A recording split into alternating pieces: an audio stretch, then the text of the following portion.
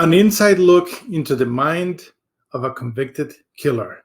A big thank you to all of you who continuously support Deep Dive True Crime. We thank you tremendously, and if it wasn't for you, we wouldn't be able to give you this amazing content. Thank you so much, everyone. We hope you enjoy. Thank you so much.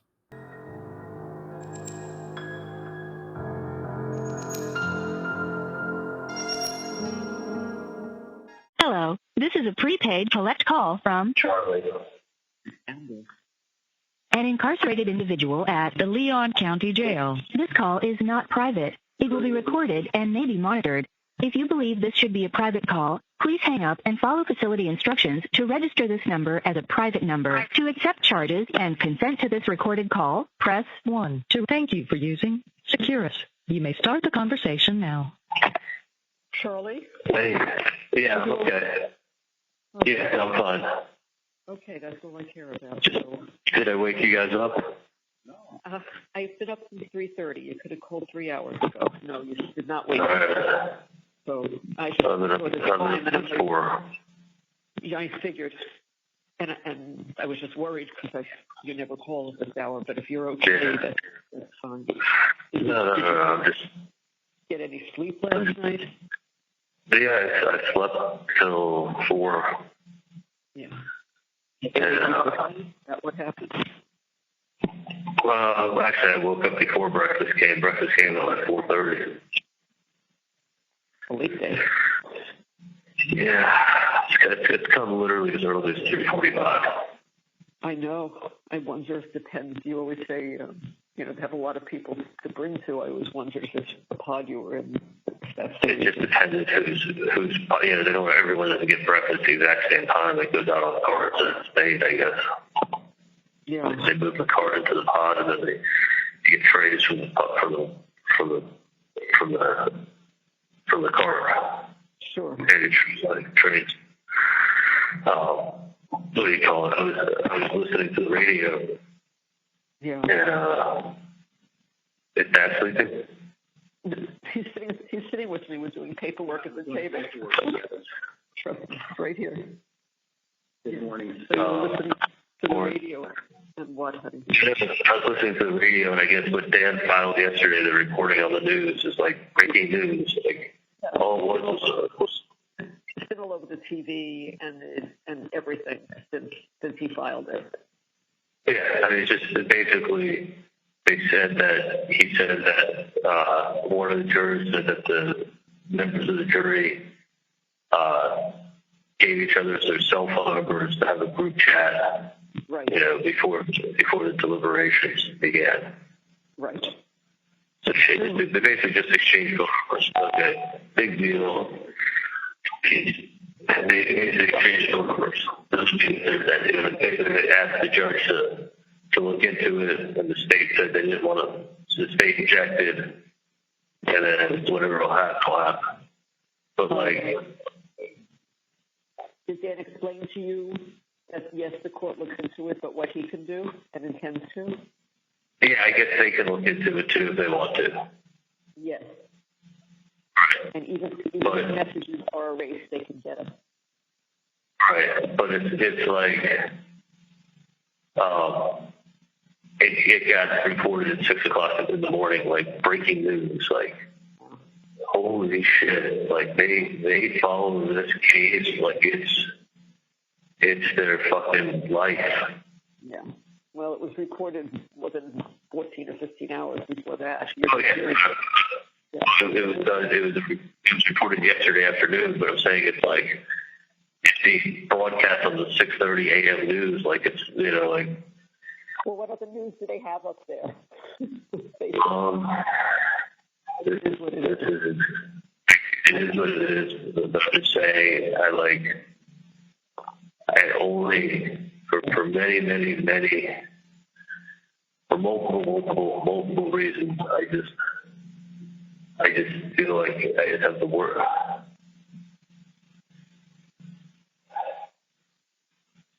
I know. I do. I really do know.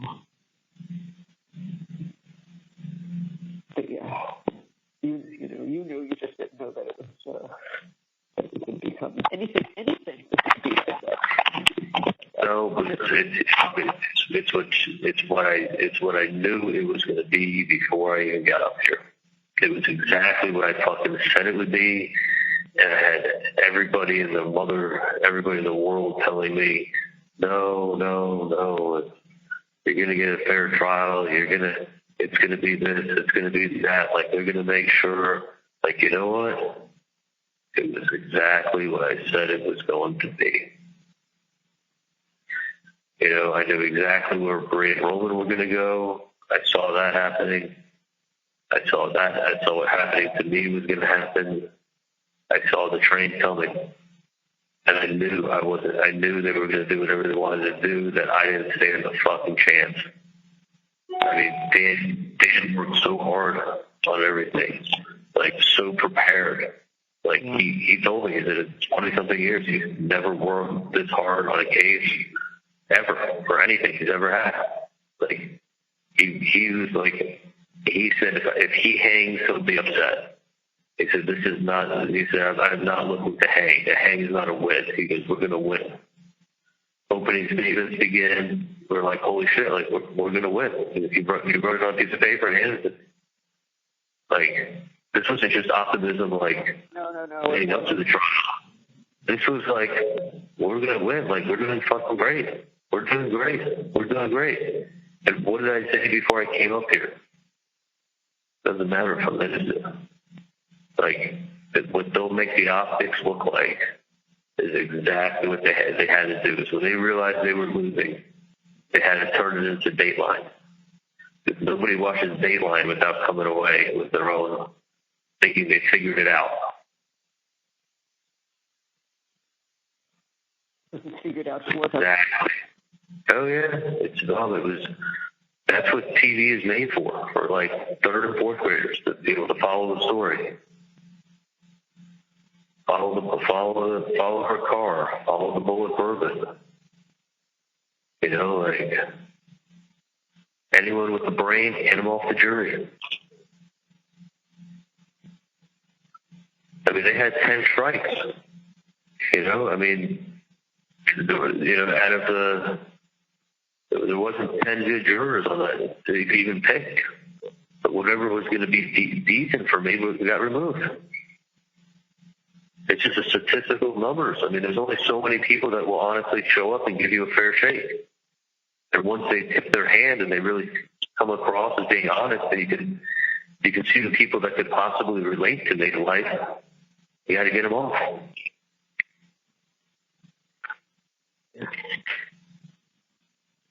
I mean, if you look at what was left, it wasn't.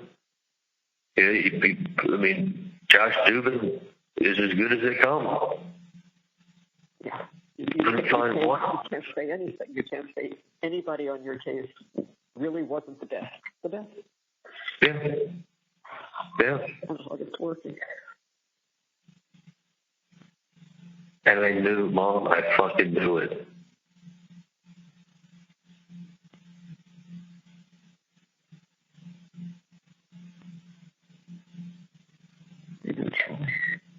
At that point, there was nothing to do. Nothing. I sat there at the closing and go, holy shit. Even his best friend, Ryan Fitzpatrick, said this. Even his sister, his best friend. Like, no, when you're taking something that's like paraphrasing out of a sentence, not giving it context.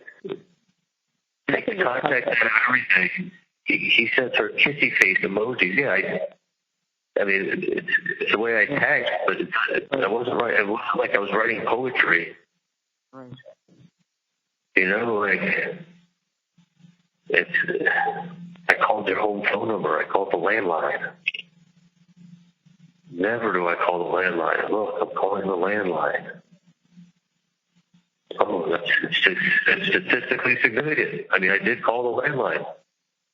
And you only live there 90 days, and I always called your cell phone. Okay, let's make the pie chart. Look at all these things. Look at this mountain of things.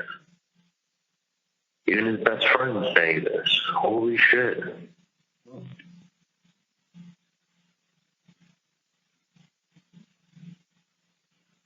Yeah, his best friend before they had a falling out. Holy shit. Did you know him back then? I knew him through Darren. I literally had, I think, one text message from him inviting me to a football game. Like, if you look at my text messages from 14, I don't know if I ever texted him. I think he texted me once, maybe 2 or 3 text messages.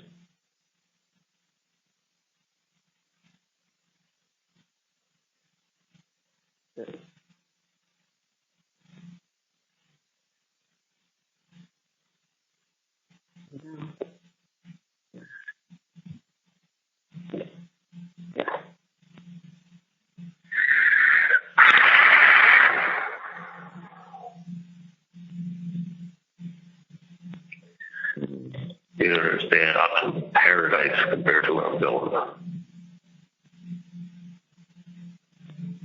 I do understand. I really do. I'm trying to do whatever is possible. I know this is not going to be an immediate fix, but we are trying. Listen, I'm just telling you. This was not the move. They're never going to fucking get in from the retrial. And to be honest with you, even if they did, they have the same bullshit evidence. And even if they did, there's no, apart from somebody showing up, like saying the truth to back me up. You couldn't find 1 from 12. It wasn't even a fucking hung jury. It wasn't even a jury that wanted to look at evidence. No, they didn't look at anything. No, they didn't want to waste their time. No. They just got done watching 2 hours compiled. How many times is she going to put up the same autopsy photo and leave it up while she talks? I mean, that was done to I understand you could put it up one time. Why are you putting it up twice? It's a horrifying photo. Right. The 10-foot by 10-foot photo, bright with LED lights on it, and making people look at it while she talks and leave it up. And then another place in the slide, in a fucking show, she put it up again. To drive home the point. Yeah. You have Wendy, you're confirming Wendy's TV appointment that day. Wendy's got her alibi. An alibi so they don't suspect you did. Does anyone think that Wendy was shooting a gun?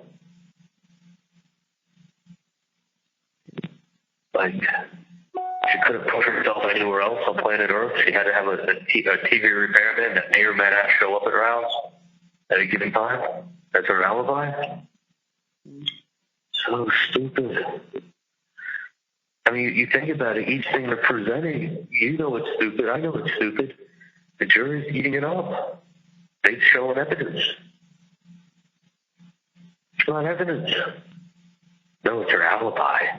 Her alibi, she could have made a fucking spa appointment or workout appointment or done something on the other side of town that she knew she would have been there. What kind of alibi is it? What if the repairman gets a call in the morning and says, hey, we can't come till, we'll give you a window of 2 to 6. Oh, her whole alibi's ruined now. They come the repairman. Jeff LaCoste thought he was framed. He thought he was framed for sure. That's why he went in there guns a-blazing and pointing fingers everywhere. Blaming Wendy, blame her brother, blame this, blame that. Holy, he's from South Florida. He must know bad humans. Blame everybody. Holy shit. But that's evidence.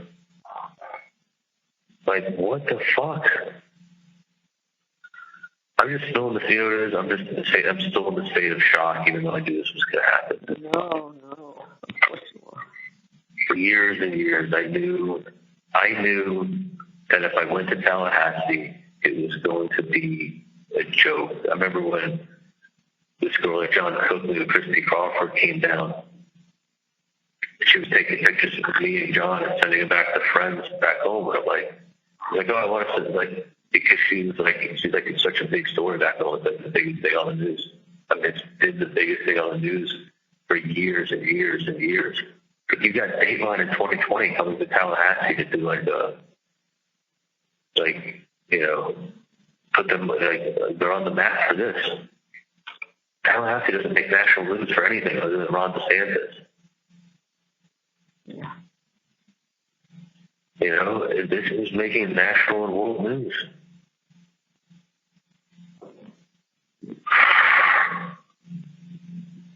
They could have brought my dog up here and they would have convicted him. Oh yeah.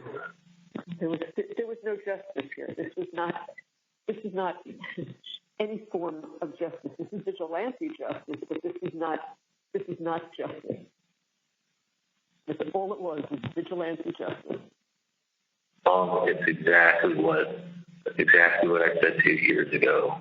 I said I go up to Tallahassee, I will not get a fair trial. It's going to be a fucking joke. But I was like, I'm innocent. They're not going to have anything to show that I was part of something I wasn't part of. Like anything that was real evidence that came in, at the very least, a reasonable doubt. No, you don't have. They can't tell you what to look at and what not to look at. They were planning a birthday party. Yeah, July 5th. Talking about birthday presents. Yeah, that's usually what you do a few weeks before when you're trying to figure out what you're going to do. You know, Wendy, what did you get your dad for his birthday? I don't know, 10 years ago. I don't know when I got that 8 years ago or 7 years ago.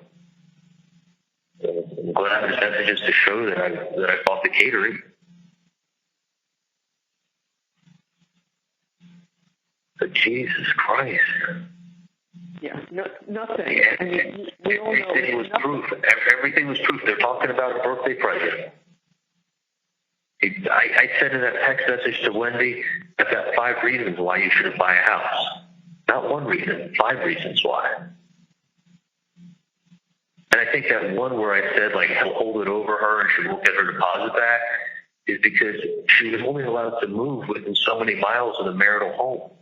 And I think one of the homes was outside of that mileage area. So I was like, Wendy, if you're only allowed to move, say, 12 miles from the marital home, and the home you're looking at 13 miles, and you put a deposit down, he's going to hold that over your head. You may lose your deposit. You may have to sell the house. Like, that's a reason not to get it. Like, being a woman with 2 kids, a house is a huge responsibility. You're better off renting. You know, rent in the neighborhood for a year. Make sure you like it before you start looking in that neighborhood. Like, there's lots of reasons. 5 reasons, I said, not 1.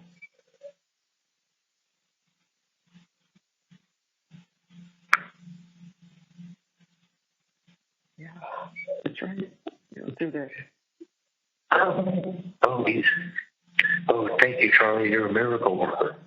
What? Because I got to not look at buying a house that she was going to make a mistake with? Like,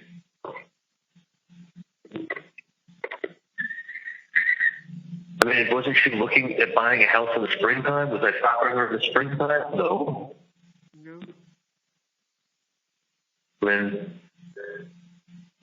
I mean, it's just like, it can't be your evidence on one side and then not your evidence on the other side. It didn't matter, Mom. No, it didn't. People that were coming out to be jurors were also coming into the courtroom to watch the proceedings. People like that guy who posted about the case who said he was a good juror. He answered everything correctly. And then they reviewed his social media. Thank God it was public. If he had private, that's like I would have known. Yeah. But he's putting social media posts about wanting to kill people involved in the case.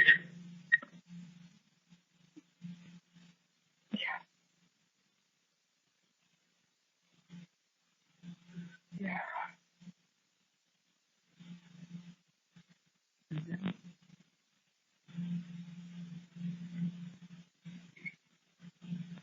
mean, they didn't deliberate. They made their minds up. I mean, how many times are you going to show the same autopsy photos?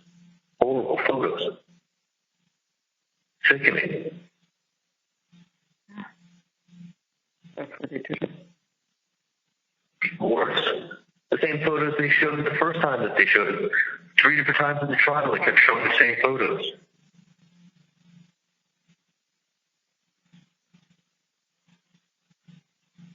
Nobody's disputing that a murder was committed, but like, it's enough to make you angry when you watch this and look at the photos.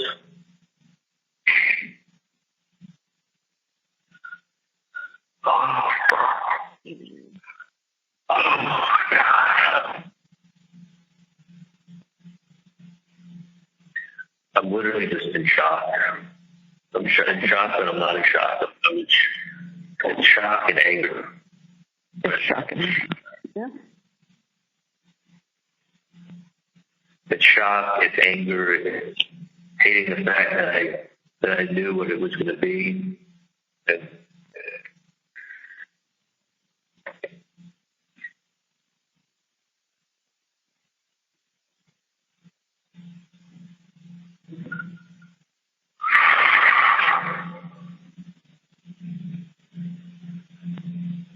hopefully I get into my alcohol. But I already put somebody in the hotel. Hopefully God, I get out of this room today. I think it's making it worse. To be honest with you. It's making it so much worse. So much worse. I'm just sitting in around 9 to 5. You say he comes in around 9 to 5, this guy? I know. I think he works the morning. He works the day. So I'm sure it's probably, 8 to 5 or something like that. He's the chief of the jail. But he's got to get me out of here. This is not fair. No, it's not. It's like, Is there any way, I know Dan doesn't have, influence there, but he could at least call. And, he could call, yeah. Yeah. I think that would be, I mean, I can certainly, after 8 or 9, I can text him just to ask, yeah. By 9 o'clock, and this guy, Chief Max, just runs his own schedule. He runs the whole jail. I mean, there ain't nobody above him. If you don't get him in there by 9:30, just call me and just say nobody came, and by that time I can text Dan and say what time could Charlie call you? Where are you open today? Because he really needs to speak to you about something. It'll be quick, okay? Yeah, it's never quick. I guess it's funny if I get on the phone with Dan, I don't want to get off. They don't get spent some time with me. I never should have come up here for this shit. This is exactly what I knew it would be.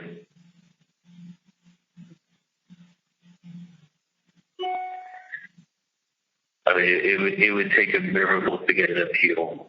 But a miracle to get an appeal. After what they went through up here in Tallahassee to give me a new trial, that would be a second miracle. But listen, I just got prepared for this trial having my own cell, my own phone. I mean, I think in DOC you have the tablets. I'm pretty sure they have them now. Maybe not in all facilities, but I'm pretty sure they do. But I had my own cell. Nobody was going through my papers. If somebody would have taken these papers and thrown them away, I would have been fine. Because it's like legal notes. I mean, I had notes and notes and notes and notes. And like I had my own cell. I had my own food. Nobody could come in my cell. I have a cellmate. Like, you don't understand. Where I am is paradise compared to where I'm going. I don't know how else to say it. I know Dan is going to try to work on getting you in at least a decent place for the people that are not what you're expecting. So he's going to try to do. Well, I know what I'm expecting. I'm going to be around all people with life sentences. They put them together. They do not put them with other inmates. These are people that are never getting out. I'm talking about people that are high profile or cops or those kind of people. That's what they're going to have to do. Our high profile cases where people, they can't put them with other inmates that will get killed.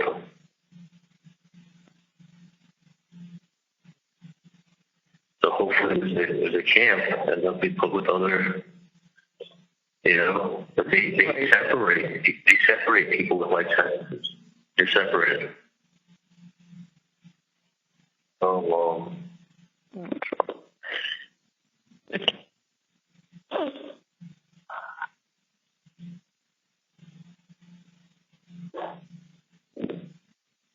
It's unreal. I mean, they didn't even fucking they deliberated longer for the part of the school shooter than they did me.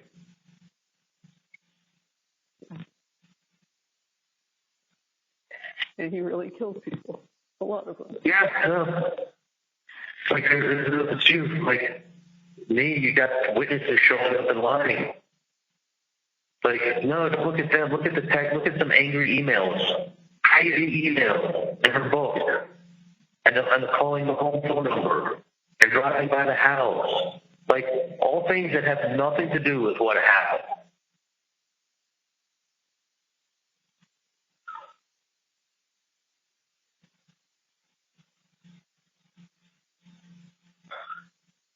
That was so stupid.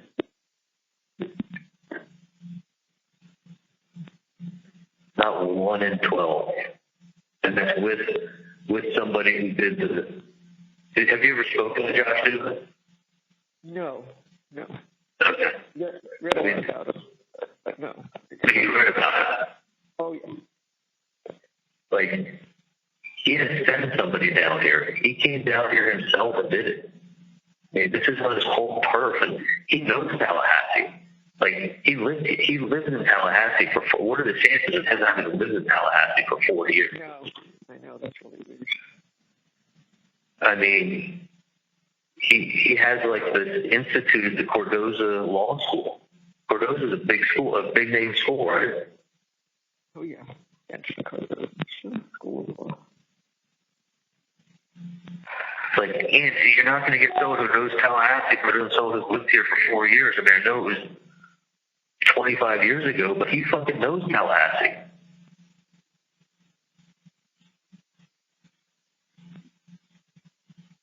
I mean, brought him on.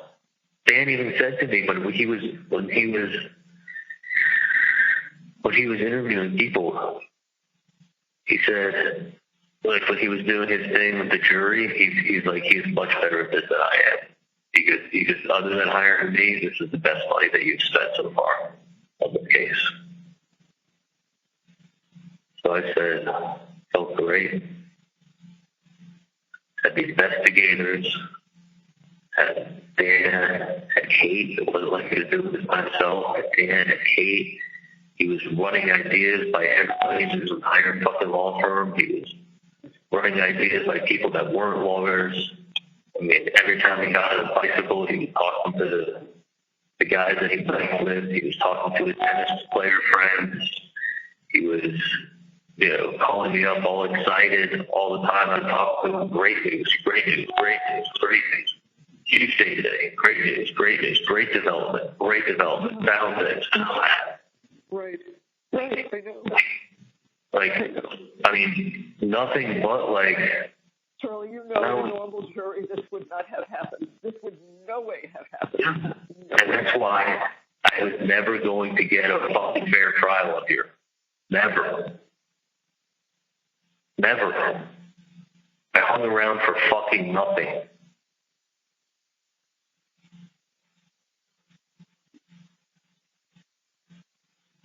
It wasn't even close. And you're talking like I was in my best mental state. You know how much time I spent meeting with Dan? How many days Dan came up to Tallahassee and like spent the whole day with me? I'm never gonna be as sharp as a mind as I had when I testified. I'm never gonna look the way I did when I testified. Nothing's ever gonna be. That was the A game.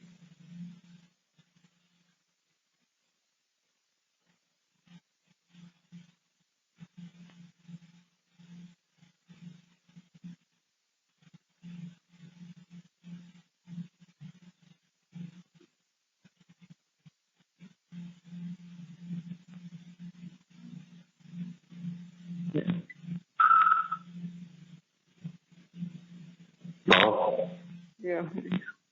Okay. This was the A game.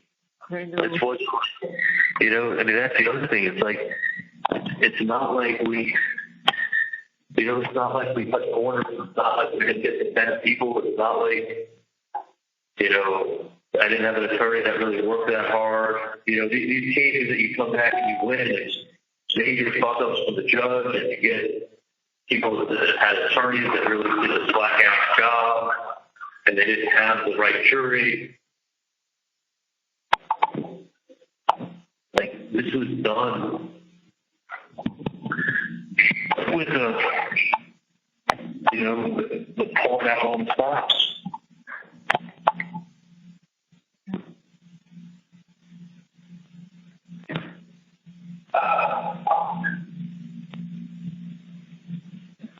I mean, this was done with, like, with no expense spared, pulling out all the stops, like, putting in 110%.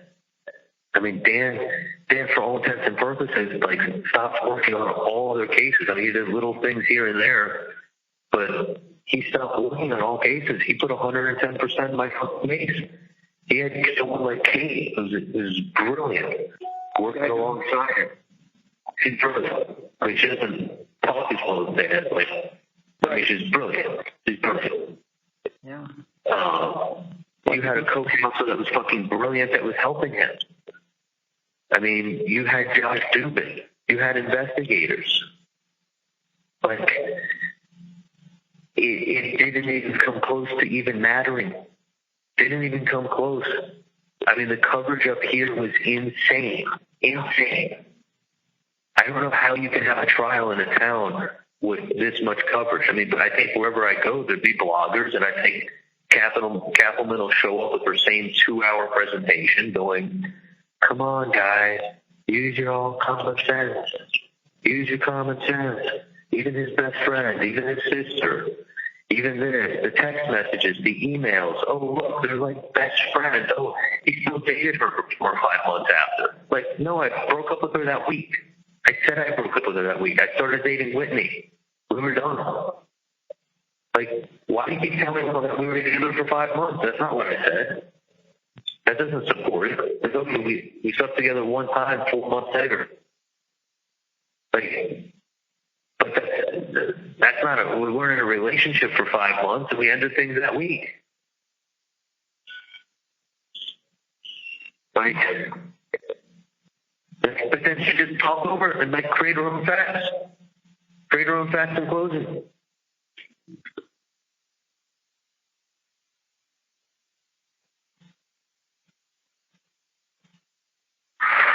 It's just, you gotta understand, to win an appeal and then to win a new trial, to go get ready for trial, and to have an attorney like Dan be ready to rock and roll, have his co-counsel, have a jury selector, like, but you're still going to have the bloggers and the 2020 and the Dateline and the press and the newspaper and the TV, and you're going to have all that shit show happening at the same time. And there's a lot of things on there that you can't explain why Wendy showed up at his house. You can't explain why you said the word TV. You can't explain me calling the house landline from my cell phone other than to go, it's a fucking coincidence. But that's it. It's coincidences happen. Unfortunately, there's a bunch of coincidences.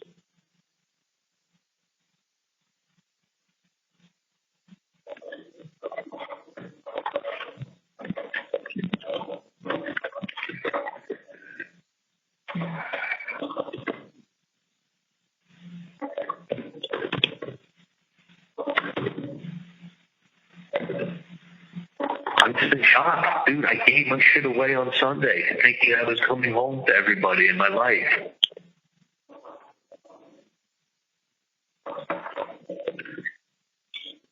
I literally feel like tension around my neck like you wouldn't believe. I'm just in shock and disbelief.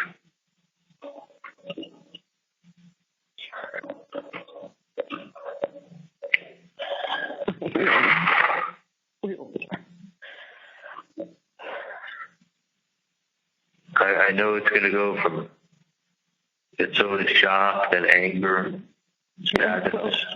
You're angry, you're all of those things. You have every right to be all of that because it's in this carriage. It's in this carriage. It's not true. Give me 1 minute, okay? Thank you. Give me 1 minute, okay? Of course. Okay, hold on. Okay.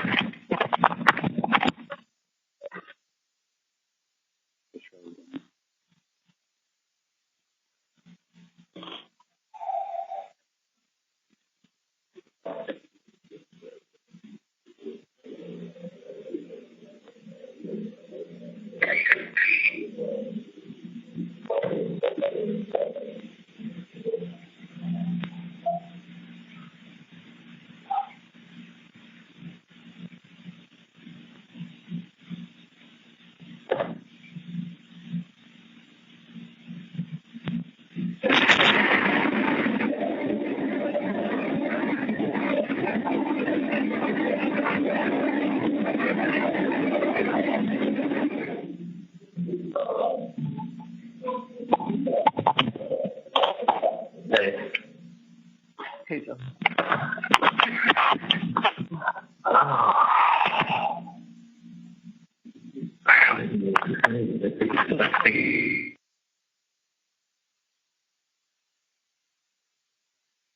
Like I'm lonely, I'm sad, I'm depressed. I know that's what they do. Get you the hell out of there, at least you see people.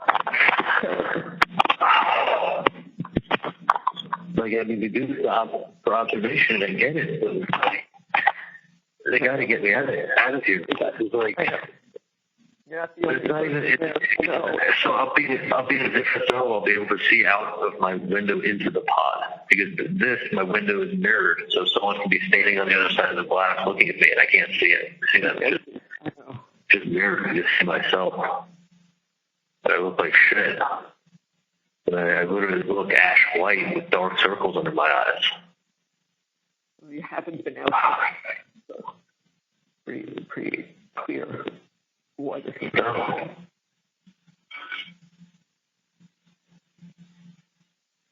I mean, some facilities in Florida, you don't get outside at all. You're indoors the whole time. You don't get outside. I talked to people who went to Graceville, and it was like, we got a text email from somebody months ago who was there for 6 months. He didn't go outside one time. It was 6 months he was there.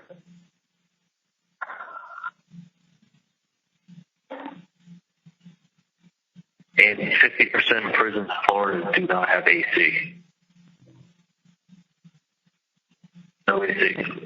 I remember you told me that. 50% do not have AC.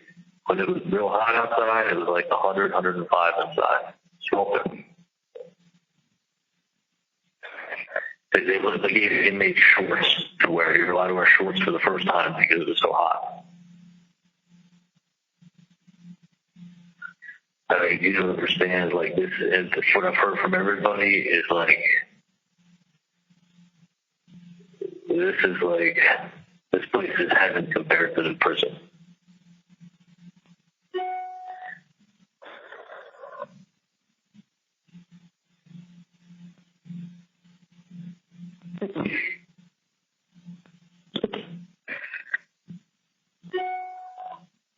I don't know what influence he can find for you, Charlie, but you know he's going to try. Well, he's going to try, but don't get me into some protective management. They can't put with what they've done with this case. It can't be put with people that aren't in protective custody.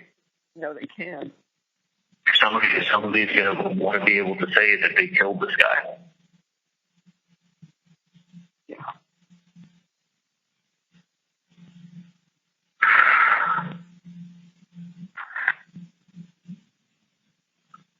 Yeah, so hopefully there's a camp that they have that's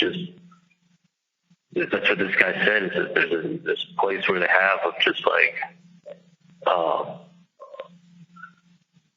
it's going to be maximum security. I'm not going to go to a low security compound. I mean, it's going to be doing life sentences, get maximum security. who is telling him this about, that there are places that have more security and that, for high-profile cases or police officers. I told you that, right? Or someone else told you. Right. You told me that exists. I didn't know where you heard it from. Yeah, I heard it because when I was at the courthouse and I was in my jail cell, a guy who was across the hall in a jail cell was got a life sentence, and he got his case back on appeal. He'd been in prison since 2008, so he was here for his appeal in Leon County. So they brought him back. He was wearing when they bring you back in, you wear your prison uniform. So he was wearing his prison uniform. He'd been in prison since 2008 in some other county. He looks at me and he goes, "You Adelson?" The black guy. He goes, "You Adelson?" And I'm like, "Yeah." He goes, "Oh man, good luck. I heard about your case." I go, "How'd you hear about my case? You've been in prison since 2008 in another county." He goes, "We still get the news. Know what goes on." I was in my pod talking to somebody who was in prison for 10 years. You know what? He knew about my case. They talked about it in the prison that he was in.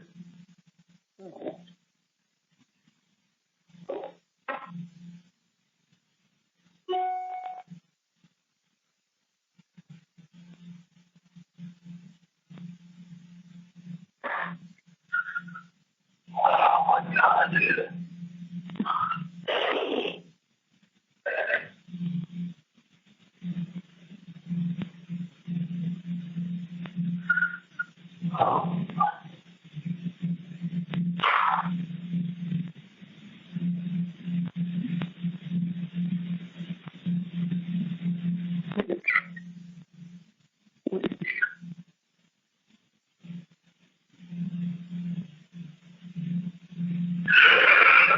Oh my God, like I'm in shock. Literally just shock. I go from like shock to sadness. When I'm in shock, I'm not sad. When I'm thinking of Roman, I get sad. I'm shocked you're not angry. You're angry. I mean, we're all angry.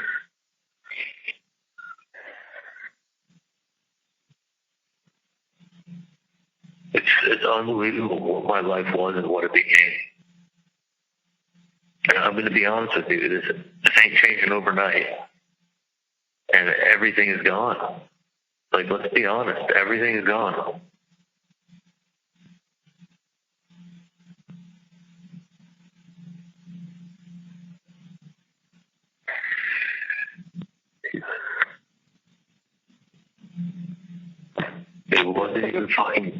It wasn't even close to coming up here.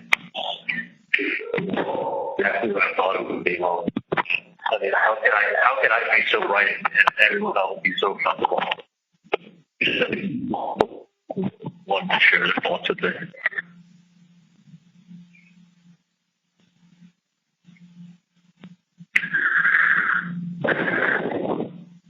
You know what I'm talking about. I know what you're talking about.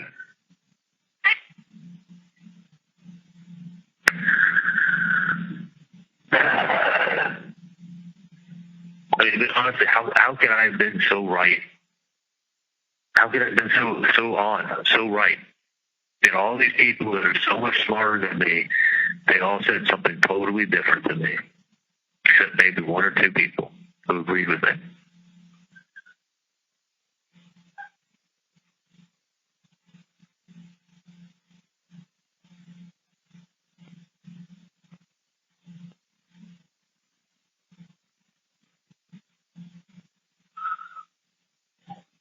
Everybody that Andrew was dead is because I listened to other people. I knew better and I listened to other people. So fucking stupid. I literally hate myself.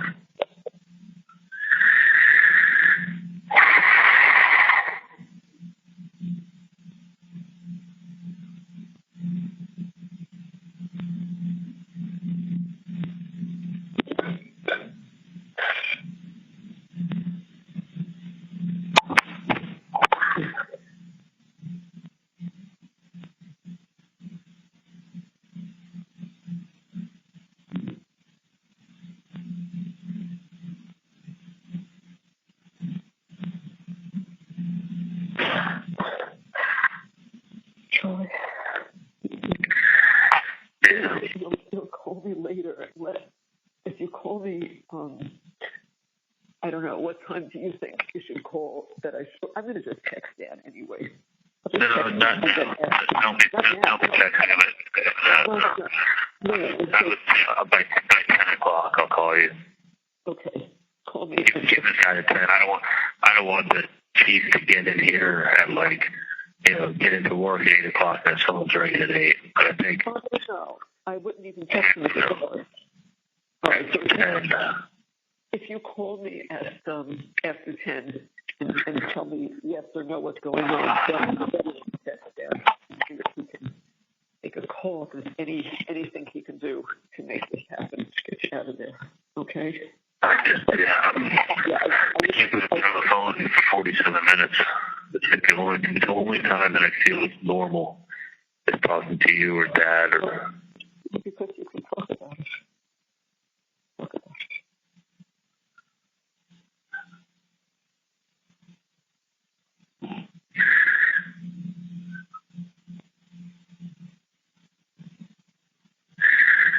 Roman likes to repeat stuff.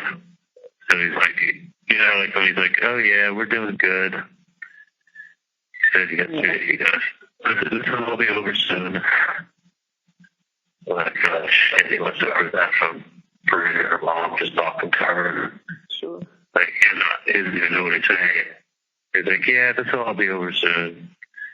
I can't wait to give you all the kisses and hugs, Dad. I love you.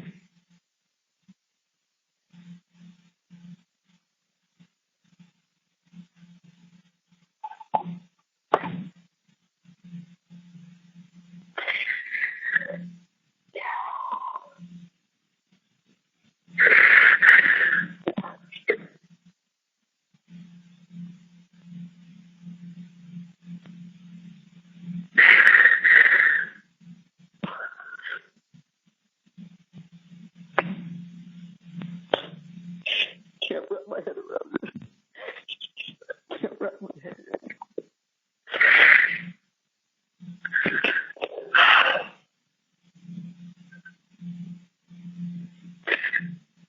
Now we got to get through this. Now we got to get through it.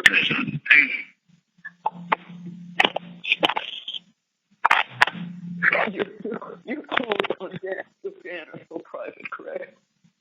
Yeah, it'll always be private. It's a lawyer. This isn't, but that is, and I thought I didn't think it changes just because of the trial. I just wanted to be sure. No, he'll still be my attorney. He'll always pick up for me. I know he will. It's just, I mean,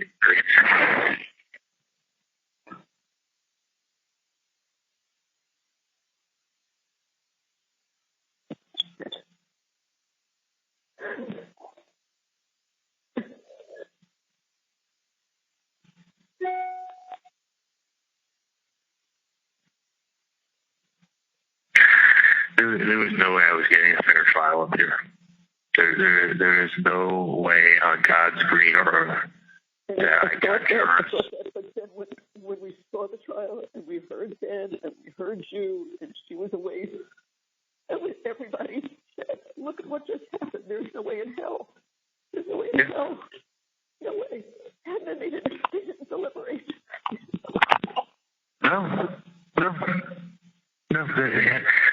They had a mountain of it was my dad's birthday party, my mom's crazy emails, my sister showing up, me calling her landline. Yeah, I was pulling into Adam's garage. I was going to be getting in the elevator. I get shitty cell service, so I'm going to call you from a different number. Like, I wanted her to pick up if she didn't see it was my number from my cell. I know I get bad service in that building. Like, I'm still calling her cell phone number. I'm not hiding. I didn't say, hey, Katie, give me a different number to call you from, and I'm going to call you from a different number. That's when you want privacy. Like, when I spoke to Erica, I wanted privacy. And Mike had just told me 2 days earlier, don't talk about anything. Don't talk about Katie. Don't talk to Katie. Don't talk to anybody about the case. So Erica, I know Erica was going to say, and it's like, I wanted privacy. So I said, Erica, I'll call you from a landline to your cell phone. Yeah, well, I wanted privacy there, but that was the only time. And it was just because I didn't know what Erica was going to say, and out of abundance of caution, Mike was telling me not to talk about anything with her, so I wanted privacy. Like, that's with Erica. Katie, I said, here, I'll call you on your cell. I'm calling you from a different number because I wasn't going to get service in that building. So I knew. So I just wanted her to pick up if she sees a different number coming in 2 minutes. Like, there was nothing being hidden. I did put a mountain of bullshit with the autopsy photos that they kept putting up, upsetting people, the media. Her going, come on, guys. It's just use your common sense. You know, beyond a reasonable doubt doesn't mean, you know, you just have to, like, if you think he's guilty, then he's guilty. Like, no, beyond a reasonable doubt means you have to think that is there any other way this could have happened? That's right, but that wasn't told to them, and that's what I don't understand. How she gets away with the last word saying that, because that's incorrect. It made it seem, honestly, like, yeah, I think the Chiefs are better than the Dolphins. Like, is it beyond a reasonable doubt that the Chiefs are going to win? No, not even close. But would I say, yeah, I'm pretty sure that looking at everything, I think the Chiefs are better than the Dolphins, for sure. From an outsider, I get it. You put lots of circumstantial stuff together and you go, yeah, it kind of looks this way. I get it. But does it mean that no, it couldn't have happened any other way? Not with Wendy showing up at Dan's house. She couldn't help herself, as Kappelman said. Wendy couldn't help herself. She had to show up. She narrates things that have. She's narrating and giving meaning Wendy never to events. Myself, or that's what I needed. I mean, come on, it's just so absurd. No, but like, so when people think about Wendy showing up, what is the explanation that sticks in their head? Wendy couldn't help herself. She had to show up to make sure it was done.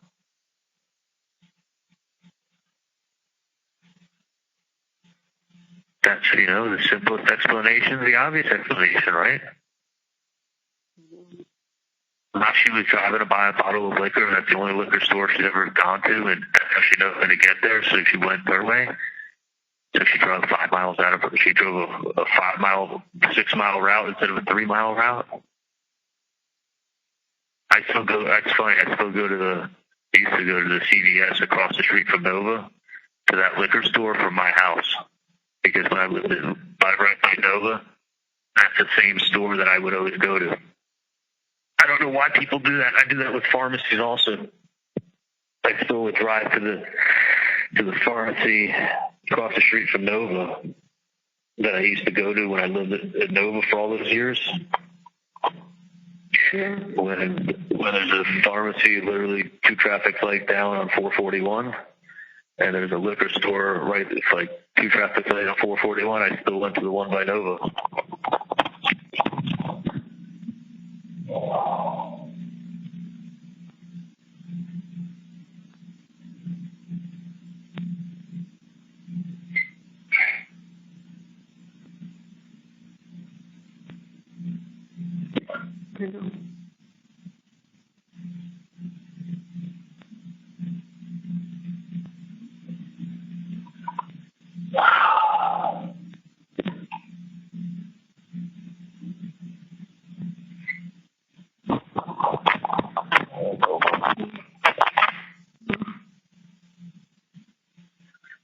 I guess I'm just still in shock, and it's still the whole thing of like thinking of hitting my life back to find out that I'm not.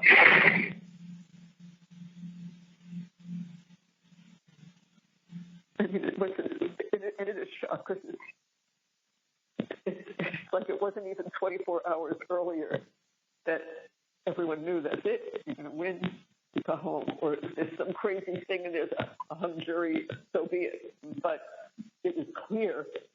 It was clear that you were telling the truth. It was clear you had a ton of probable doubt. I mean, it was clear to everybody. Everybody. This was not like, oh, this is going down, this is going down. It wasn't anything like that. That's what makes it so difficult. Nothing was going bad. Dan was like, listen, the case is coming in better than he thought it would.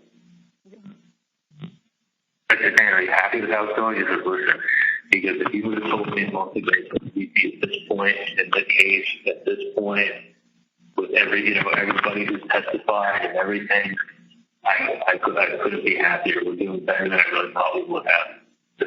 Then I anticipated we're doing as good or better, as good as I could have hoped. I'm very, very confident.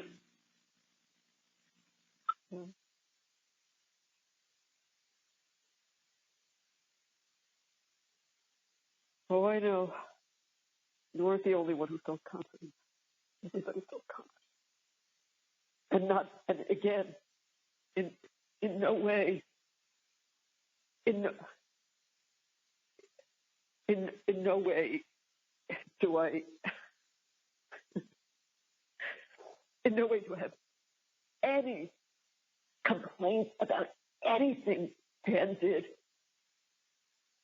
He did what the best attorney would do, the most research that could be done, the most hours that could be put in, nights and weekends. I know he sat on the phone for hours the first 5 months that you were in solitary. He sat on the phone at night with you. I mean, my dad and I look at each other and say, what else can we have done? Was there anything else that we could have done that we didn't do? And so we had the best. And we had the jury consultants. We had the best. And we had Tallahassee. And they didn't listen. Listen.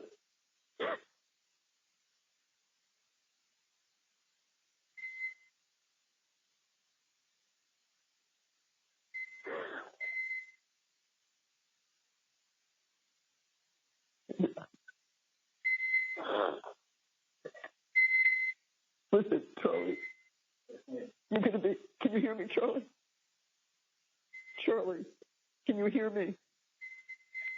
Charlie? Clicked off. I bet it's because it was an hour. Yeah, he'll call me back.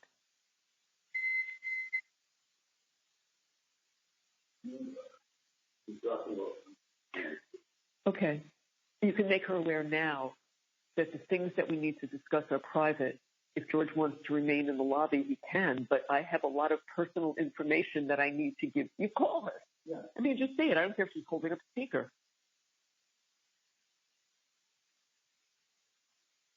Say, George, if you need George to drive you, you can, or I'll say it in a nice way.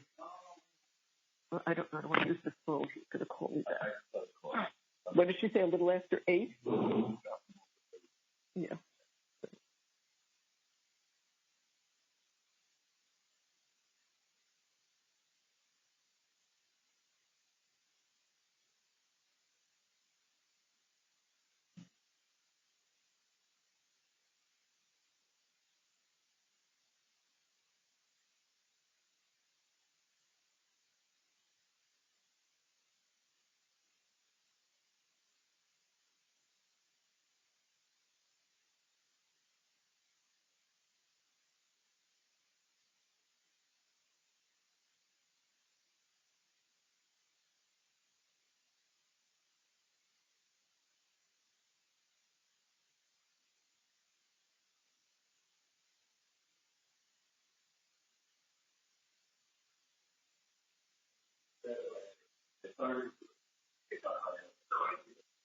I'll meet her downstairs.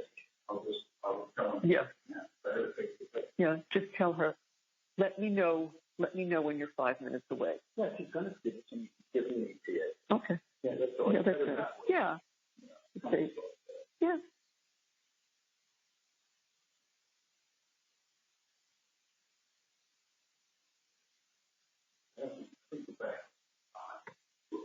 They shut off homework before he's in the call back.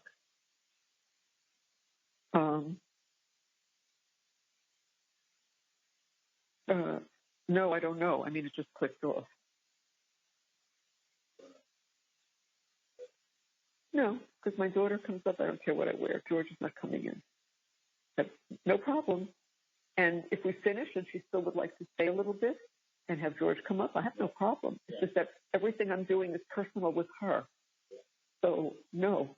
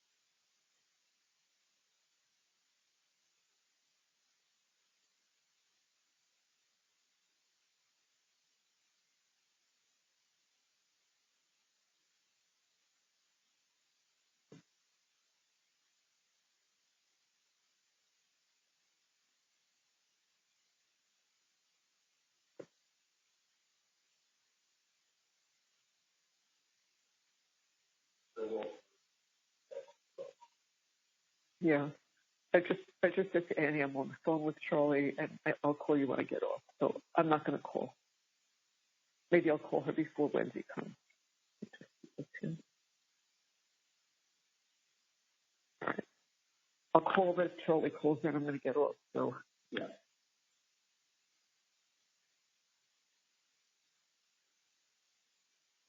So the things that we want is for him to, we'll talk about in more detail later. I'll tell her I thought at first you needed to come here, but I realized that, most of everything we can do, I'll have to tell her we're leaving the country. They're not recording my phone. If they are, they will just stop. I mean, what am I going to do? I can't write it. Dan says don't put anything in writing. I can't. What am I supposed to do? Should I? I can't. So I'm supposed to call Dan, but that line is. I don't have a private line. So they're going to either hear me tell Dan to call Annie, or they're going to hear me tell Annie. They might as well hear me. Yeah. I mean, what's the option? Or Annie Cunningham? No, not necessarily.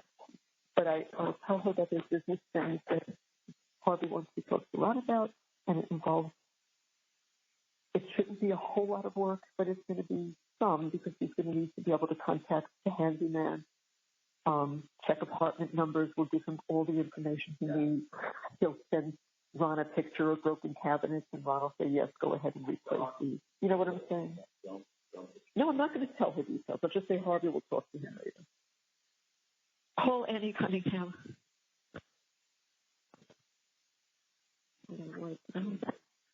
No. I don't know if he's going to get out of there. His mind if he's there all day. You have to let him out for a show. Hello, this is a prepaid collect call from Charlie. an incarcerated individual at the Leon County Jail. This call is not private. It will be recorded and may be monitored. If you believe this should be a private call, please hang up and follow facility instructions to register this number as a private number. To accept charges and consent to this recorded call, press 1. Thank you for using Securus. You may start the conversation now. Hey, Charlie. Hey, Mom. Hey, Dad. How are you? What happened before? The phone just cut, and then I kept trying to call you back, and it kept saying this PIN number is in use. So I hang up, and then I restarted, and then I wait 10 minutes, wait 15 minutes, and then it usually works again. It's just a computer glitch that has to go through. I knew there was something, I knew there was something wrong, but if it ever happens and you can't get back, I think you hung up on me. I know it's just a problem with the phone. Okay. Yeah, of course. Yeah, don't ever worry if that happens. Last night they were coming back with the tablet.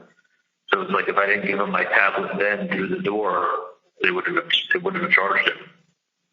Oh wow. Literally, they come to your door. There's a hatch. They don't open your door. There's a hatch, like a mail thing that you like open the hatch in the middle of the door. That's how they pass through your food. So they come over, they bang on the door, and they open the hatch, and they go, give us your tablet. They got like 2 seconds to give it to them. If they don't give it to them, they've got to close the hatch. And I would get charged for today. She's locked in the cell with no phone and looking at the wall for 24 hours. They would have cut us at some point anyway because I think we got off at like 10:43. Didn't you say they cut it at 10:45? They stopped the call. Yeah, I think we were on the phone until 10:35, 10:34. Yeah. So I knew at some point that was going to happen, but okay. But at least they charged it, so you've got us fully charged now. Yeah. I mean, it's already down to like 85%, but 85% will last the whole day. Yeah. Okay. Check your phone and see how much money is on there. Well, I think the only way I can check it is when I call. Like when I call and it says like you have $75 or whatever. All right. But I'm fine. I mean, I'm not going to go through it. Oh, well, I got 223 in the commissary. Yeah, don't put any more in the commissary. I won't be here to use it. So that should be enough, right? 223. Well, you're only allowed to use how much a week? 40, and I think they charge you $2.75 a day for being here. So yeah, so that'll. What comes out about 60 a week or 70 maybe? 65, something like that. So if I assume 70, and you have how much in there? Because I don't get the commissary amount. I can only add. I don't get 223. I'm good to go. 243 and 70. No, 223. I'm fine. I'll let you know. Listen, I'll let you know. I'll know when I'm leaving. So I got a 4-day cruise. So your court date is not going to be for a month, right? For usually 30 days. Yeah. Okay. And Dan is going to come for that. Yeah. I'm sure Kate won't be there, but Dan will be there. Yeah, no, you wouldn't need Kate there, but yeah. Okay. So he's gonna come for that, and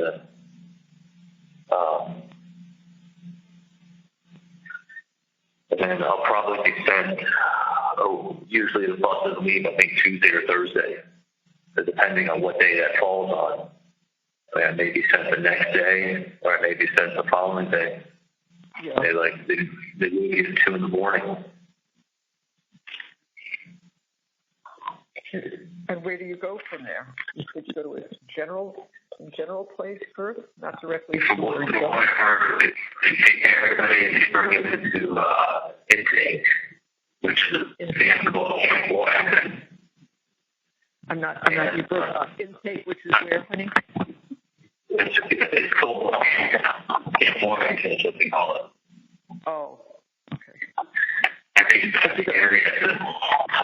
You don't know which part of the state or anything, right? I'm sure it's like an hour and a half. Can you hear me okay? Yeah. Can you hear me okay? I do. It's a little bit fussy. I didn't know if you said Tallahassee. I didn't hear what you said. No, is that better? Oh, much better. Yeah. Now I can hear. I think it's around an hour and a half, 2 hours later. And they have you shackled up on the bus. And they move you at like 2 in the morning. And they bring you there. And they do the whole intake process with you. So that's. And you stay there for a little while or what? Charlie?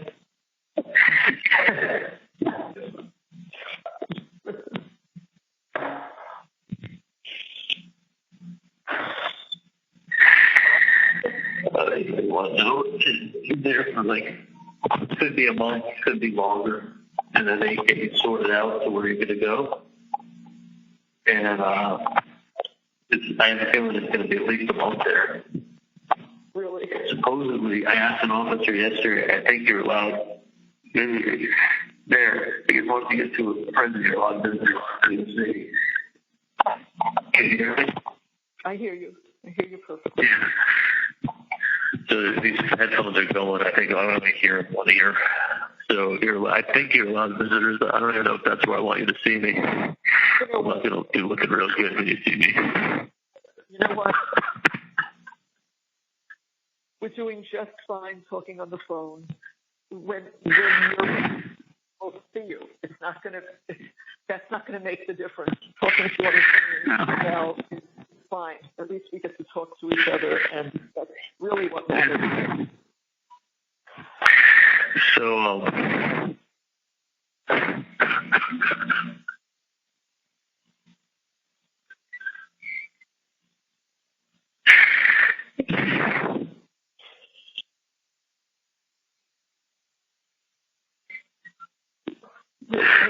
We'll always be able to talk to you, Charlie. We will always be able to talk to you at any time. Anytime, Charlie. Anytime. Anytime you call. I wish we could call you, but we can't. We have to just wait. So. I'm gonna take that intake. They go over all the rules to teach you about prison.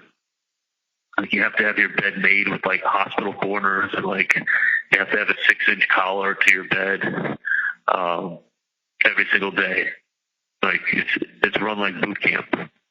So your bed has to be made with a folded over 6-inch collar. And there's someone told me there's a line spray painted into the bed so they can measure if it's a 6-inch collar, not a 5-inch collar. And then it has to, you have to learn the rules and everything about stuff about prison. This is prison schools. I'm still explaining today. Somebody told me about it. This is a guy who's been to prison for 10 years. I used to hang out with here. He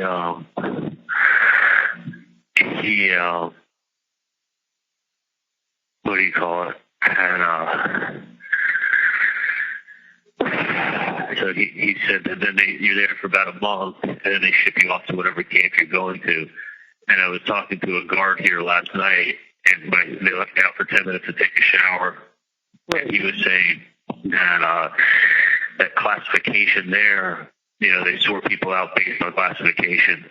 But one thing that the guy that I knew here who had told me what it's like down the road said is that anybody who's got a 20-year or above sentence, they separate them. 20 years. Hold on a second. I'm gonna say. Okay, hold on one second, okay, Mom? Okay. I've been doing a lot better by working in the voluntary cells that I can't be had. It's making me feel like it doesn't work.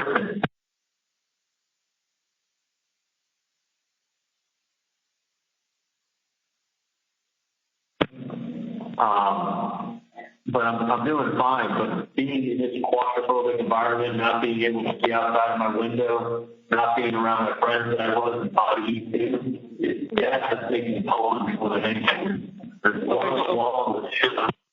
Hold on, I'm trying. Yeah. You understand what I'm saying? Of course. Okay, I greatly appreciate you're talking about putting me back into E2. Really, it would help if you cared about me. It would help me out a lot. No, not at all. I just want to get back to E2 and be able to move around and get out of the cell. I feel like I'm being punished right now for nothing. I don't think it's really fair. If you could do anything to help me get back to where I was, I'd be greatly appreciative. This is not good for my mental health. No idea what time?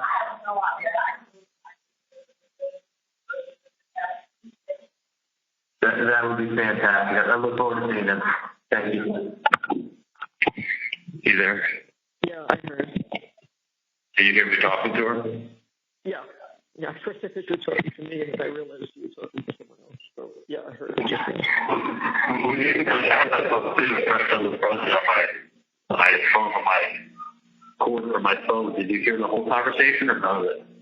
I believe so. When you answered that. Yeah, sure. I did. Yeah, I'm trying to tell her, I'm fine, but this is not good for my mental health. Right. Oh, my God. It's just crazy, Mom. I mean, I look at where I was 2013, dating Junko, her wanting me to move into the continuum with her. And with myself now, I just like, I can't even like.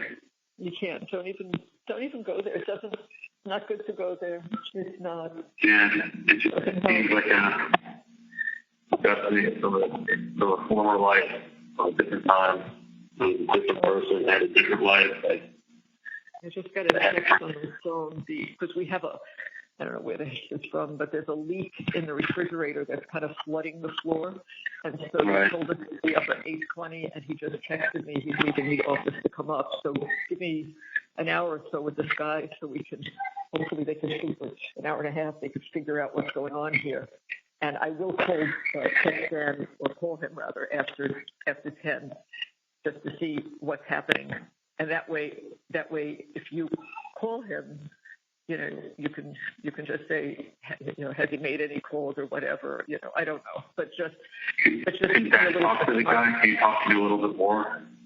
Yeah, I can talk to you more. Can you talk to this guy for a little bit? Sure. Yeah, the guy with the flood. Okay, so let me go in the other room because I'm not even properly dressed. So. If he needs to say that more, let me know, honey. Okay. Dad's gonna handle it.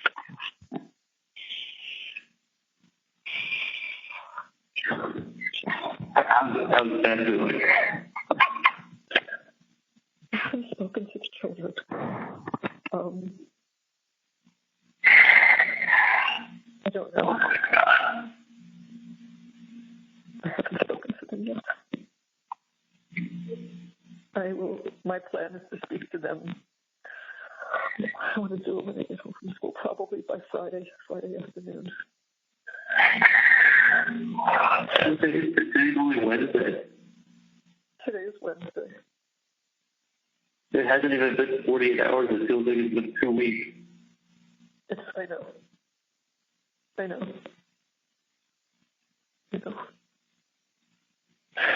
I literally have been locked in the box until I got back to the jail. I talked to Dan. I was out of the box for 40 minutes to talk to Dan, and then 10 minutes last night to take a shower. Other than that, I've been locked in a box with shit on the wall. Shit on the ceiling, going on the wall.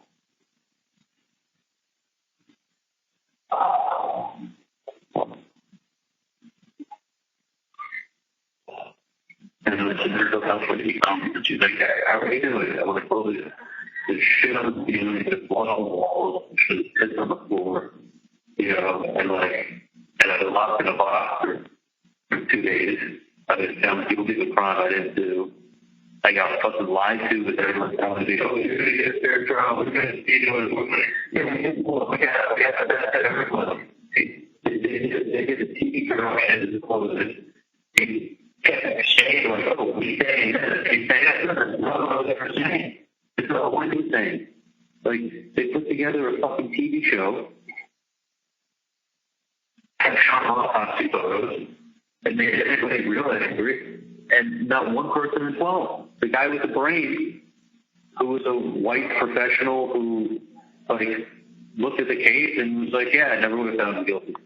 Never in a million years. He's an alternate. Yes. And I think there's one other alternate also. Like, just that close to, like, actually having a life. Instead of going to fucking hell. It is literally, it's not even the fact that you're away from everybody. It's that, and then you're also in hell. It's like the mental and the whole, you know, and it's not, trust me, it's also the stress because you're not in a safe environment. I know, that's what they want to work on for you. He has to work on that for you. The only way they can keep you safe is if they put you in solitary. Come out for 30 minutes a day, you're by yourself, you're in no contact with any other human being, and then they keep you safe. They're running facilities, they're not running, not called that. A federal prison is different. People go to federal prison, there's actually gyms there, but They have everything. Federal is paid for by the Fed. State is paid for by the state. State doesn't get federal money for state things. Like education gets paid for by the state of Florida. That's why, like, in really poor states like Mississippi and Louisiana, I mean, they've got serious problems on their prisons that are like, you see, like, based on like TV with like the state prisons in Louisiana, like Angola. I'm sure you've heard about them. Yeah. Or, I mean, it's literally like, I mean, it's inhumane, like storage and dangers. And so you're going to be with people who have 20-year plus sentences. They will not put, like, if somebody has 10 years in prison, they won't even put them with you. They won't put them together with you. Because people who have 10 years are getting out. Most people, they know, when they've got a 20-year sentence, they know there's a good chance they're never getting out. They're people that have given up on life. They know they're not getting out. They know they're not getting out. They don't care. They turn into people turn into animals. You put them in cages. You give them no hope. They're not getting out. They don't care. What can you take from somebody? Somebody's already in prison for life. What are you going to give them, a second life sentence? Okay. I know. We both know. We know. Okay. So the guy gets a second life sentence. He's already got one life sentence. I mean, what I heard is that, like, people, like, with that and stuff like that, they don't get on the cars. Because what are you going to do? Press charges against someone? Okay, the guy's got a life sentence. What are they going to do? I mean, your work was also, you got a life sentence too. I mean, you go and you tell the police, you tell them that this guy just got stabbed by who you got stabbed by. Like, you're going to get stabbed again. And if they're like, well, we got to move him to facilities, we'll put him in another facility. Do you know that every time they transfer you, they make it public record? It's on the internet. They will know where you're going before you get there. Like, if they move you from a place in Central Florida to a place in the Panhandle, right? Whenever the transfer orders go in, it gets posted. It gets put on, it's a public record. So if I got moved from Central Florida to the Panhandle of Florida, right? It gets posted. People in the Panhandle, like, let's say it's gang activity in Central Florida, then by the time you get to the Panhandle, the gang members there know who you are and know that you just told on the guy that just stabbed you in this other person. They're going to get you there. Like, they don't know you're there the first day you're there. It's the priority to get somebody in another facility. That's why it does it. Like, if you get stabbed and you don't tell the guards who stabbed you, you can't say it. Why not? Okay, so what are you going to do? Put the guy in a box for 6 months who stabbed you? Okay, they're going to get you back.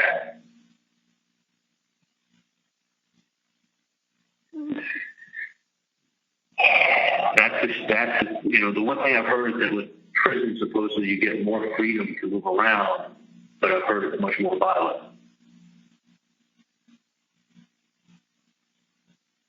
I know. You've told me this before. The guards aren't like here in jail. The guards are with you. Like, in prison, the guards aren't with the inmates. The guards don't walk around like here. The guards walk around the pod, and it's like there's cells, and then there's the center area that's about 80 feet by 40 feet. That's got in the center of the triangle where the tables and the desk is set up. And the guard is there, and every 25 minutes he gets up and does rounds. Walks by every cell, looks in every cell, and the guard's right there with you. In prison, it's not like that. They're in a control room. They're in like a glass enclosed, it almost looks like a control tower at the airport. Like, they're in a glass enclosed booth. They can call and radio stuff in, but they're not out walking amongst you. And they're supervising, like, it's like in the center, supervising like 2 dorms.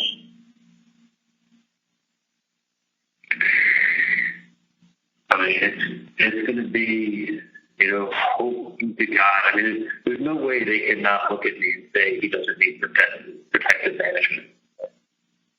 Yeah.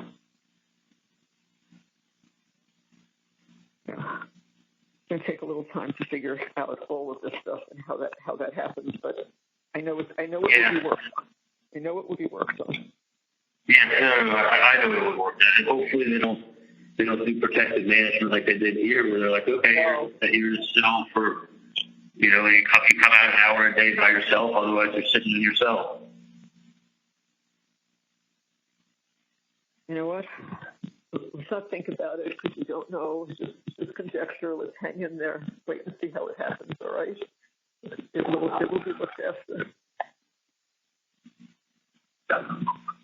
So, Ollie, I don't want to say it here. Dad's going to need me up front. He's not holding it together all that well, and I need to talk to the repair guy without let Dad come in here. He'll be okay. Just along a little bit. Well, I'm going to switch places with him. So, okay, I'll be fine. No, you just. Do you want me to just let you go so you can talk to Dad? I'm not able to talk to him when he's like this. I just need to. I just want to get him into the bedroom so he can lie down, and I'll go out there with this guy for a little bit. Do you want me to talk to Dad, or do you want me to just let Dad lie down? No, I want Dad to go lie down. I want you to talk to him right now. He's an advantage. I'm sorry. I don't mean to upset you. No, please. It's not that. It's just that as each time he walked by, he heard some of the conversation. He just keeps losing it. So I just want to get him to come down, lie down. I think I will give him his Xanax and let him rest. And then I have to go out. I'm sorry. Want me to talk to Dad and tell him I'm doing good? No. I want you to talk to him later. He's just going to need to put his head down now. Okay, honey? Give him the Xanax. Yeah, I will. And call back so you'll talk to him after. Okay, honey? When should I call back? I would say give him an hour. Just want to give him something and let him rest, and then. I'm sorry, I didn't know that. No. He'll feel better when he hears you with your voice like this. Okay. Want me to talk to him for a second and tell him I'm doing okay? Yeah, hold on. Make it really quick. Honey. Yes. Okay. Here a second. I told Charlie that you just need to lie down for a few minutes, but I told that he wants to just split his voice so you know he's okay. Okay, I'm all right. Yeah, I'm all right. I'm fine. I appreciate you guys listening. I don't need to stress you out with anything. Oh, no. I want you to be able to talk to us. It's much better if you can talk things out. Much better. Yeah, all out. It is, please. I'm gonna be fine. I'm going to be fine. So I just want to tell you. But we're here with you all the time. Please understand that. If you have to call, it's fine. But, Yeah. No, I love you guys. I'm sorry. I got so much running through my head. Of course you do. I know. I'm fine, Dad. But I would tell you take a Xanax because if I was you, I'd be doing the same thing. So I would take a Xanax. Yeah, I told him. You're better off doing that than dealing with the stress. Yeah, so he's going to take it, lie down for a little bit, and I'll deal with this guy in the kitchen. Yeah. Okay. I'll just talk to them. Do that. I'll be fine. I'll be fine. I'll call you guys in like an hour or so. Yeah, that would be perfect. Lay down and I'm going to turn this to the radio. Perfect. Okay. All right. We'll talk a little bit. Love you. All right. Love you guys. Take care. Bye. I got it. Hello, this is a prepaid collect call from Charlie. An incarcerated individual at the Leon County Jail. This call is not private. It will be recorded and may be monitored. If you believe this should be a private call, please hang up and follow facility instructions to register this number as a private number. To accept charges and consent to this recorded call, press 1. Thank you for using Securus. You may start the conversation now. Hi. How are you? Hey, so good. I just maybe 10 minutes ago got a text back from Dan, and he was going to reach out to them again. He's concerned that they're going to keep you there a few days, but I said no. Charlie, said they should be coming today. He says, all right, let me reach out to them again. And wait, hold on, let me read the text. Hang on a second. I just put you on speaker so I could read the text. I just wrote it. Dan, yeah, put in the call. It may take a couple of days of them observing, but I am going to call Whaley. So he's going to do whatever he can do, unfortunately. Supposedly the chief has to come, the chief of the jail, he's like the one that runs the entire jail, is going to come see me personally. Who is Whaley then? Is he the chief or there's someone else? No, Whaley's the sergeant who's in charge of classification. All right. So maybe he has, I think, somewhat of a relationship with him. Yeah, he has a relationship with him. Whaley's good, and Chief Mack is, he's the guy that Dan was always calling in the beginning when I was trying to get out of solitary, and he just never returned phone calls. He runs the whole jail, so it's like, he knows what he wants to do. He doesn't want to anybody. So, funny, Bree is texting me. Oh gosh, let me just tell her. Hold on, Bree. Talking to you now. Yeah. Okay. So, Dad is much better. He's gonna be a little occupied. So I told you we hadn't spoken to anybody, and you asked her what she was doing, and I kind of knew, but I didn't say anything. So I said, we're all having a really hard time. And she came over. She's in the other room with Dad now. She told the boys, look, Charlie, everybody's just very sad right now. They couldn't go to school. She made them go this morning. And I think what will happen at some point is that be able to work it out, not maybe in a week or so, work it out so there's a time so that, you know his after school hours or whatever, and you'll be able to call and talk to him because he would like that. So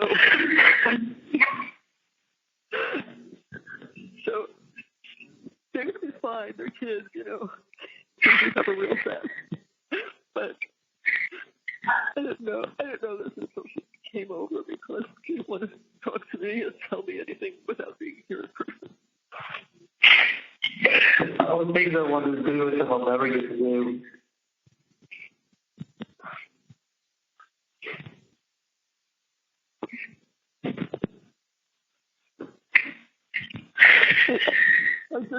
I don't want to go into detail. I just want you to know they love you.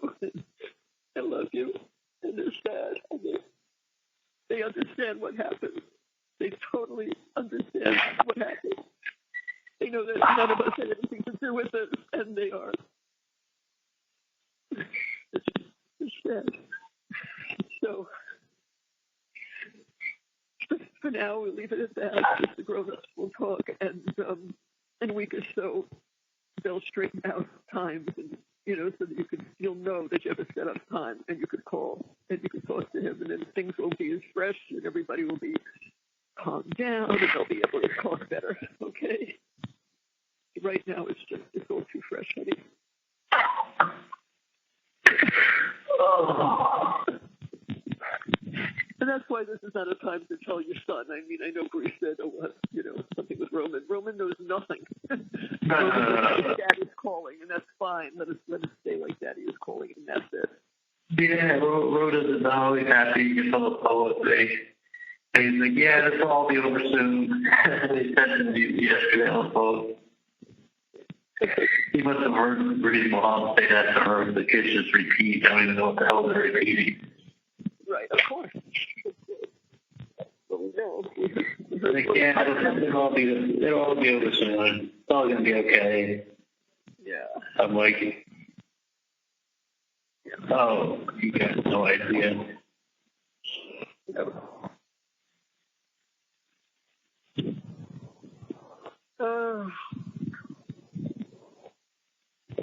Anyway, Dad's talking to her now, so I can't put either one of them on right now.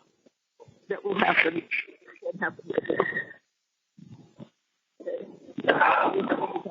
Meantime, you got me, you've got Dan, and you've got Bree, and we will hang in there until I sent Janice a copy of the pictures. I made like pictures of a copy of the Jerry's patio receipt, because they do it on the light green paper, and it's got like a old-fashioned carbon with blue writing. It's very hard to read, so I took lots of pictures, like close-up and distance, and the exact address of which Jerry's patio store it's at, and so I sent all that last night. Told her it wouldn't be ready till after the 11th, and so at that point, she can go get them.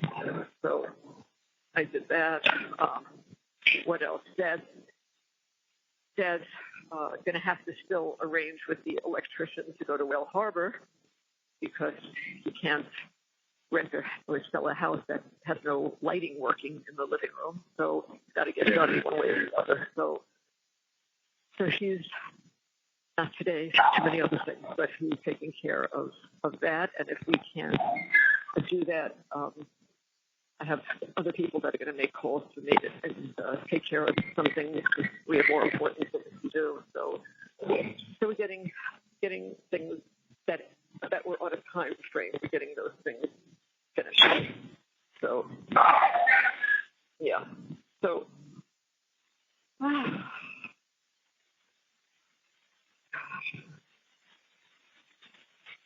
Three texted you. They're like talking like friends now. I guess people were pretty mean to June. Bree felt bad. She reached out to June. She's like, Bree's telling me that June is so sweet. She's like, told me the same thing. Yeah. She's like, June is really so sweet. She's like, she feels bad for her. She's like, she may not be the brightest goal, but she's sweet and she cares about you. And she was actually kind of, yeah. Yeah.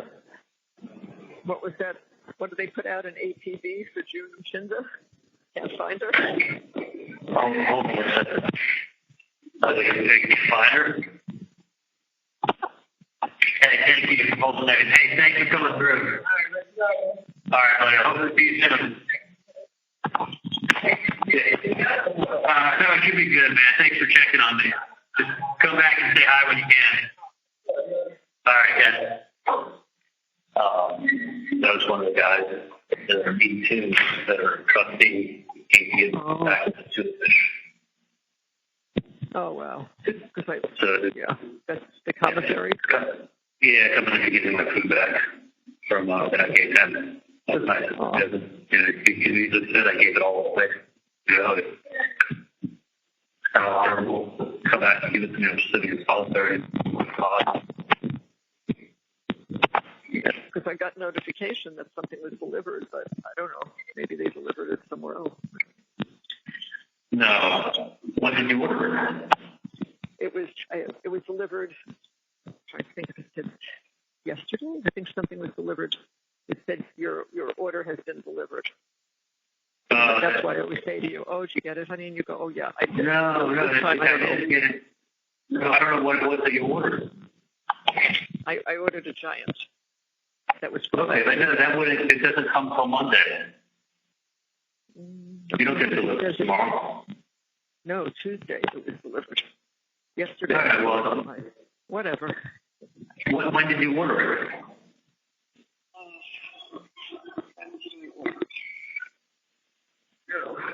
Let me go back and look at my computer. Because you have to order by Sunday to get it for Monday. Remember you said you weren't ordering anything this week. I know. I thought I wasn't. That was maybe from the previous week. I don't know. I don't want to stay in Yeah. here.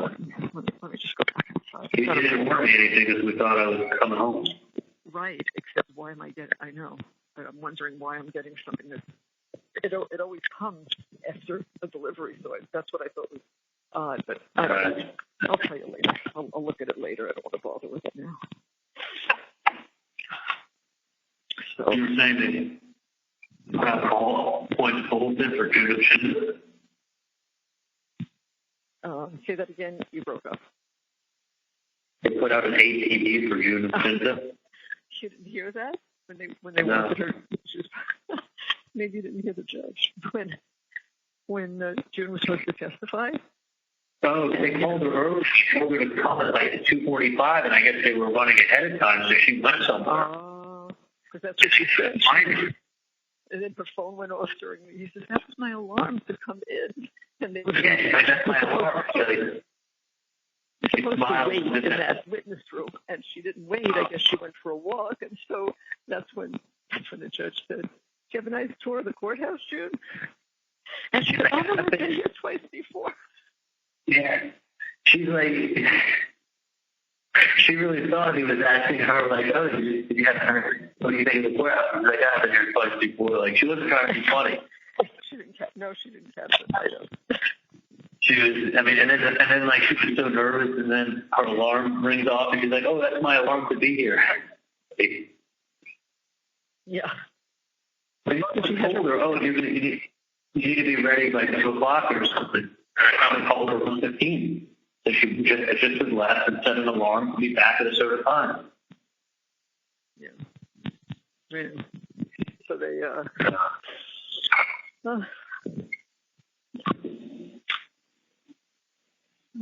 She actually looked fantastic when she looked gorgeous. Oh my God, I should have said that's June. She was gorgeous. Yeah, she did her hair. She never does her hair. She never really wears makeup either. I wouldn't think she wore any makeup. She's just she looks fine. She was beautiful. You know, she was sweet. I didn't know what they would believe when they said you still have feelings for him. She said, "Yes, I do. I still love him." I'm thinking, shit, is that good? Is that bad? It doesn't matter. It doesn't matter. There's nothing that she testifies to. Yeah, she was just being honest. And even Bree said, you know what? She was just being super honest. I said, yeah. Yeah. I mean, she told him, she's like, "Look, he was my last serious boyfriend that I had 5 years ago. Like, I haven't had a serious boyfriend since then." Like, it actually, I think it made me very likable that, like, somebody this sweet, 5 years later, still thinks that highly of me. Not only that makes you likable, but when you testified, everyone said, "Oh my God, he's really like a nice guy." You know, you testified likable, and likability is a good thing. I act like myself. You weren't arrogant.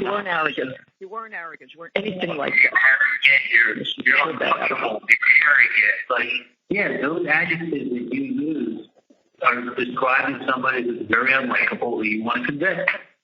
And like, you're taking little clips of how I look on a tape, or how my body language is, or how I'm talking to Katie in a cafe, and like, you're going to determine whether I'm guilty or innocent based on my like how nervous and excited I was, and like upset I was, and like my head was spinning, and I'm just thinking out loud. Like, everyone's different. Some people just shut up in a situation; they clam up.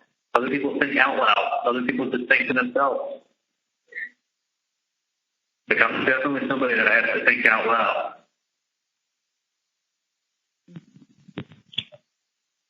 I know.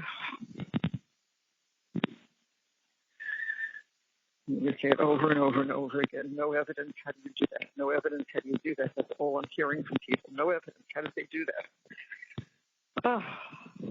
Like, no evidence. But, oh no, we have he said on the tape, and I'm involved. Yeah, but I'm not involved. That's what I meant. And I would say it again, I'm involved, but I'm not involved. Like, I'm not involved in a murder. That's just what but then you cut the sentence short, and you're like, oh, he says I'm involved. I say I'm involved, but I'm not involved. Like, it don't matter. Like, we got emails, we got Wendy's book, you talked to Wendy out of buying a house for 5 different reasons, not one reason. And mean, I could see if I said, hey, Wendy, here's one big reason not to buy a house. I said, for 5 different reasons. Like, I would give I mean, the same advice. you take snippets. You take snippets that don't, or that are out of context, that don't mean anything, and you think that's yeah. Well, That speaks to motive. Like, I guess you can't just say anything speaks to motive. You know, anything involving any communication I have with Wendy must speak to motive. Like, I know. you know, I mean, basically the way they put this case together, the way they point fingers at everything, they're just throwing everything in the pot of soup. I mean, they backed off a little bit at the end when they're like, did we say Wendy Adelson's on trial here? No, but the same evidence against Wendy is the same evidence against me. Like, That's right. She was showing up in his house that morning. But, okay, well, if Wendy's not on trial, Why are we talking about it? like, she either had knowledge, and that's why she went to the house, or she had no knowledge and was going to the same liquor store she always went to. Right. So she knew the route and went the old way. It was an extra 7 minutes out of her way. She didn't care. She was on autopilot. Like, the same reason Dan I said when went to right, when Dan said when there's an alternative to what's being presented, and it makes sense, that's reasonable doubt. It just has to be reasonable doubt. It doesn't have to be anything more than just reasonable. He said, and it's beyond reasonable. Beyond. And he was. I mean, and the way, I mean, I don't know if it's me, but when I was listening to her give jury instructions, it sounded like, y'all, if you feel, you know, that you think y'all are smart, if you think it's reasonable that he's guilty, then you look guilty. Like, I'm reviewing that today. I know exactly what was said. He was pulling it up. I know. She made it sound like if you think the Chiefs are better than the Dolphins, vote for the Chiefs. Like, don't be silly. You know the Chiefs are better. Okay, I'll place my money on the Chiefs before the Dolphins, but not beyond a reasonable doubt. Like, what does a reasonable doubt mean in a first-degree murder case? Like, did the person present something that did happen, actually, that is different than what you think happened? It's not that. All the other coincidences people didn't want to hear. A coincidence is something that you can't explain. Right. It's just a coincidence. And there is no explanation for a coincidence. There is no explanation for the TV repairman, for the TV comment by you that the TV costs about $5, and that's the price that I bought Wendy when she got divorced. That's a fucking coincidence. Very ironic that TV gets brought up 3 times and it wasn't clear. Very ironic. Like, if you said to me, what are the chances that the TV's getting fixed on the day that this happens and that's her alibi and you pick a TV and talk to me? If you were a betting person, what would you say? Not even 1 in 100. You know, if you said, by having Wendy show up at the crime scene, it means I had to have known about it, and that's why Wendy knew about it, and that's why she was showing up. People don't just randomly show up at their ex's house for no apparent reason and drive by at the same time that they're getting killed, an hour after, and check to see if it was done. Yeah.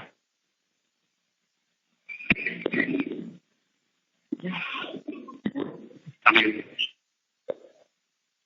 did she drive that route? Yeah. Was she going to turn on that street?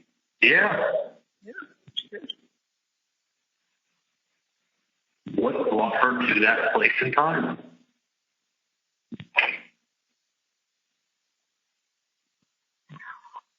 Like, Crazy. I mean, it's crazy. It's what you said to me the other day. It's like a movie crazy. Like, wait a minute. These things can happen. These coincidences. It's just a crazy coincidence, but it happens. but what brought her to that place and time at that time on that day? Not an hour before, an hour after. Yeah. Like, it would have had to be, like, not 5 hours later, not 30 minutes before, But an hour later.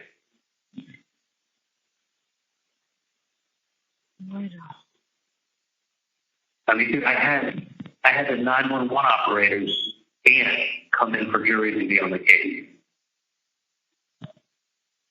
And we said, listen, to the judge, listen, there's going to be, we think it's a conflict because there's going to be some critique of how the 911 operator possibly wanted her off the jury, right? So we're like, you know, there's going to be some critique of how the 911 operator might have handled that call. We don't think his aunt should be on the jury as listening to attorneys critique her nephew on how he was doing his job that day. She's supposed to be fair and impartial on the jury. They asked her, do you think you could be fair and impartial? You know what she said? Absolutely. I mean, I've told that people from an attorney, and he says, no way you can get somebody on the jury like that. You have to go. You have to go. He said, and it shouldn't be up to the defense to have to use one of the clauses. That's an obvious they have to go. Because the judge can get involved in that. Oh, no, she should be struck for cause. She was very adamant that she can follow the rule of law. I don't think her nephew was listed as a witness in the case. He may not have been listed. So he wasn't listed as a witness in the case. She can follow the judge's instructions, the rule of law. That's not going to affect how she handles the case. She's going to be hearing her nephew handle a 911 operator call from Geiger. Guess what? Judge allowed her to stay on. They allowed her to stay on. Yeah. Oh, my God. I didn't know she was on. She was allowed to stay on. See, the way it works is this. First, they bring 152 people individually who are questioning in the back room. In the back room is me, Dan, Jeff Newman, one of his assistants, the judge, both prosecutors, and 2 sheriff's officers, and a court reporter. And then so it's the press. So one person from the press can come in at a time and sit there. And that's how they got that photo of me sitting there in a gray suit. So,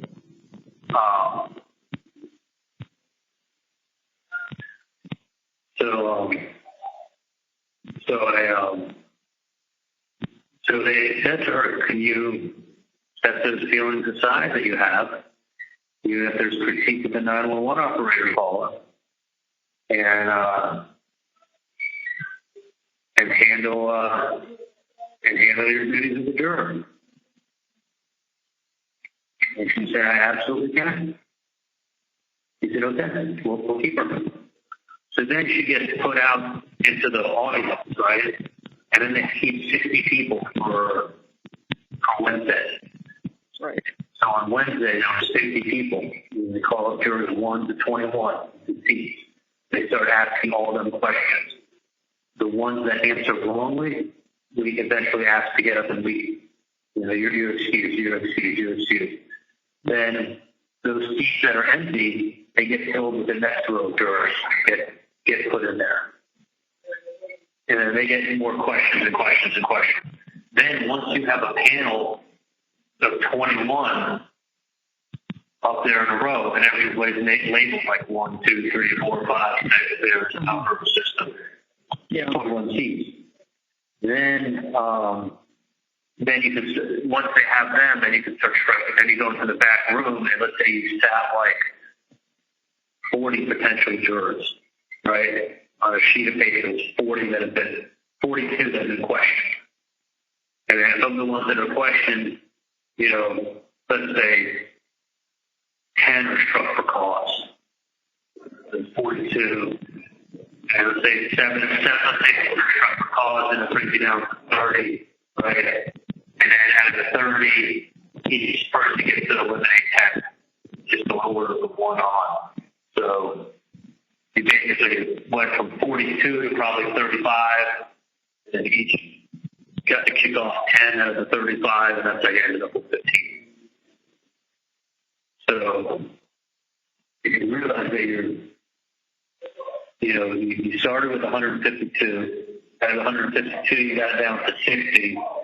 And out of the 60, you got it down to 42. And then out of the 42, you start asking questions. And, like, people only are allowed to stay on as long as they say, like, they can be a fair and impartial juror. Just follow the rule of law.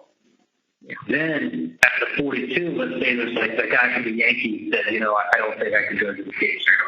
He finally said it because he needed to let go. So he got let go. And the guy next to him, who was the GM of a local restaurant chain, and he didn't want that restaurant chain to have any affiliation with him in the case. That's a fucking manager of 4 or 5 restaurants. He doesn't want to be associated with the case. Not the Yankees guy, but the fucking manager of the restaurant. Oh. So, like, you got Josh Newman, who did a fantastic job interviewing people, fantastic job asking them personal questions about themselves, really trying to find out how these people think, what kind of jobs they had, where they've worked in the past, how they look at different situations, you know. He asked the panel, like, you know, is it odd if somebody keeps a large sum of cash in their house? Do you think it's, do you find it suspicious? Like, or do you have a problem with that? Or what does it make you think? And one lady was like exactly like, what's a large sum of cash? And one lady's like, well, I think if someone has like $3,000 in cash in their house, that's very odd. Like that's an awful lot of money. And then one lady who was a black lady, whose husband or her father, she said her father was a roofer, was in the roofing business. And she said she remembers he had a top drawer in their house that had $150,000, she had like $100,000 to $200,000 in cash in her parents' house, or maybe he was in the construction business. And she said he had $100,000, $200,000, $250,000. She said her parents liked to keep cash, and he was in the business, and he kept his cash at home. And like, he wasn't involved in anything illegal, but he had like $200,000 in cash in the family's house. And she said he passed away, but like 2 of them looking to get robbed. She said, no, her dad passed away years ago. And he did that. So and then the other guy said, she was taken or she was struck? I don't remember. I don't remember. Like, she was in the second row. I remember that. Yeah. But she said, you know, he was in the roofing business and for construction, and he had large sums. And then another guy said, well, it depends how much money you have. But if you make $30,000 a year and you have $10,000 at home in cash, that's very odd. If you make $2 million a year and you have $100,000 in your house, then that's not that odd. It's all relative to how much money is passing through you.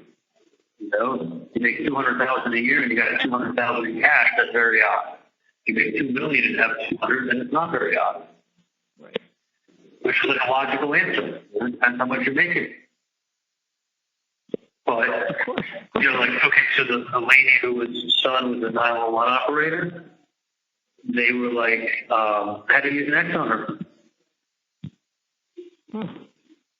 So, like, I've got Josh Dubin there to really dive into these people's psychological profiles and to get a feel for who we're dealing with. This guy spent 4 years of his life in Tallahassee. You couldn't make that up. No. I mean, first of all, the guy has an unbelievable resume as far as, like, who looks to work with him. The biggest people in the world. Oh, I know. I know. Like, he is the top. One of the biggest high-profile cases, I know. Oh, yeah. He's number one. I've read about it.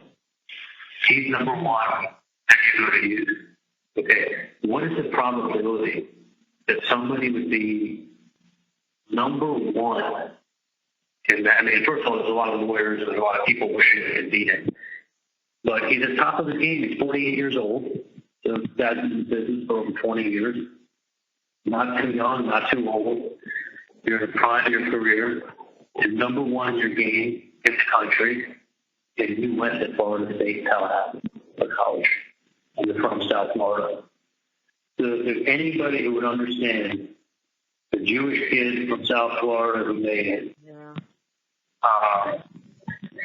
and Tallahassee, being that he spent 4 years of his life in Tallahassee, if there's anyone who would understand Tallahassee jurors, it's that guy. I mean, what are the chances? What are the chances? It's not like how college state, like some unbelievable school, it's like, oh, we went to Yale. Like, that's kind of what I would expect. He's a top dog. Like, his brain went to Yale. You know, he's really good friends with Stephen Alan Pacel's son. Oh, really? His whole family. Yeah. That was from Florida. Florida plantation. Wow. Yeah, I know. Oh, yeah, he's a local guy. He was roommates in college with Ronnie Caponera. Ronnie Caponera was on the wrestling team. That's friends with Evan Brown. So in middle school, high school, I hung out with him all the time. He was Dubin's roommate in college. When he was sitting with me, he goes, you know Ronnie Caponera? I go, yeah, of course, Ronnie, the wrestler. He's like, yeah. He didn't tell me then, but when we were in court, I go, how do you know Ronnie? He goes, I was his roommate in college. I'm like, oh my God. He's like, yeah, I told him that I was representing you. And he said, tell him I said hi. But like, you know, in a small world, sometimes it's like ridiculous how coincidence, right? Jewish, Florida, we know the same people. Me and him know a whole bunch of the same people. You know, all these terrible people I graduated with that went to Florida State. You know, I mean, he's just a little older than you. That's why. Wow. I think you're out of it. Years of it. And he's at the top of the team. Goes to Tallahassee. And we're sitting there. Like, yeah, the 911 operator can. He's on our jury. I guess you gotta use an X there. That's great. Like, it wasn't picking normal people who you could, like, see what they know about the case or know about them. I mean, it's people who have, you know, nothing but a negative perception of you. Right. Nothing but starting so far in the negative. And you throw these coincidences in. Listen, coincidences, people give you the benefit of the doubt if they like you. If they hate you, they're not giving you the benefit of the doubt. That's the best factor there. I mean, I just thought that. But doesn't that sound true? Like, if somebody doesn't like you, they're not giving you the benefit of the doubt for anything. It's not one benefit. It's a lot of doubt. And it's your life. It was not like, all right, I'm going to put him away for 3 years. He's a selling truck. It's not like that. This was like, you know, if you tell the Dolphins, you know what, if you think he's guilty. Yeah, the way she summed it up, it's like, yeah, I think he's guilty. Okay, well, not. Is there another possible explanation? Oh, no, he sent her kissy face. You're the best. Okay, well, I've sent the same message to Danny, who's working on the fucking roof in the AC. You know, I don't really put that much thought into my emojis and 3 or 4 words of thanking you. Thank you. I'm so lucky to have you. Great job. Like, whatever. Like, that kind of content. You know, with a little sarcasm, that they go ahead and take the sarcasm and go, oh, there's no such thing as sarcasm. You're buying presents for it. No, I never bought the guy a present in my fucking home.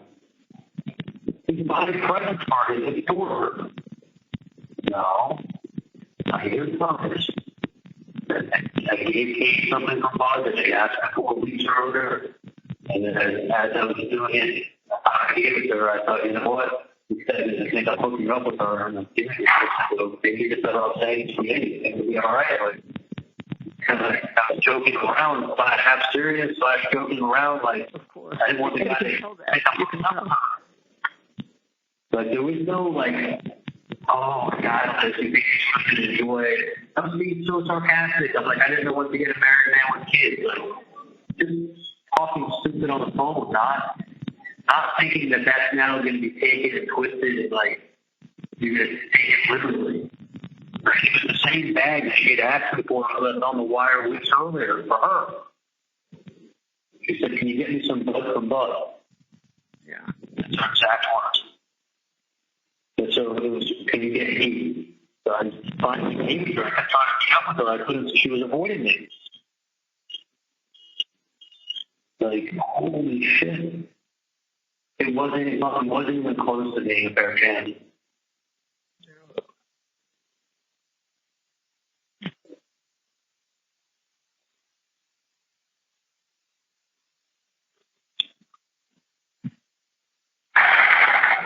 I'm like numb and I'm cold.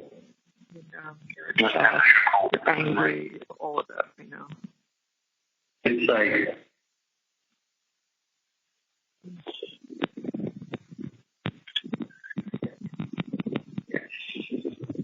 what are the 4 stages? It's shock, it's anger, it's disbelief. I mentioned shock, right? Is that like the 4 stages now, I'm saying?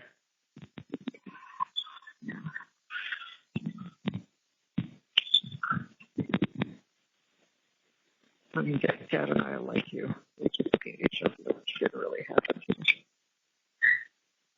Oh.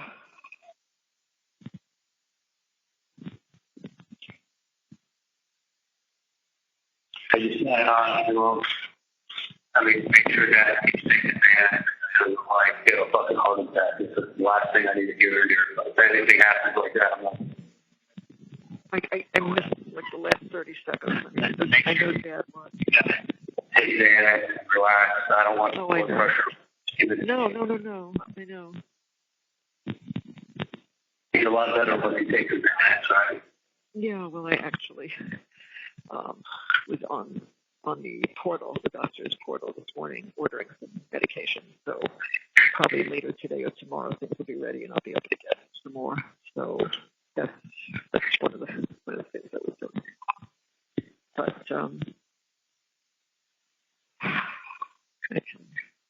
I thought when Janet said to me, I want to take one of the, I'm taking one of the TVs. I thought she was kidding.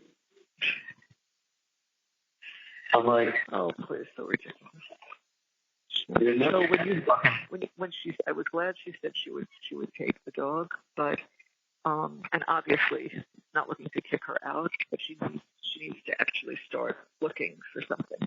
That's all. I'm not telling her tomorrow, but just she needs to start looking around. Well, that's why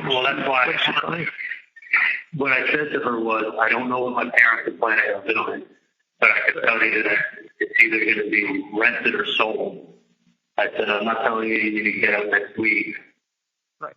But I'm sure, it's going to go in that direction because Janice, I ain't coming home. Right.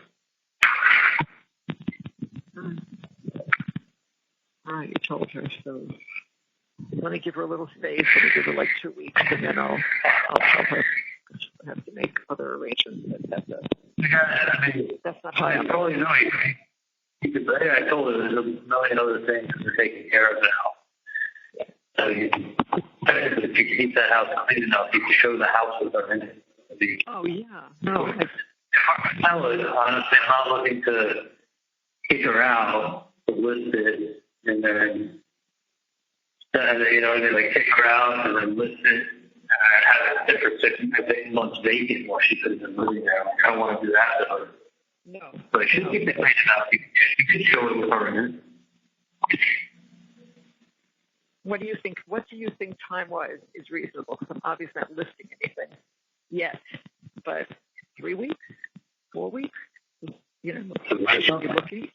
No, not necessarily to rent it, but to probably get it ready for renting or selling. There's a lot of stuff that has to be cleaned out. The second bedroom you can't walk into. Can't walk into it. The one to the right.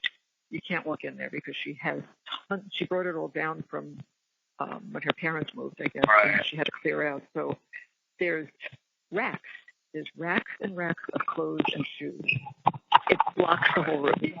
You can't walk in there. So it has to be cleaned out and freshened up so that, She can move to the storage unit and have presentable for showing. I'm fine with her staying there until it's rented or sold. If Right. she can't have it presentable for showing, then she needs to vacate. okay. So So give her a little time. if she has to get a new storage unit for $300, better for her to get a new storage and all her stuff. Yeah, that makes sense. Just to make it. presentable. Yeah, because the realtor comes in there, he's going to say, you should show this. So, yeah, we'll straighten it out. We'll get to that. That's a few weeks in. Got to go Like, I've been in her mom for so long, and the house became like me. Like, that house became like a piece of me. Like, I wasn't ever going to leave. I was never going to sell that house. I was always going to keep it. That was my home. Like, I literally, like, Sure, I know. doesn't seem real. Like, it doesn't fucking click. No, reality has not fit in. Not fit in because it's 48 hours and you're not stupid 48 and you hours. haven't even gotten out. Not even. Hey, what is it? Oh, yeah, man. Thanks. All right. Now, Mom, like, it doesn't seem real. I'm still less than 48 hours, but I came back from the jail. Like, as soon as I got done upstairs, the holding cell downstairs. They walked me off of the van. They put me in a separate area on the van. People were talking to me through the visor. You know, they couldn't see me. It was all metal. Like, Adelson's on here. They're asking me how the case was. That was getting me. And then it took me off. And they had to change out my clothes, my jailhouse uniform. And then they immediately took me to clean out my cell, and they put me in this cell for observation. I've been here since Monday. And this, like, I'm sure this Dan said originally, because when I spoke to him, he was done, I said, it's going to be 48 hours. Could be another day. I said, oh, Dan, please. So that's what he wrote down. Now, this is what I can do. So it's been, it's not like he has control there. but it's like, you got this mirror, it's a steel door with mirror with safety glass, but that mirror film on it. So you can't see out of it. Someone could be standing on the other side of the glass looking at you. You wouldn't know if they were standing right outside the door. So So they came back.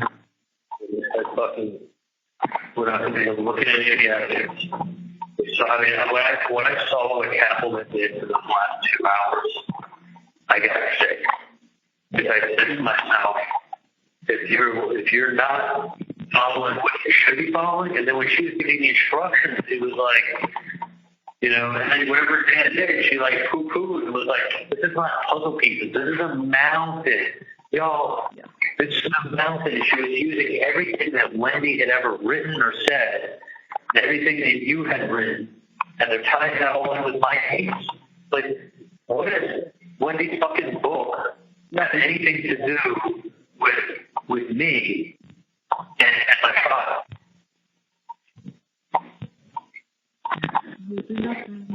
Nothing. But when you tell people like what she wrote, and you read the 2 lines out of a book, it sounds like she was making it, like she was hating on Tallahassee. And but Wendy just got up here and told you how much she liked the place. Little place on the way to a place. This was just a little stop on the wording couldn't have been worse. It said in the book, a little stop on the way to civilization. Just like what you said, you say things, you don't analyze. I'm going to write this. I'm going to say this. I wonder how that will work. No, you don't do that. Well, she probably wrote it in 2008, and now they can sit there and say, look, she was what a good author does. She was foreshadowing. Listening. I mean, this wasn't, when he said this was an imaginary character, an imaginary character whose husband's a professor in North Florida State with 2 kids. It sounds just like Tallahassee, the Panhandle, on the way to stop along the way to civilization. Like, she's even writing it for you guys. Like, holy shit. Everything Dan did, everything that we had answers for, everything that we could explain. You can't explain coincidences. I mean, I wish you used another object that it just said they asked for $5,000. Why you said that TV is fine, just being careful, whatever, has nothing to do with TV.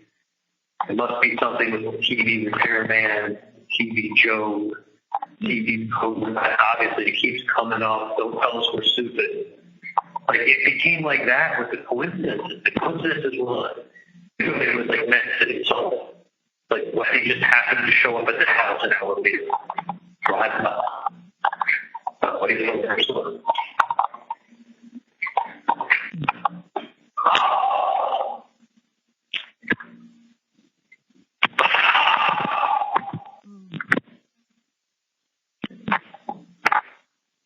When I first heard that it was like, and everything that caught it in the first trial, it was like after, so okay. I was like, when I said that lady was over here there, like, why would she keep over there? That doesn't make any sense. This is making it up. Makes it look guilty.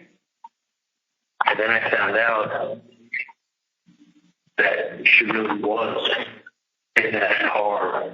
Because when I first heard it, I thought, oh my God, this guy's full of shit. When did he drive and you her, like, pull away fastly, speed away? Like, she's sort of there. That's crazy. The guy doesn't know what he's talking about. And someone told me, no, she really was. And I was like, when I heard that, they're like, they were like, they think she's involved because she was there. Yeah. And I'm like, no, why would she be there? What is it? That's because then they said to her, you saw that. Why didn't you call the preschool to see how the children were? Why didn't you see how Danny was? Well, why would she think there's a problem? She thought it was a tree down. They just closed off a whole bunch of the street. She really didn't think there was anything. If she thought that her children were in danger, she would have called the preschool. They said all fire rescue was gone. The paramedics were gone. The road was blocked and it had yellow tape. Well, that would make perfect sense. But Jesus Christ, I mean, it's not like she showed up 6 hours later. It's not like she showed up an hour before, an hour after she shows up. Because, as Kappelman said, she couldn't help herself. Yeah. When they say the most obvious answer, the simplest answer, is the real answer? It's not. I mean, what's the most obvious answer for Wendy leaving her alibi and then showing up there? What's the only answer you can have that as soon as she leaves her house, she doesn't show up on the street? It's just so stupid. It's ridiculous. It's so stupid. But here's the thing. What's the most obvious answer? I'm trying to see if it was done. She couldn't help herself. Couldn't help herself. Don't be fooled, ladies and gentlemen. What do you think she's doing showing up there at elevator? I mean, every time you tell someone it's a coincidence, what you're really doing is telling them not to Don't believe this. Don't believe what looks to be true. It's just a coincidence.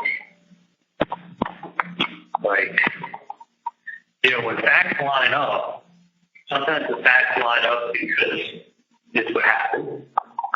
Other times the facts line up because it's a coincidence. Like, a lot of times facts line up because it's really happened. And then people go and say, man, that's just a coincidence. Like, sometimes. Coincidence, which is really what they were, and all the explaining doesn't help. All the explaining. You start. Yeah. I mean, you start. Yeah. Was it a coincidence that like she wrote that in her pocket book? Yeah. There's something modeled after her, and she was just pretty much saying like she just saw Tallahassee as a never permanent stop.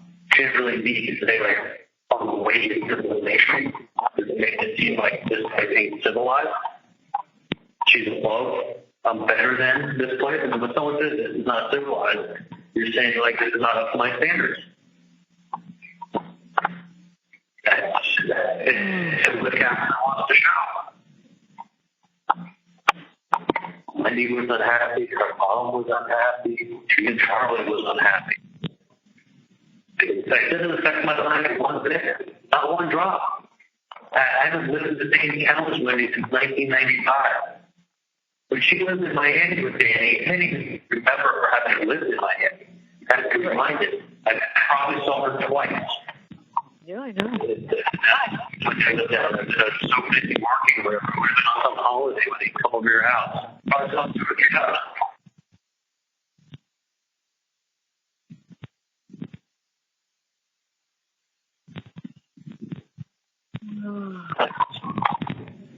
It's unfathomable.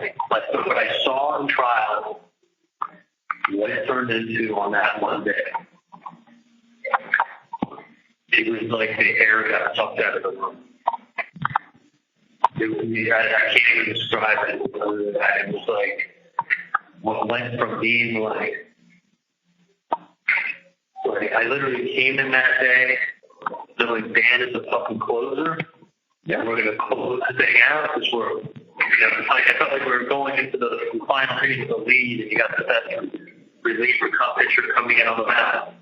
Like he's not going to put this up; he can do this in his sleep. There was too much evidence to review that it could possibly be done that day. We knew it had to be at least one more day or at least 2 more days, and then they walked it back in. They had lunch, and I thought they weren't even writing, but he was telling them to look this, and this up. It was. They looked at nothing. No, they looked at nothing. But they did. They put the autopsy photos up for 8-10 minutes each time. It felt like left the photos up on the screen while she's talking twice. I mean, they were in evidence, so they're allowed to bring it up. So in closing, they bring up listen, we calling my parents' home phone number? You were only there for 3 months in 2014. Yeah, 3 months were there. So, but they put up a chart showing 14. That's what I didn't understand. I mean, it was January, February, and half of March. Yeah, I said, so I called that number a handful of times. They were only there 75 days, not 14, 15, 16. The house was sold in 15. They had already been gone a year by the time that it had been sold.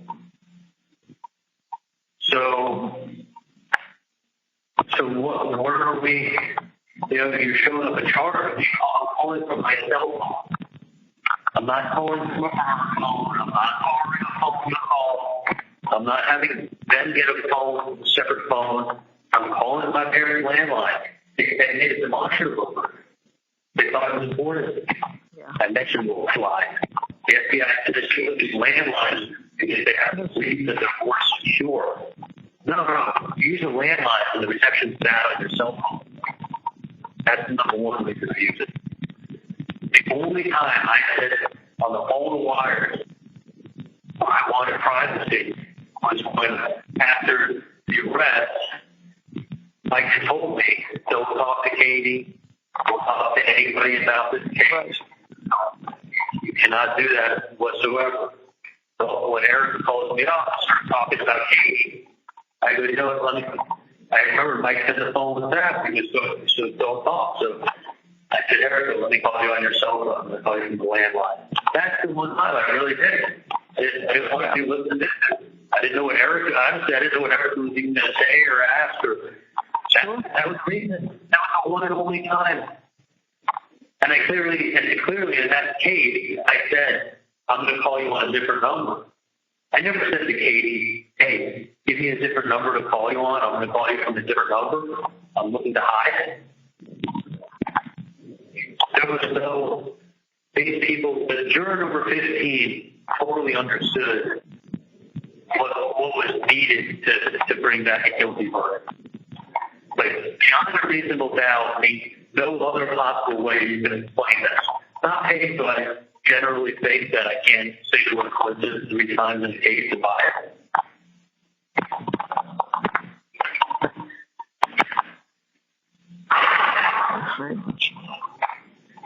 Jury has spoken. I'm going to listen to that. As soon as I finish some of this other stuff, I'm going to listen to that excerpt because I wanted to hear her exact words. I want to have those words. And I'm sure she didn't screw it up. She's not screwing anything up to make it an appealable case.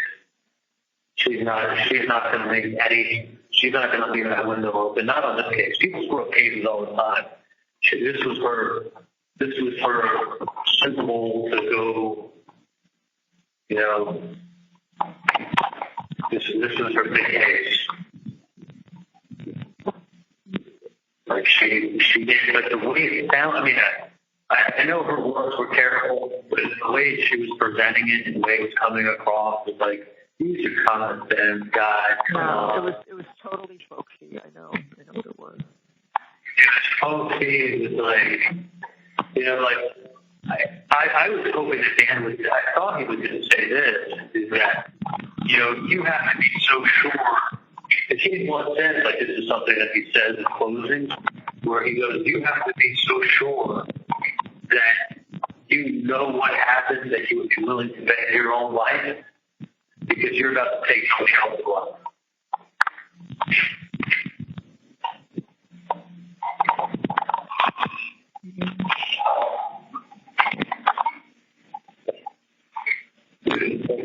You know what's crazy too is like when I'm sitting here, and I've been here for the last year and a half, like in my head, I'm picturing myself coming home and walking through the door and walking into my backyard and like seeing my dog and being home. Like that place became me. Like that was like my stamp on that place. It wasn't just a fucking piece of property I owned. Well, I knew. I mean, it literally was like me. Like I was a homebody. Like I loved being there. I loved the outside. I loved every fucking part of it.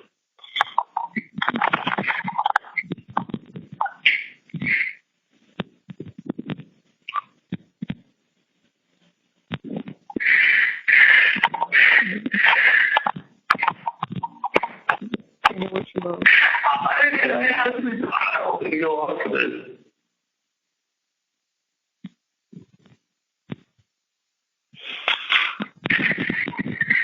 These are said and done. I read too many things. Like I literally had a really good sharp memory of certain things. It's like ingrained in my head.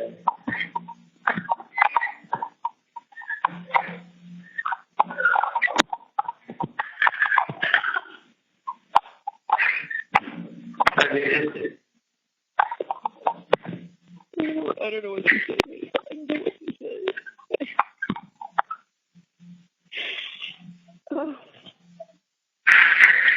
Holy shit. You know that picture of the uncle with me rolling and Enzo? Picture of what? Yeah, that picture I have of me rolling and Enzo above the uncle. Yeah. It's still hanging out, right? Yeah, I believe so. I haven't been in yet. You want that picture? I don't want to see it. I got it. I had it for black shorts on blue shorts. It was like, literally like, you know, that is me. Like, that is everything that I was about. Like, that is everything that makes me happy.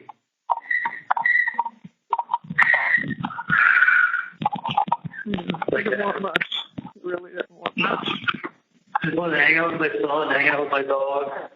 Like, that's it. I never mess with anyone.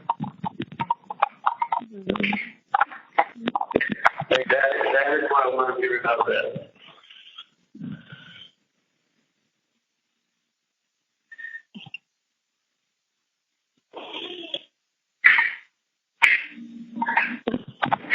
It's like I'm fucking dead. I mean, I'm doing worse because I'm alive, but I'm dead.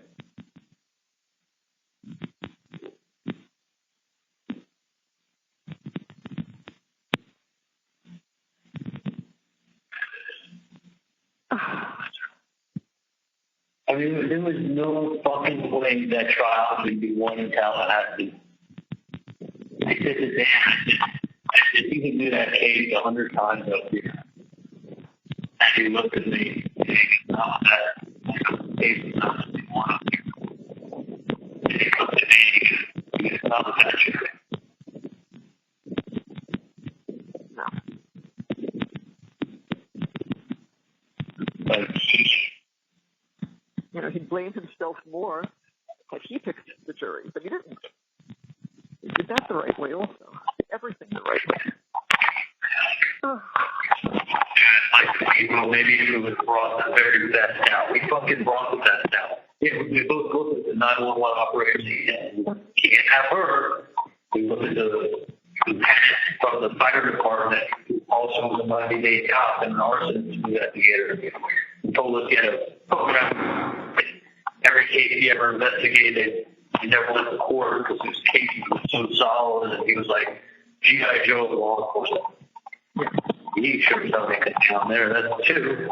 I mean, we just lost 2 exes for no other reason other than, of course, these people, they all knew about the case. Everyone knew about the case. And Danny even said, he said, I didn't question the ones that we have that got on because they said they knew nothing. They tell the truth. There's no mistaking the fucking hoopla that was in the courthouse because of the case that was going on that day. I mean, well, I had the mayor of Tallahassee come out to be a juror. Oh, I know. He sat with the jury pool for all day. He came in the second to last one. It was a fucking joke. This is a fucking joke. For no other explanation. This is a total fucking joke up here in Tallahassee. I mean, there was no way, if someone told me that you were not going to get a fair trial in Tallahassee, you don't stand a chance. You know what? They were fucking right. Whoever told me that was absolutely right. And I should have looked at things a little bit differently. You agree with me now? I agree with you now. You know, and what is, what did I have in my ear? No, everything's going to be fine. You're going to get a fair trial. No reason. No, I'm innocent. There's no reason to go do anything. I'll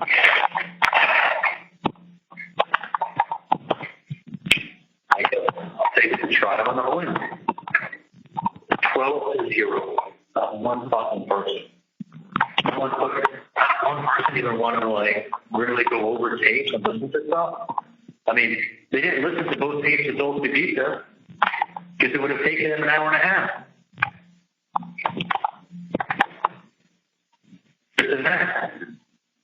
There was nothing to review. The TV show for them. And you think the Chiefs are better than the Dolphins? All right, y'all, you know what we need to do. If y'all think the guilty, vote guilty. That's not really. I mean, for a murder case, the unreasonable doubt, you can't see the fucking pie chart showing me calling my parents' landline on the whole phone number on the first trip and the second trip. I called my parents' landline because they were home. There's nothing you're hiding by calling from my cell phone to their landline that they've had since 1979. By the way, did you have that number in the first house too? Did you just transfer it, or was that the one you got? Yeah, no, that's the first number. forever, and they were, at that time they let us move it to the new house. You know, so that's our number. First house, 76. Never had a different number. 76. Yeah, God, I don't even remember anymore. My mind is pretty shot, to be honest with you. But a long time, and I never changed the number. You guys had, I had that number forever, and you guys had the 7536909 added the kids line. We had that added when you guys get older and you needed your own phone. Otherwise, it was the extra phone. You moved into the new house when you was like 8 months old, right? You was a baby, yeah. Yeah. No, 79. We moved in 70. We moved in the new house in 79. That's right. So you lived in the house before that since when? We lived in the other house 2 years, 2 or 3 years. So like 76. Yeah.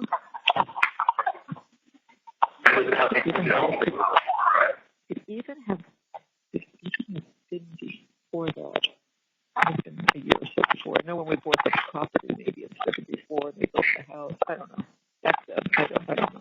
Oh, too long ago to remember. House you had? Yeah, the first house, the Dan Markel house, and what do you call it? In Broken Woods Estate. Yeah, I didn't think you built that. I thought you just bought that house. Oh no, we didn't. No, that house we bought from this builder who had built it for himself as a home. The second house here, we built and we were waiting for the construction to be finished. Yeah. So it's like when it was a baby. So you have the same number since 1976. That's registered to you. That is calling from the same number I've had since 1996. Registered to me. And they're saying they're creating a pie chart that has to show what? That you didn't want to use your cell phone, you wanted to call you on my landline, on your landline? Well, I'm still talking on my cell phone. What are we avoiding? What on God's green earth could we be avoiding? Not that. They can now put up a pie chart that shows 99.8% of the time I don't know that number except during the first inspection. It does say something that's 99.8%, don't you think? It just happened to be when I called the phone. There's nothing hiding. It means you're in your house. That's all. Wherever I go, what was that? What was that proof? What? I didn't hear you. I said, what was that proof? Yeah, what does that prove? It doesn't prove anything. Nothing proves. There's no proof. It shows no proof. I mean, when Jeff was off, the 2 times he left town that whole summer, were the 2 trips that these guys went on. Yeah. That's weird. He really only took 2 trips that summer by himself to leave town, and they were both over the same time these guys came up. I'll tell you what was weird. He testified that we met him 7 or 8 times. Is that what he said? Something like that? Yeah.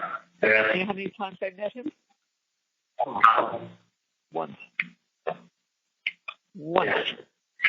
Came to pick up Wendy. I was in with the boys watching them, and Dad spoke to him at the door for a couple of minutes.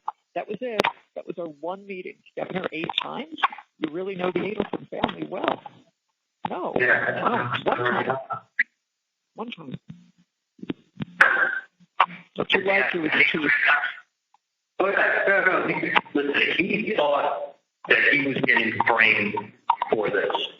Right. He thought for sure that he had just, because Wendy was asking him, what day are you leaving? You know, so and then he had to throw in there, she wanted to know the route that I was taking. What day are you leaving? Right. Oh, yeah. That's what she wanted to make sure he was leaving on a Friday. So, and because we rent a similar car, it's going to look like he did it. I mean, he's literally making her out to be the mastermind. honestly didn't even know. I thought I knew almost everything. I didn't even know until the trial that it wasn't Wendy who even mentioned his name. It was her friend that went into the police station with her. This girl, Jane McPherson, she did it, not Wendy. I didn't know that. That's not how it came across. So Wendy went to her, and she went ahead and said it. So they put it together. Jesus Christ! I honestly, I guess for the last year and a half, I could picture myself coming home.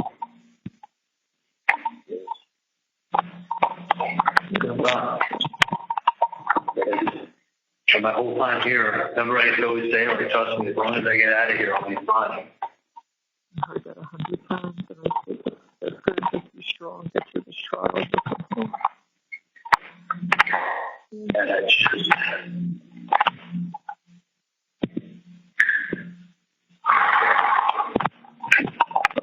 Really. Oh, I close my eyes and picture good day, coming home to my house. It was the one time I want to sit in my backyard with my dog, relax for a few days. But all I wanted to do. Oh my God.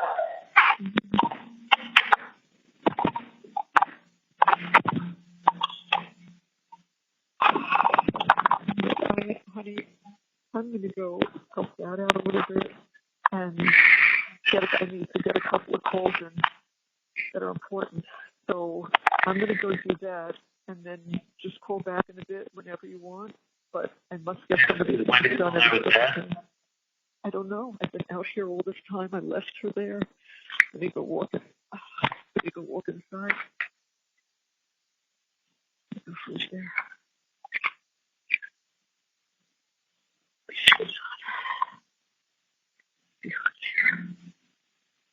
Now I came out on the balcony so I could speak privately. Okay, I just looked in. I see her. So what's happening is there's a call she has to make before she can. Call she has to make before she can talk to you. So that's basically what we're waiting for. So I won't be able to. I can't. For legal reasons, I can't put her on now. But she wants to talk to you. So we're waiting for the answer on that. So just hang in there, please, and I'll let Dad say goodbye to you. Hold on. Don't read it. No. Okay. No problem. No problem. I won't. Thank you.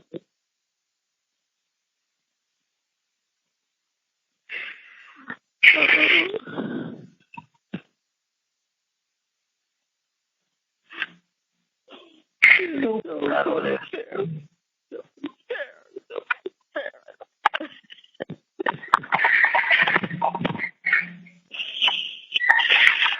I just want, at least to just get you out of there. I don't want to sit around with people and see me crying. Anyway, I'll probably sit in my room.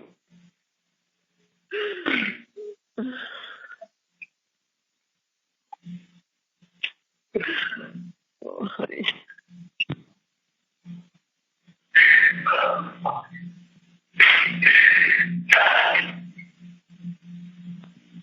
They're not, Charlie. They're not gonna come. The psychologist, whomever, they're not coming back to evaluate you anymore, right? This is it, and then I don't think she already came. I guess she came today, and I told her I was fine. She came yesterday, and I came today. And I'm like, listen, I'm not suicidal. I'm not going to harm myself, but keeping me here is not provided. Like, I'm in a solitary confinement evaluation. There's a cameras and a nurse. Like, I feel like it's a box. I'm in a little box with like blood and shit on the wall, shit on the floor. People are insane that are here. They pee on the floor. They throw their head with it. They shit and throw. So I don't touch anything in here. So I kind of like the only funny story I can tell you from the trial. So there's a point at which I was standing up just to stretch. I was standing up behind my chair, so I was balance is. And I looked over, and I see this girl with long curly hair, and she's like okay looking. And then I'm looking at her, and there's this girl sitting next to her who's like smiling at me. She's wearing this blue dress. She kind of like Jennifer Aniston. I'm like, oh, that girl's pretty cute. She's smiling at me. And I'm thinking, it's probably like some law school students from school or local. Like I've heard sometimes with like not like people get high profile cases, they get people that like get attracted to them and they become like groupies or something like that. But they give me like a really warm smile, like a little blonde, like waving hi to me. So I'm looking at them and smiling at them back and then nodding my head. And then Dan comes over to me. He goes, "You know, stop looking at your sister because there's a lot of people here. You know, you shouldn't be like saying hi." I go, I go, Dan, I didn't see my sister. Is my sister here? Like, where is she? He goes, that's the one thing that's kind of funny. He goes, you were just smiling and nodding your head at her. I go, oh, shit, Dan. He goes, that's her friend Toba, and that's your sister. I go, Morgan, she was sitting right in front of the Markels. She was sitting to Wendy's left. Yeah. Or whoever it was. Yeah, He goes, Charlie, the girl must lose your sister. I go, oh shit, I had no idea. I thought she was like attracted to me, smiling and like acknowledging me. And I was smiling back. I'd never seen Wendy's hair like that. I guess it's been so long since I've seen her, I didn't realize that was her. I didn't know it until he like called me and he's like, stop because you shouldn't be making contact with anyone in the gallery. Right. I called him. I thought these girls were saying hi to me. That girl's your sister. I go, oh. Wow, you never told me. What's that? You said you never told me that. I haven't heard that before. Yeah. I didn't know it until after. And I saw them looking at me and like the blood like gave you a little wave with the hand. Yeah. So I thought people were being kind to me. So like, I'm like, man, I know if he said something about my sister being here, I'm like, where is she? I haven't seen her yet. That's what I was just talking to you about. Like, you shouldn't be making contact. I go, I wasn't talking. Where's my sister at? That was your sister. Like, oh. That's crazy. And I was only 40 people on. I mean, saw it from the defense table to where she was sitting. It couldn't be more than 35, 40 feet. That was like, I don't know if that's that or funny or both. But that sums everything up.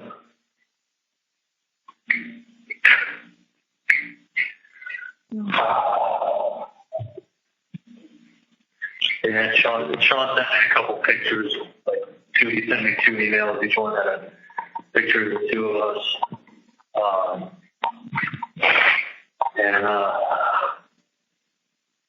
Just posing for a photo of the 2 of us when I've been out there the last couple of years. I've never been in trouble with anything in my life before. You know, I just feel like we were all so fooled because everything was going perfectly. It could not have gone better. These quote reviews were unbelievable, and when you testified, that was it. That's when people said, you know what? He's actually telling the truth. They had a whole different view of the trial. He was saying all these people that were following it were saying, like, weighing all this stuff up, like, okay, it's beyond reasonable doubt. That everything was positive. Like, you understand, I lived there for 2 weeks. The week before and the week before that Haiti was there, going through everything, getting dressed up, going to court, going to jury selection for the 3 days, doing the case with Dan. watching everything go on, watch us like annihilate witness after witness, like literally like Jeff Lacoste looked like the lying fool that he was. Then following him Switching and red, was turning red and moving, and it looks ridiculous. and then following him was Ryan Fitzpatrick, who was a lying racist thief, who was posting online pictures of me and saying, "Who wants to take bets?" What happened when Dan said to him, "Did you post anything?" "No." And he started reading the post. "What's this? What's this? What'd you say here?" I mean, he totally just beat him up and discredited him, but... Oh, he destroyed him on the stand. Yeah, he did. Totally destroyed him on the stand. Only for the state to rehabilitate him and look like, hey, these guys are best friends, and that's why he said what he said, and now they have this falling out. So, but you know what? At the time, I'm watching it, and I'm like, good. This is showing the jury where the state is bringing witnesses from and what their motives are. Like, right. Every witness had a That's a smart jury. Yeah, that's a smart jury. You're right. Like, That's what you're saying. right. Like, I saw people when he was doing that, they were herring him off. I mean, I would look and say, okay, every witness you're bringing forth has a motive. Every witness has a motive. You They know? weren't really witnesses to anything. They weren't witnesses to For the most part, Rivera, I think, was very truthful. But I think he tried to add stuff to the story to please more and more. I mean, listen, he didn't get interviewed until 6 months after he was arrested. He was arrested in May. He got interviewed, I guess, the end of September. So May, June, July, August, September, May, June. He had 4 months of talking to family and looking online and talking to them and finding out what getting fed up. So could he have embellished stuff a little bit to give the police more of a story that fits what they wanted? Of course, they already released my probable cause affidavit. He already, you know, who knows what? I've never met the guy before. No, I don't. Who knows what? So it's like, but was he trying to add stuff to flavor it up? Yeah, but he was one of the probably more truthful witnesses. He was. I know. Like the key witnesses they bring up are lying to fucking assholes.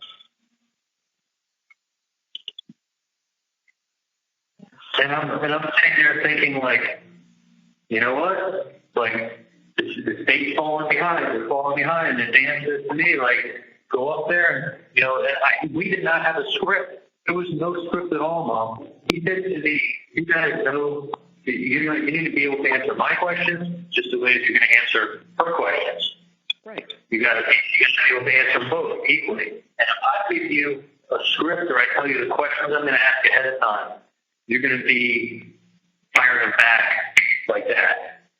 Right. When you go ahead and then she starts asking questions and your responses are real slow and not real good, it's going to be very obvious to the jury that it was all set up, that you're set up with questions from me.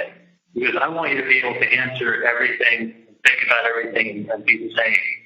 So there was no script, and I was the same I was probably less nervous with her than I was with him because his went so long. I was fatigued while I was talking. Being up there was stressful. So it was actually, as it dragged on, it got a little harder for me to focus with him. With her, it was less time. It was probably a third of the amount of time it was with him.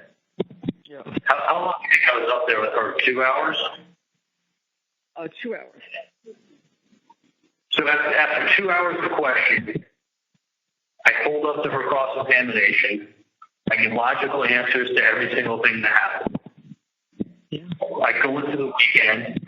I'm getting all these text messages, screenshots from Bree about how great everything's going, how everybody's actually changing, and everything's great. I give my food away on Sunday. I make a couple calls over the weekend. People I hadn't talked to in forever, just feeling good, feeling like, hey, I'm coming out of this. Like I'm actually coming out. And then I walked in, and then she did that with the cut and paste, and she had 2 hours with autopsy photos that she kept putting up for extended periods of time and talking about. And it shot the air everyone. It was like sitting and watching a Dateline special. I know. It was just going through it again, talking about the book, talking about Wendy showing up, talking about the landlines, talking about all this mound of evidence. Kissy face. They dated for 4 or 5 months after. No, I didn't. I broke up with her that week. I can prove it. Like, she's restating facts that aren't facts. And then they go, whatever a prosecutor says during closing is not to be taken as evidence. You're supposed to rely on what you hear during the case. Right. I mean, the prosecutor who's very truthful in upholding the law, you should ignore. Just rely on what you heard during the case. No, you're going to get influenced like crazy by what you just watched for 2 hours. And then Dan, whatever Dan said, she just went and poo-pooed it in her next 30 minutes. Look at the mounds. Like, basically, don't be fooled by the... Don't be fooled by the saying it's a coincidence. Her book is a coincidence. Her showing up is a coincidence. TV is a coincidence. Yeah, they all fucking are. I mean, she is. I wish, like anything, I got her something different when she moved out of the house. You have no idea. You could have bought any. You could have had me buy any fucking present on planet Earth but that. You know, you look back and you think of all these things, but they have no meaning. She just pulled a bunch of strings together and made it look like tied up in a bow. This is it. Yeah, but the TV joke, the TV joke, the TV repairman, and then the alleged hitman's family shows up looking for money, and you start talking about TVs. Like, for Brian Watson said to me, he said that, you know, all that TV talk, because when they crack the code on that, they know exactly what you're talking about. I go, Brian, they're never going to crack the TV code, because it has nothing in the fucking world to do with the TV. Nothing. But why on earth is the TV getting repaired that day? I'm making a TV joke, and you're referencing the TV as soon as the hitman shows up. Smells like shit. Not shit. But you can't walk away from the word TV, other than just to say it's a coincidence. And you can't walk away from when you show up at the crime scene an hour later, other than to say it's a coincidence. Like, those two things, if there was any meaning, put it this way, if there was any meaning behind either one, you're guilty. But to have both of those events happen, and then they're both coincidences, like, then two things are a coincidence. Like, how many times are you going to tell me something's a coincidence before you're going to say that you're full of shit? This question. Like, that's basically how she presented it to the jury. And listen, let's put it this way. If there was TV code and it was TV meant for that, you know, then it would be you're guilty. If it was Wendy showing up because she knew what happened, then it means you're guilty. But it was fucking random events, coincidences. But two big ones, it kills you.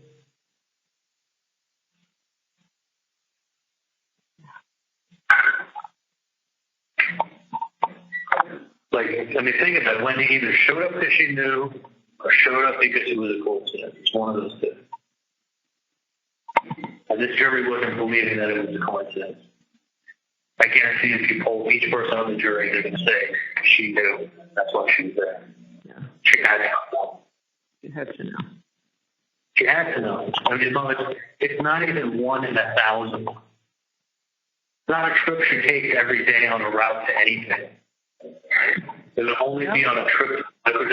How many times has she driven by that house? Like, and there's 24 hours in a day.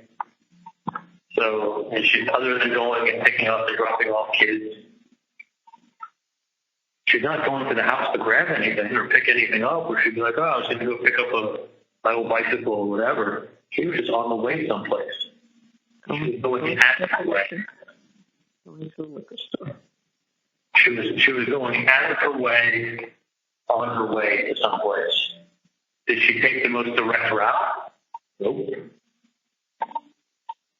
Did she pass? She lived there, what, 5 years, 6 years, whatever? She knew how to go. She probably went to a liquor store. But it's like, did she take the most direct route from her house to the liquor store? No. Did she pass other liquor stores along the way that would have been way closer? Yeah. Show up an hour afterwards because the cattleman said she just couldn't help herself. I mean, what's the most reasonable explanation? Is the simple explanation. And she couldn't help herself. She knew. And if she knew, then what I said happened couldn't have happened. And it's that simple. And that's literally what they dumbed the case down to. Is if she knew, if we feel she knew, that's why she was there on that time, on that date, then everything else that I said can't be believed.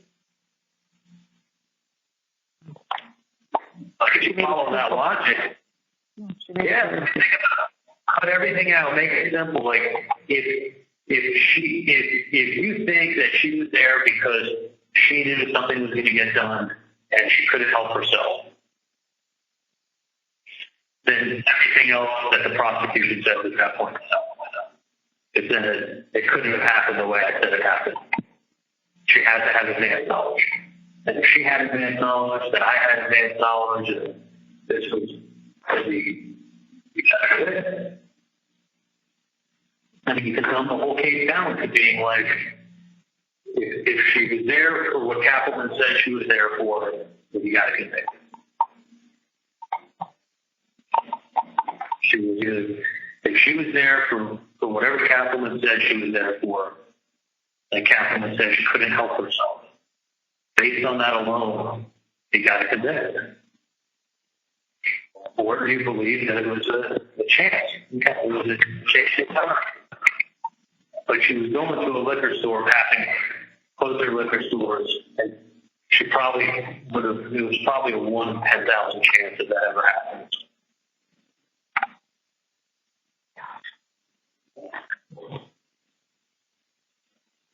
Yeah.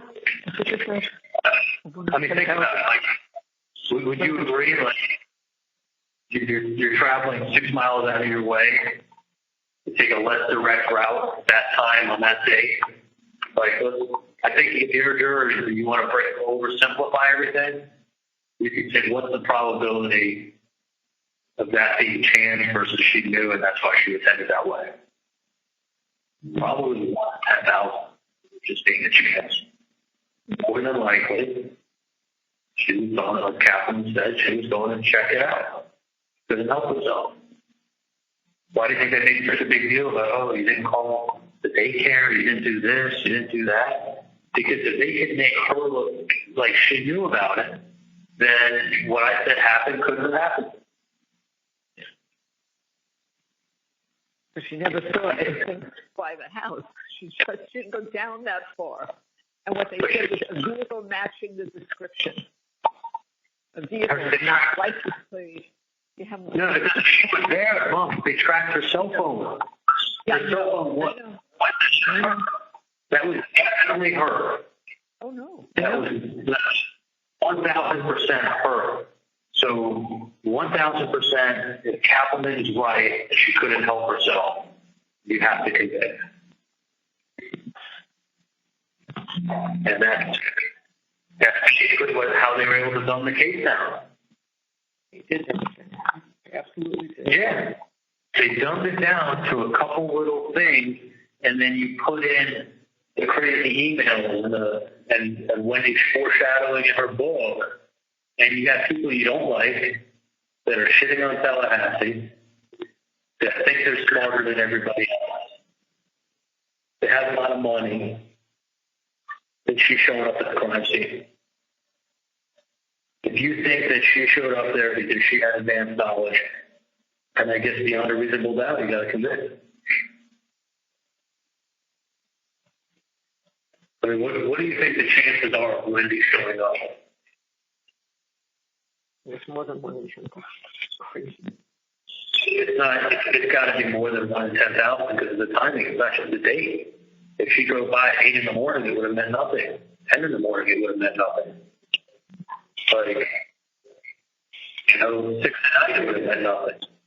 An hour after, she's checking because she's getting antsy.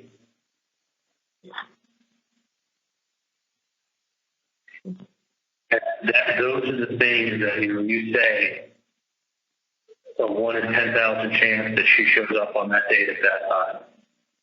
The code actually being a TV, the TV was the joke, that TV was getting repaired, and that was her mom setting up the TV. That was all part of it. What are the chances of that? Like, why pick the word TV? There's lots of words in the English language. Like, that's what they dumbed it down to.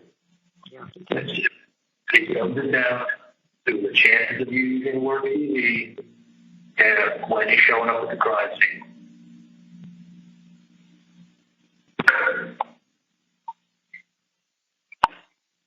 Like,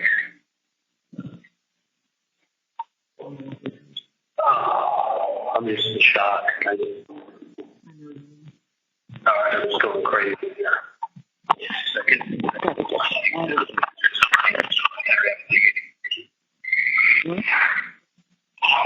It was a fucking joke. Honestly, like, I should have gone with my... We can't go there.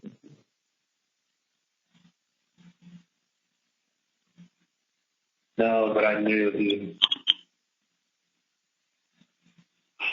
Do you remember one time I went for a walk with you and we ended up in North Carolina? A whole bunch of other stuff that happened. Yeah. Do you remember when I went for that? It wasn't long. Remember what it was? It was in the springtime. No, I know, honey. I do. It was at night, remember? Mm-hmm. I do. I want to take a walk and get some fresh air. Yeah, it was going well off. Let me tell you something. We ended up going to North Carolina. All this different stuff is going to happen. I remember. And I said, I'm telling you, this is what's going to happen. Listen. It's 6, 7 months. What's up? It'll be 6, 7 months. Yeah. Everything will be good. The proof of innocence.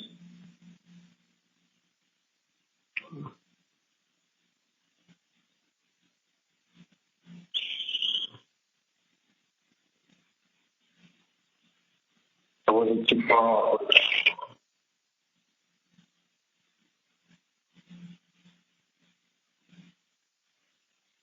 You remember when we were like halfway down my street? Like, not outside my house, but like... Charlie, I could picture it. I know exactly where we were. I'm old, but not that bad. I remember exactly. Not by my house, it was that old street. It was like halfway between the end of the street and the house. Yeah. And I was like, let me tell you something. This is what's going to fucking happen. I promise you. We're all moving up in North Carolina.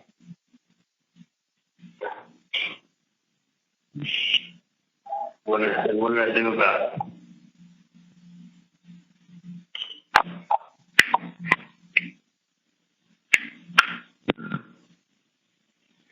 It's like, it's just that when you're so sure of something, you you have such a gut feeling on something, like I said the other night with Benzing, that's why the fuck I didn't act on something. Say, fuck everybody. Like, I'm taking care of myself, taking care of my dog. Like, I know what I mean. I could have acted on my instinct, and my instinct wouldn't be any worse than what I have now. I can tell you that.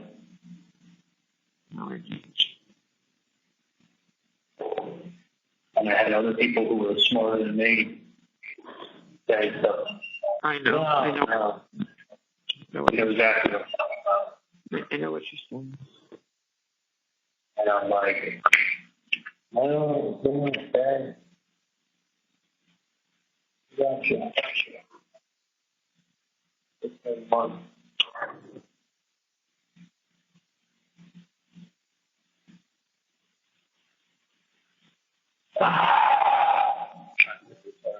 Before I'm picking up the house and everything.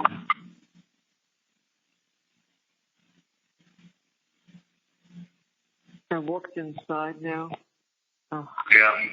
Oh, good. Okay. Dan. Spoke to Sergeant Whaley. He is going to do what he can to resolve this. All right, that was just now. Just a second. Okay.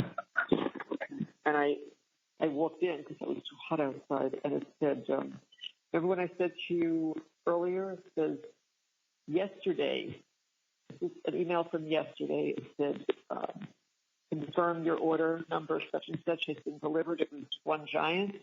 And this morning it's 7:27. It's a different order number. It was another giant. So I guess I made a mistake, but I ordered.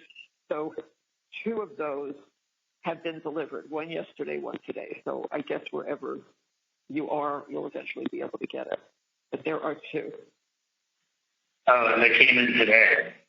One came in yesterday. I have the email. One came in yesterday late in the evening, and it says, this one is saying, that says it's delivered. Your loved one has received your gift. And this one says the same thing, but it's 7:27 in the morning, and the order numbers are different. So it's not a repeat of the same order. There's 2 separate ones. So just so you know. I'm just curious, when did you place that order? Let's see if I can find the date. I can find the date. I just have to go back. Let's see. Order number. Let me go back to the history. Hold on. 161, 481. Okay, I have to go back onto the website to do it for the show.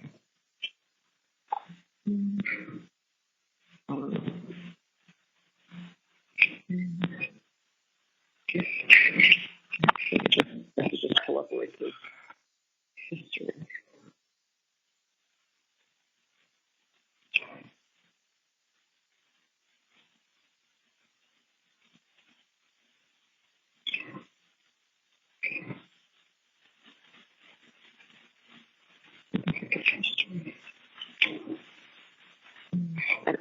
Not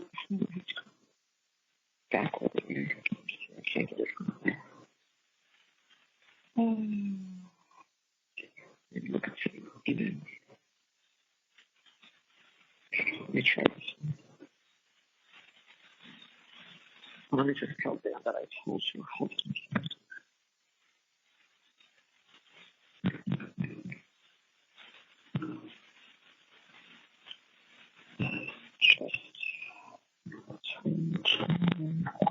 What you said. Okay. When did you deliver that? She's on, and Dad just came upstairs, so you walked her down, Harvey? Yeah. I know. I've been on the phone. Okay. Let me just see. 28. Yeah. Your eye care order.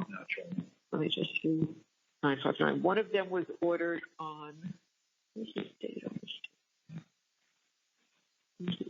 One of them was ordered October 28th, and the second one, and had not been delivered yet. That was 959. And the second one was ordered. This one. I can't see the date. I don't know, but they are. They are definitely 2 separate orders. So, but they have separate order numbers. So that's why I know it's not a repeat of the same one. So if there's any issue, I'll just give you the order numbers, okay? But they definitely, so there's just two of those. So, yeah. I'm sorry. Our first trial had a million things against her, and and not top lawyers, and no jury consultants. Right. 3 people at those crimes. Charlie, because it's the jury, no matter. The whole thing is it's the jury. Yeah, but by the time my case came up, the plaintiff and the court all over the place.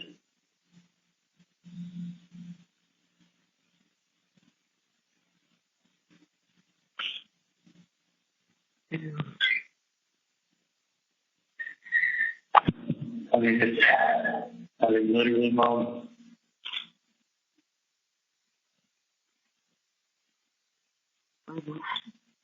It's not.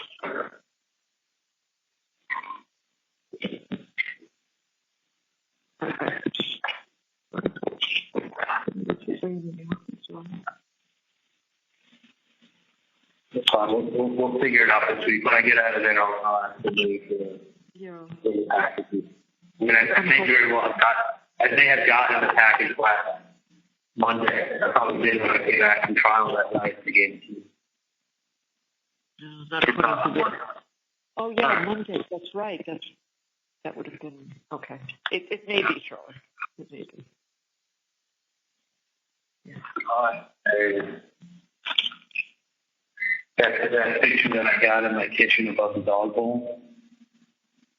Yeah. Don't throw that picture away. I wouldn't do that. I wouldn't do that. Nobody's going to do that. I got another picture of me holding Roman when I was sitting in the black car and he was sitting on my lap. Yeah, I know. I have that picture. I have a copy of that picture. I have it in my album. So at my house, I will. Yes, I will. Don't worry. None of those pictures are going anywhere. Nothing's going anywhere. Yeah, I just don't want. I mean, I know it's guilty. Like I think like just never read your picture.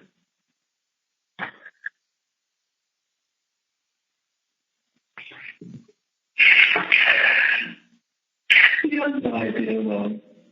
You have no idea what thing I did when I was with the people recognizing I did every day there again. He will come visit. He will know you. Trust me, Charlie. He'll recognize you. Trust me. I'm telling you how it's gonna fucking kill me to see my kids in class. It's gonna kill me to see him show up in a fucking prison.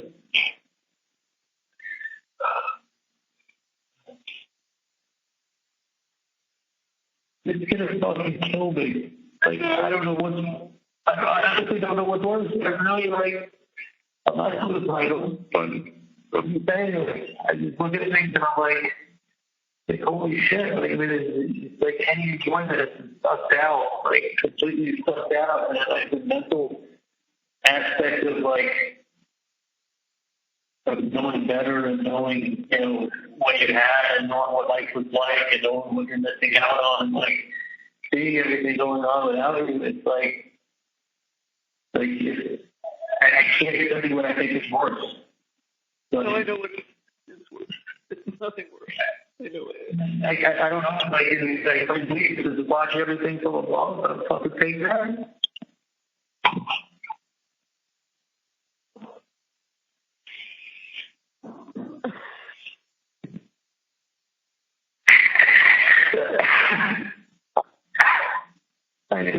You don't understand almost everything all at once. I'm not sure at all. I get why they come on here. I mean, it's like it's protocol, Charlie. It's just what they do. Yeah, it knows everything and anything, any facet of possible enjoyment, everything that you can possibly enjoy is going to be mental torture. What you're missing, I mean, it's buried in concrete. You can hear, you can see, you can talk. You're like, if the world's going on around you, you're just trapped. It's like,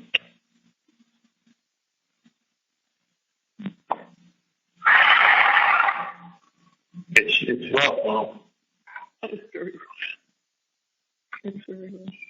You know, I talked to Dan, Dan's realistic, and he's like, look, you know, you got to pray for a miracle. Right. Yeah.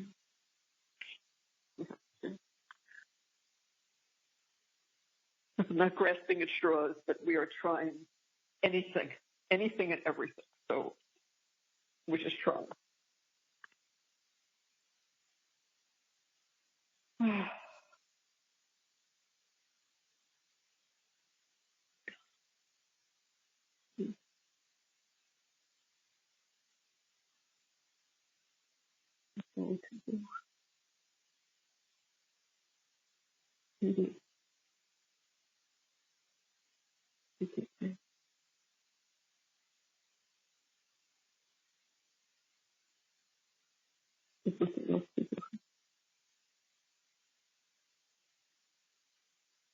Oh.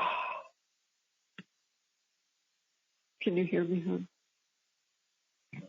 Charlie, can you hear me? Honey, can you hear me?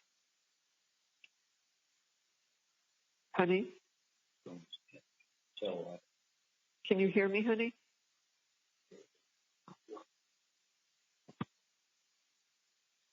Hello, this is a prepaid collect call from Charlie. an incarcerated individual at the Leon County Jail. This call is not private. It will be recorded and may be monitored. If you believe this should be a private call, please hang up and follow facility instructions to register this number as a private number. To accept charges and consent to this recorded call, press 1. Thank you for using Securus. You may start the conversation now. Charlie. Yeah, no worries. You got both of us. Yeah, got us both. All right. Yeah, no, I'm going to be all right. I know you will, Charlie. I'm going to be good. I'll be strong. I'll be fine. Yes. I know you will. This Sorry. is crappy where you are. This is going to be, it's going to get better as you get out of that room. Yeah. Just a little better.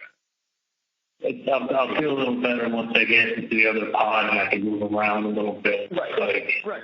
I know. Right. You're stuck in here. I'm literally like in solitary hell. You did 5 months already. It's really hard to go back to that. Terrible. Well, at least then I can look outside my window. This is not like, I feel like this place is filthy. Like you can't step on the floor. Just piss on the floor.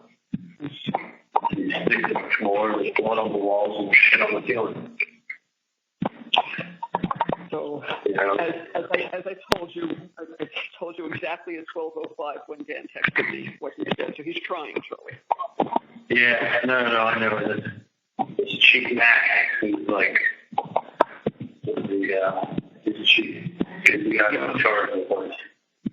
He's supposed to come down and see me. Who's the one that he said he spoke to? He spoke to the other. He spoke to Whaley.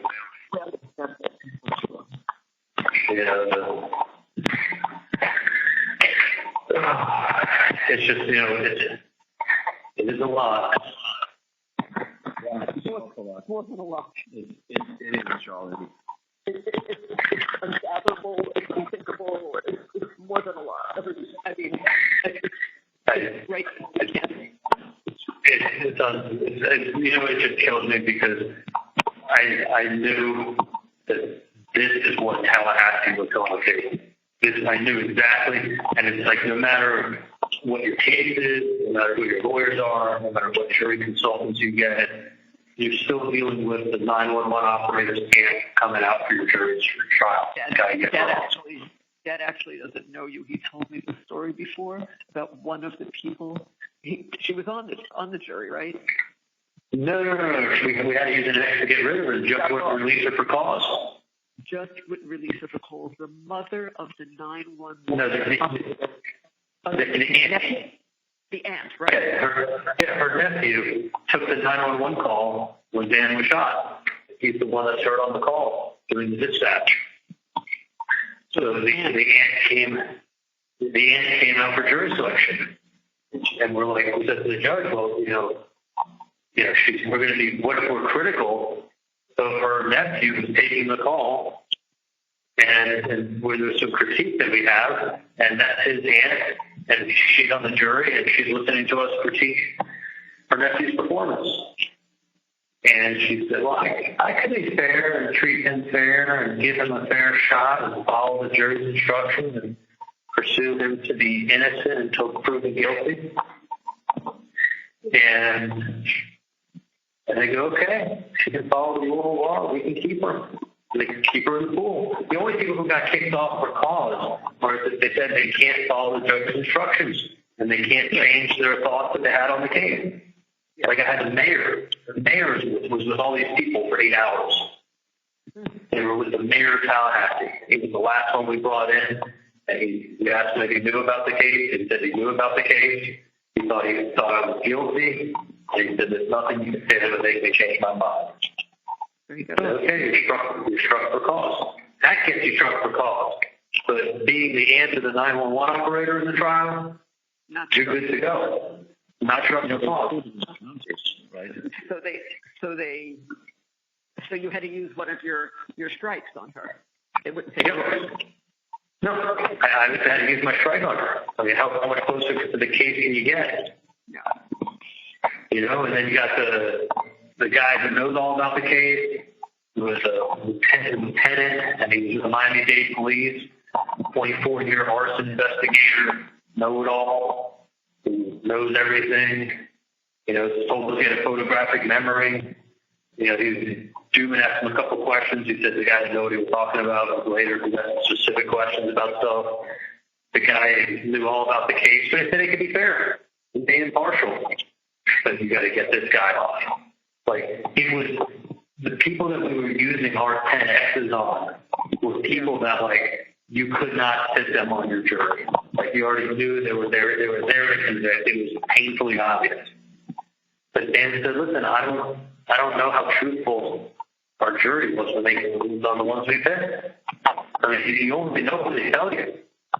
Of course. If they say I know nothing, it's hard to get a question. Yeah. Not to mention, you're going to release all these people's names to the community this week of who sat on the jury. People are going to be curious to just glance at the names, see if I know anybody. That small town mentality. Let me look at the names, see if I know anybody.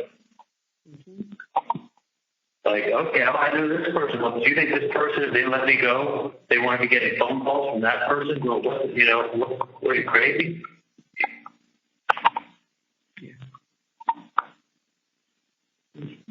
I think the case that I've had this whole long talk with Mom, but I'll make it short. I think the case got dumbed down to Wendy as a TV repairman. She got a TV joke. She got a TV as a gift. The undercover guy is trying to extort you for money. Mom references the TV. You got the TV coincidence that it's unbelievable that TV came up that many times. On the day of the murder, TV getting repaired. That's her alibi. Then the other thing that's unshakable is what Katherine said. She just couldn't help herself. She had to drive to the scene of the crime, out of her way on the liquor store. The regional liquor store is closer and shows up an hour after everything was done because she just couldn't help herself. Well, if it's true, and Wendy showed up because she knew something was going to happen, then I'm guilty. Without a doubt. If you want to say it's a coincidence, then you can excuse that with the word coincidence.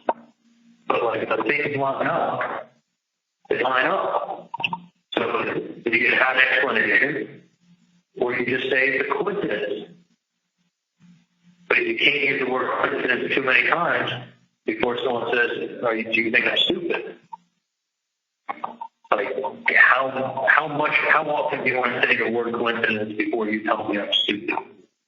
Or think I'm stupid, or take me for stupid? Then you got all these other people piling on who have motives. Every other person running their mouth has a fucking motive. They all have motives up there. Even my best friend Ryan Fitzpatrick said this. Okay, I didn't even know the guy at 14. Okay, I had 2 text messages with him. Doesn't matter. She said he's my best friend. He must be my best friend. So, like, you could boil the whole case down to what the fuck's one you doing in his house an hour after he gets shot? That's the whole case. If it's a coincidence, I could be innocent. If it's not a coincidence, I have to be guilty. Well, not just you. If you're guilty, Wendy's guilty. Well, of course. Yeah, she has prior knowledge. That's what she was She showed him up. Right. I mean, she basically called her out on it. Like, she couldn't help but go see. Well, that's like saying that she was a part of it. She couldn't help herself. Wasn't that what Katherine? Exactly what she said. So she's giving a logical, simple explanation to a simple act. She showed up because she knew something was going to happen.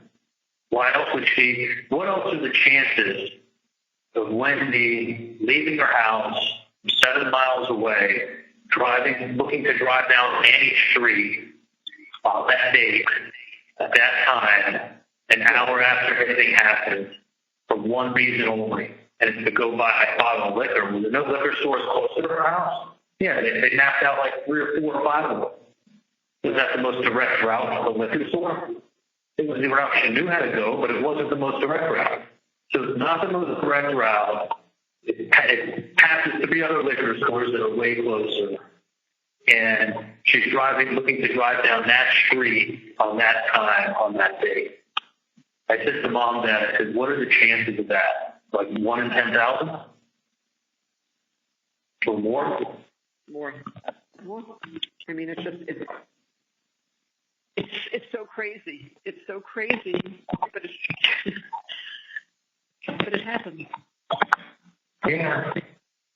But then what happens is then they fill it in with all that chicken shit that they're trying to make chicken salad out of, where they throw in, we've got emails, we've got angry emails, we've got this, we've got that. Like, me saying I didn't just say I got 1 reason for you not to buy a house. I said I got 5 reasons for you not to buy a house.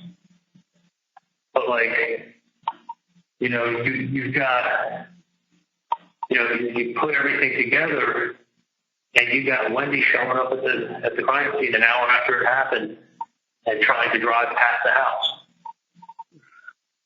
Like, it has to be either she knew about it or it's a crazy coincidence. And if you look that she knew about it, then you got to know guilty. I think it literally got dumbed down to like block everything else that Dan said. Everything Dan said was just an excuse at that point. It was, you think that she drove by the house because she knew, or she drove by the house because it was a coincidence at that time? Which one is it? That day, that time, that location, with a very poor reason, to be honest with you. I mean, the logical reason is if you're going to a liquor store, there's three or 4 of them that are closer. If you're going to go to that liquor store, there's a more direct route to go to that liquor store. You went out of your way to go to that liquor store. So if you're going from A to B, why take a detour past his house on that date, on that time? So I think the whole case, honestly, got dumbed down. So I want to believe the 1 to 10,000. I think you can honestly dumb it down to, do I want to believe it was a 1 in 10,000 chance, or she had prior knowledge? If you say she had to have had prior knowledge, is the possibility. Yeah, the reason she didn't want to go to the other liquor stores really never came out. The reason that she took a more out of the way route to that liquor store really never came out. The fact is, she was planning on traveling down this street on that date at that time. 1 of 2 reasons. Either knew or didn't know. And if you knew, you got to put everything out the window and be like, I don't know if there's anything else. It's guilty. I knew something was going to happen. That's simple. And that's why such a big deal was made about Wendy's travel route that day. Yeah. That was a big piece of evidence.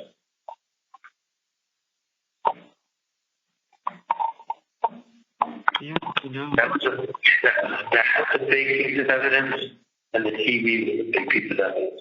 And not only making the joke, but just the repair. The repair being done that day, and when the undercover comes to you that day, everything's always revolving around the TV set. Do I want to believe that was a coincidence? Two big coincidences? Like, I could have bought her anything else but a fucking move out. I could have bought her a blender. I could have bought her a sofa. I could have bought her a rug. Like, that one object that keeps coming up. It's got to be code something, otherwise why would we keep referencing it? I swear to God, I really truly made that. You look at those, can you hear me over? Hello? No, we're here, honey. I'm listening to you. I mean, I get it. There's painting and itself back and forth, but I really truly believe that if you look at the coincidence of traveling on that day at that time, you listen to her reasons, they don't really hold that much water for. They don't sound logical when you say there was 3 or more liquor stores.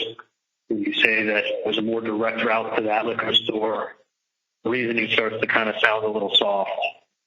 And then you add it up with the TV and how and when it came into conversations, and all of a sudden you're like, it's either both coincidences or she knows and that's why she's there, and he knows and that's why she's talking about TVs. You solve the case. Like, I really do believe that's what it came down to. After that, I think they could pull everything else out. They have her map, they have her date, they have her times, they have the TV code. I mean, I bring that in the room over and over and over and over again. Like, that was in the opening and that was in the closing. Yeah.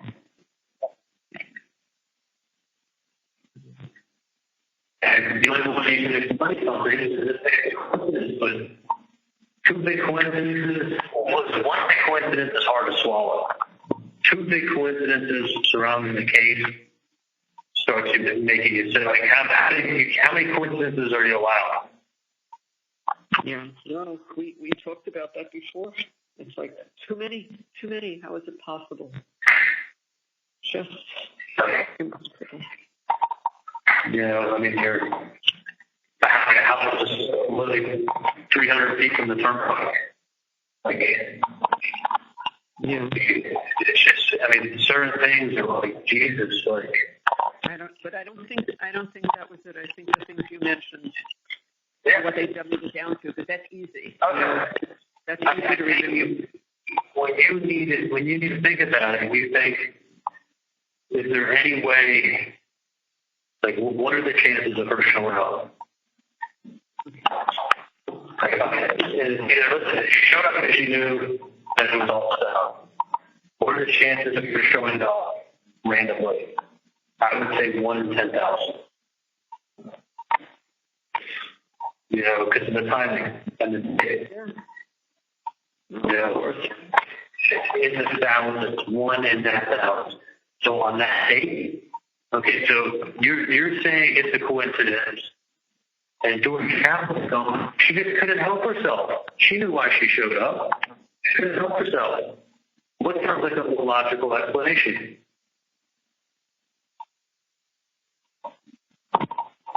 Yeah.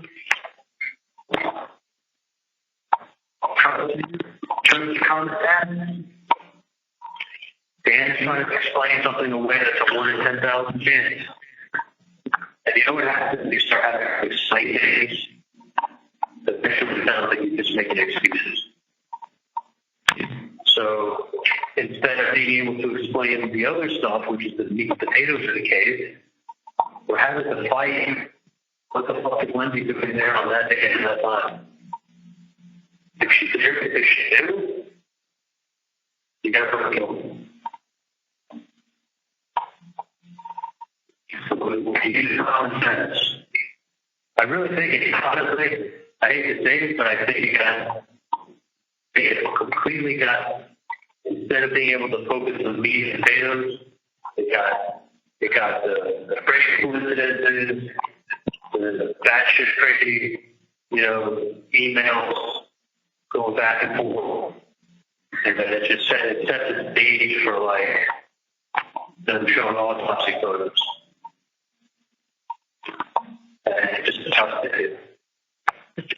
It's how she, not even so much sum it up, it's how she sloughed over everything and made it so simple at the end. So simple. No. Listen, I mean, I'm putting myself in the juror's position. If you're telling me that she showed up there and I'm hearing the excuses of why she showed up, it's kind of feeling a little like I'm being sold something, but I can buy it. Then you're telling me about the TV not being a total coincidence. Okay. But now you got all this other stuff you're trying to kind of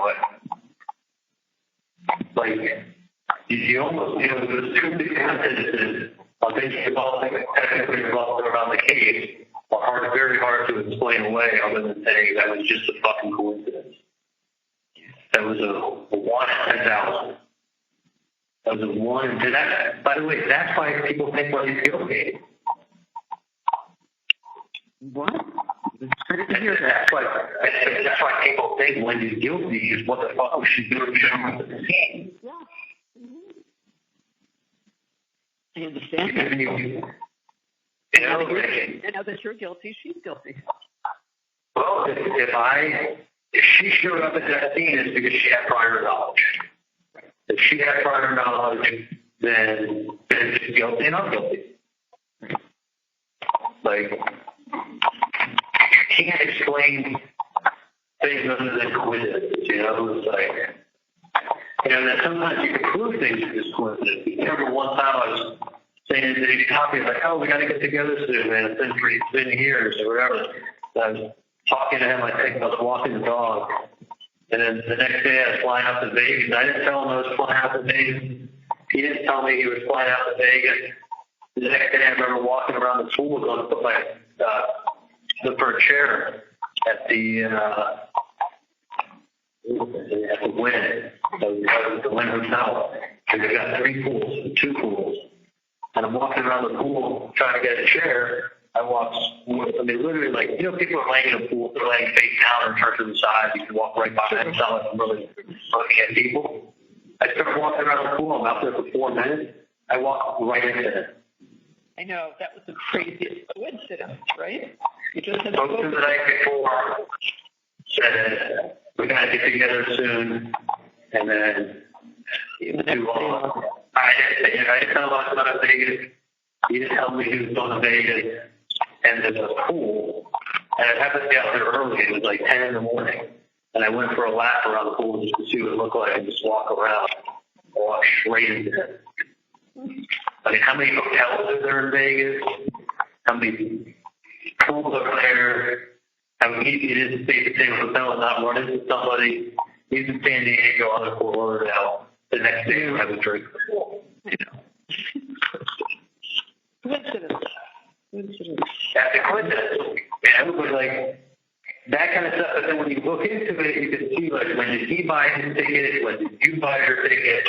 Were you communicating with them around the same time? Was there,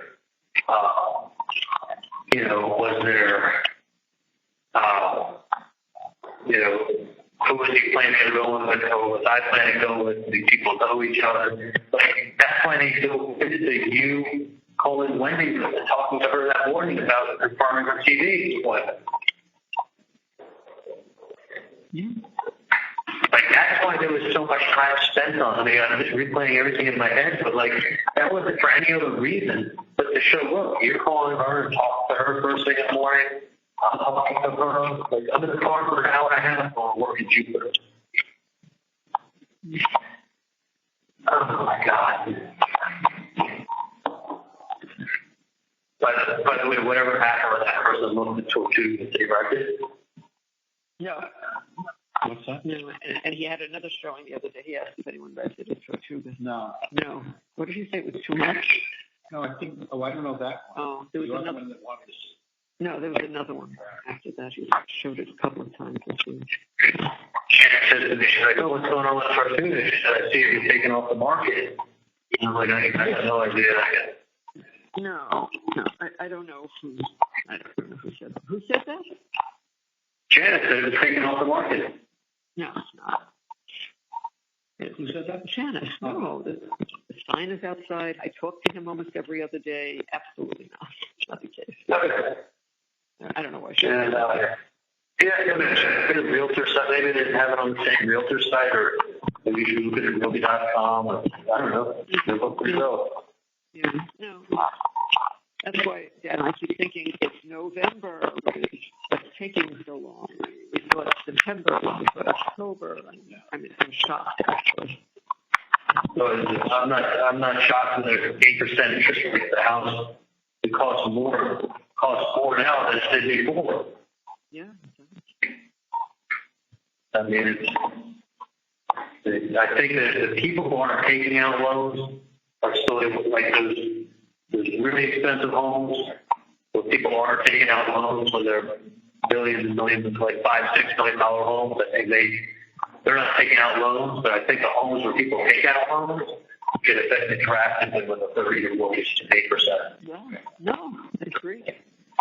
Because people who buy an $800,000 home, you know, the people who put $300 down and take a loan down for $500. Put $200, put $200 down and pay a loan for $600. But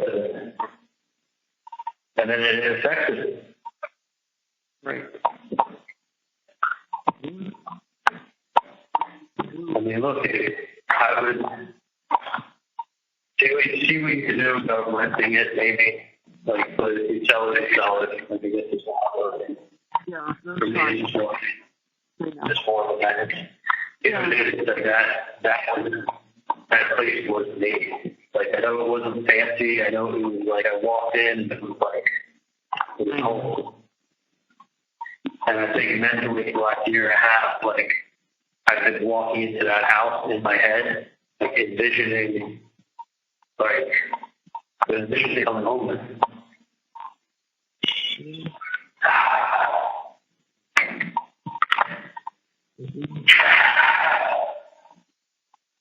I just feel like I was con, to get quite honest with you. Like, you know better, and then you make a mistake. I feel like you were like, it's one thing if you do something and you're like, this is what I think is the right thing to do, and then it doesn't work out. That's strongly your gut. Another thing when your gut tells you something, and then you go, you know the decision you should make, your gut tells you something, and then you get talked into something other than your gut, and then it turns out not to be the best thing. Then you get even more mad at yourself because you're like, I fucking knew better. Right. Like I knew exactly. Like I was able to articulate it. I was able to express it.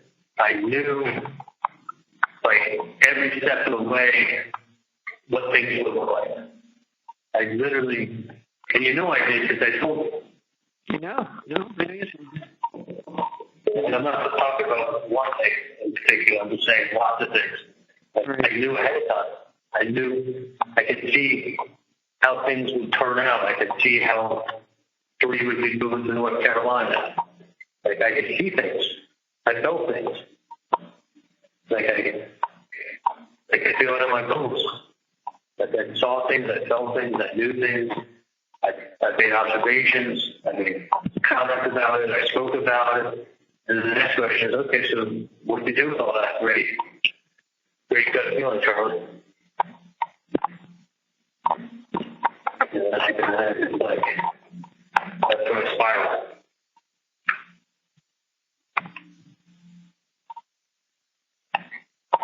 You know what I mean? Oh, I do what you mean. You know, like, who the fuck is somebody to help me better than what I know? Like, I could say, you want to believe, you want to go with the flow, you want to hope. Like, what the fuck do those words mean now? You know, at the end of the day, I'm the one that's like, it's not sitting on my dinner plate. It's nobody else's dinner plate.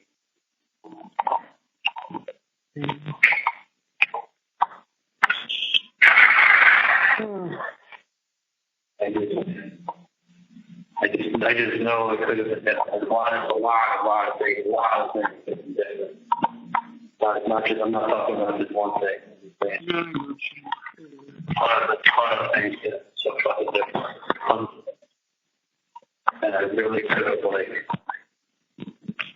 you know, would the things have been ideal? No. But they sure as fuck would have been different. Yeah, it would have been. And by the way, I'm not just speaking about one thing in particular. So I know. anybody listening, talking about multiple things. Yeah. Just one thing, not just two things, not just three things. But I'm just too smart, and I have too good of a gut. And I have the same shit like Benzo. The same shit. Me knowing better and me casting the it away to somebody else's hands that knows better. Like, that has a vested interest. You know, that has a benefit. That has a benefit to them. Like, don't make no mistake about it. Like, there's a benefit to that. There's a benefit to other people along the way that have given me advice. I know they meant well, but I also know, like, that advice was also beneficial to them. You know what I mean? I do. You know, when someone's advice to you ends with an opportunity for them, you got to take it with a grain of salt. True. There is, even though they care about you, and even though they're, you know, even though they really are good people, they really do care about you, whatever you want to say. Right. However they want to dress it up, like, there is a benefit to them, and that can't be denied. Huge benefit. No, of course not. Not more than others. You know, whether it's financial or whether it's,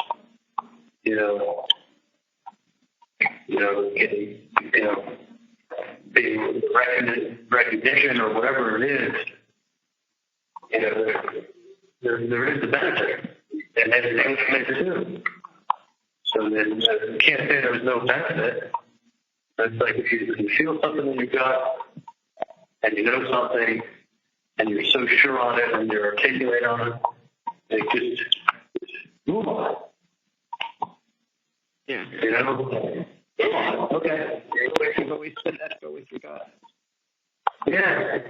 Go with your gut. Move on. Like, don't be impulsive. You know, but if you can really rationalize it, if you can really talk about it, if you can really think it through, and you're able to articulate good reasons behind it, pros and cons, like be smart. Don't be in denial. You know, like, especially when it's like, especially you got to tell yourself. Right.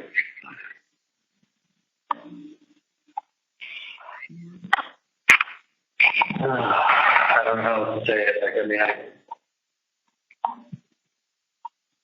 I know what you're saying. I know exactly. You don't have to say it. I know what you're saying.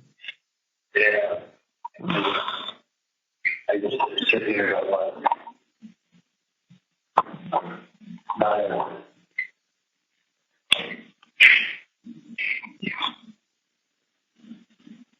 Another chance. I've been wrong. You could bring Josh Dubin down next week. You could bring Dan out here next week. I mean, he didn't have one. This wasn't a hung jury. You didn't have a fucking one. One would have gotten us a hung jury. A fiery debate in the back would have at least had us waiting longer. There wasn't one. Not one. That means there wasn't one. Like, you know, it's not a case where it's like they got it wrong. I wasn't there. I could prove, you know, that I was in LA when they said I was here, and there was a big mix-up, and they come back on appeal. This is the evidence when they show up. This is the evidence of the TV joke. This is the evidence of the emails. You know, the text messages where they're saying I'm dating someone 4 months after I'm dating them, and I'm not. Like, this was all thrown into a Tallahassee courtroom. There was no way that you were going to get 12 unanimous for you. You couldn't get one for you. It was digging the ground. Not one. And that's with Dan hitting up a home run. That's with my testimony being flawless. Yeah. That's with witness after witness and getting more than he thought he'd get out of it. He got Luis Rivera to admit that it could have been an extortion. Like, that right there should have been like, Yeah. you don't even have to testify. That's reasonable doubt right there. Right, Jeff. Right on. That's enough. But it got dumbed down to where he couldn't help herself to show up. And that is true, that I have to be guilty. And if I was sitting on the jury and someone phrased it to me like that, and I gave the reasons of the labor of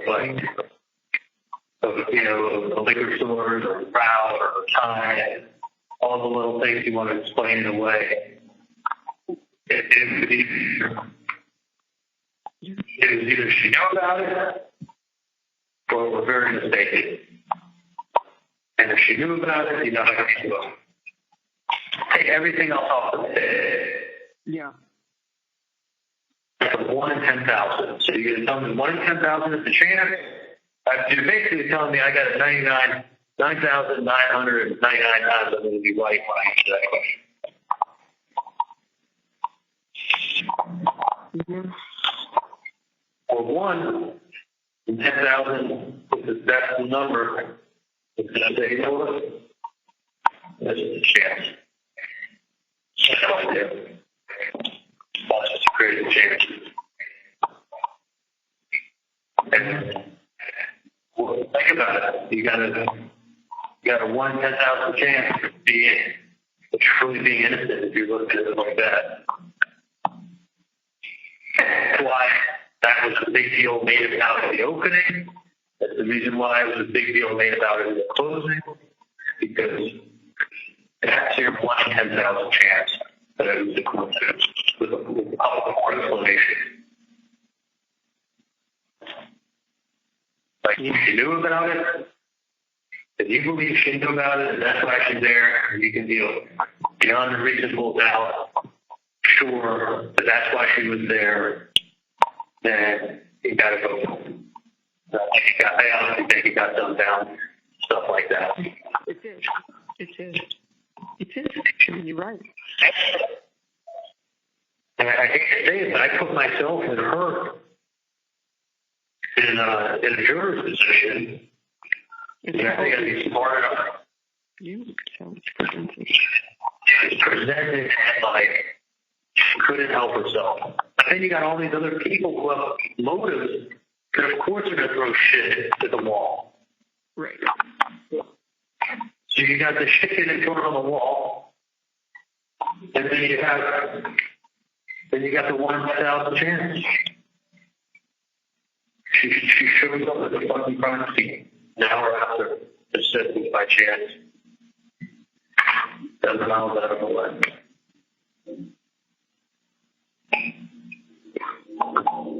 Like, who says like, don't pee on my leg and tell me it's raining? Yeah. Like,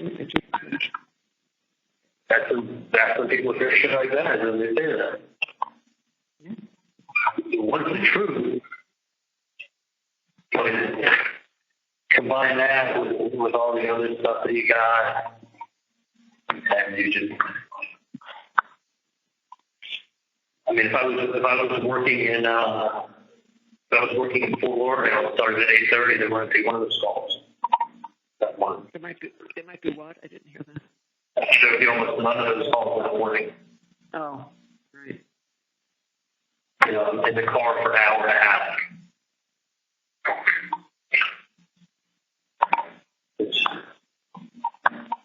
I mean, if they had the text message of me and Katie fighting, where I called her, apologizing for calling her attention the day before. You know, like,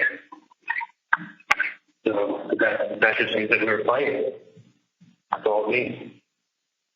Wendy's showing up at the crime scene an hour after it happens, by chance, after she talks to her mom and her brother that morning.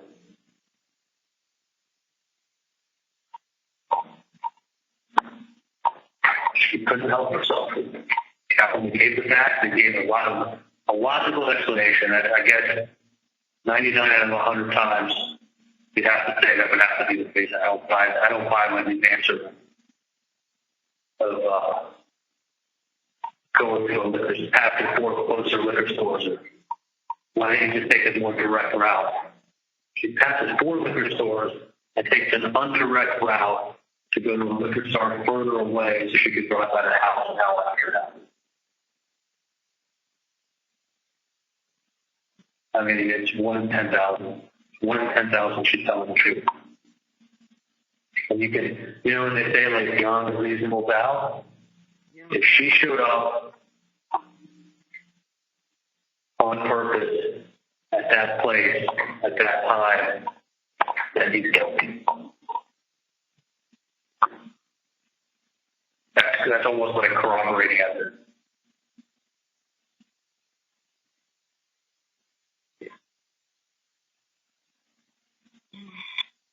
I really think that's how they speak. I really think that's how someone can easily look at everything, come up with that very hard to explain fact, and then like, and they say, stop telling me I'm stupid and you're so smart. You'll write another book.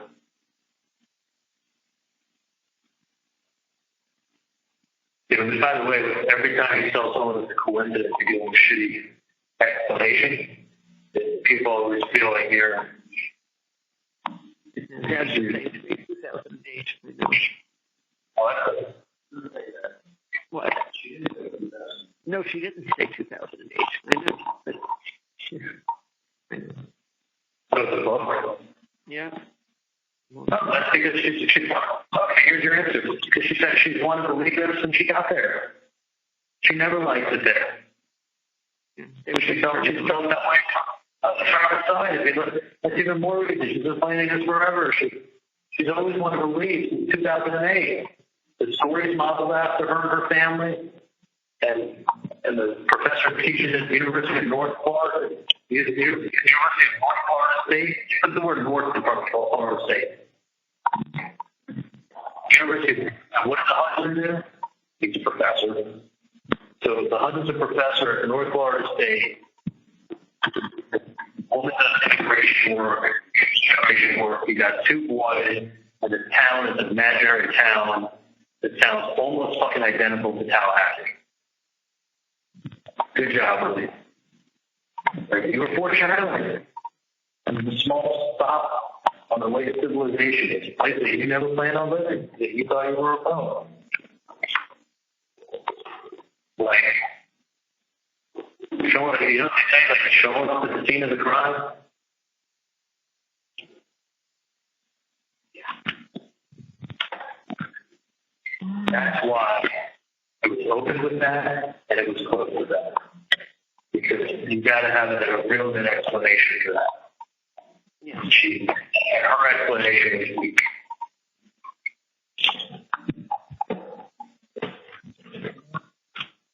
You know what I mean? When you sum it up, Charlie, that's exactly what it was. She made very, very simple work out of it. Very simple. Avoided any of the things that made common sense and just went with that. Yeah. Listen, she got frustrated with it. When I talked to Michael over the weekend, he's like, Appleman got frustrated with you. She was asking question after question after question. She wasn't getting anywhere. She kind of like just threw her hands up in the air. And I was like, yeah. Trust me, she had help over the weekend. Let's put it that way. That PowerPoint was not in play for this weekend, I can tell you.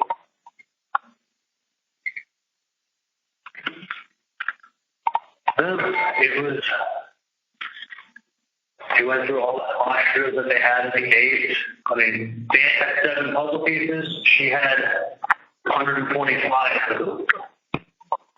It made it seem like it was so voluminous, pulling out little lines highlighted from a conversation, highlighted line, out of context line. I don't understand. You can lie and lie. The prosecutor lies. I mean, I've had another, another attorney say to me, but that's what they do. That's just what they do. I said, what do you mean that's what they do? They're prosecutors and criminal lies. That's what they do. So they get their point across, and nobody knows the difference unless you really know the difference. Yeah. You don't know the case. You don't know. You got to know the case. That's right. But you got to listen to the evidence presented in the case. Don't take anything the prosecutor says as evidence in the closing. Because she goes through 2 hours with you, and she really cares. And she's putting a slide after slide after slide and being like, guys, come on. Wendy can't help herself. She shows up at the crime scene. Like, Yeah, it really is. The way she said it. Couldn't help herself. Yeah, couldn't help herself. And that's what they heard. That's what they heard. Yeah. and that I didn't say she couldn't help herself. Yeah. I didn't say I didn't say anything that made me arrogant or that I was untouchable. Those were other adjectives that people like to throw around that, like, once they describe you, they who you are. They heard you testify. There was nothing unlikable or arrogant. It didn't matter if she said you were. Yeah. You feel like you're untouchable. You feel like you're arrogant. You're arrogant. You're untouchable. People say that. Ryan said that you said this. Like, she had a mound of bullshit is what she had.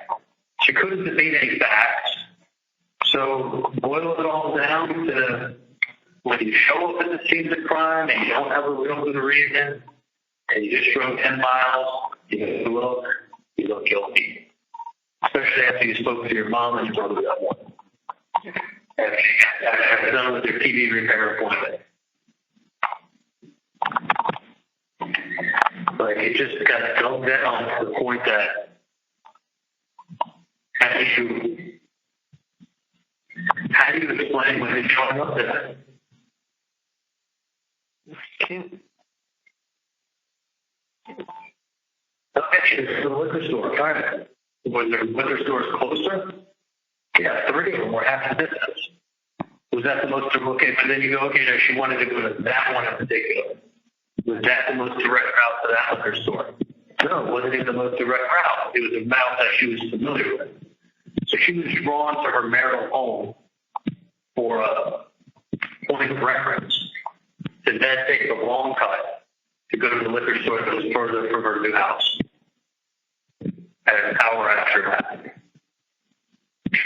It's either a coincidence or she didn't stop. She couldn't help herself. Like, if someone described that to you and you were a betting man, I would put it as a long shot as a coincidence, even though that's what it was. And I wish to God I really, if I would have appreciated what they could say and then what they would do up here, I felt like, I would have fucking done things different. Let's just put it that way.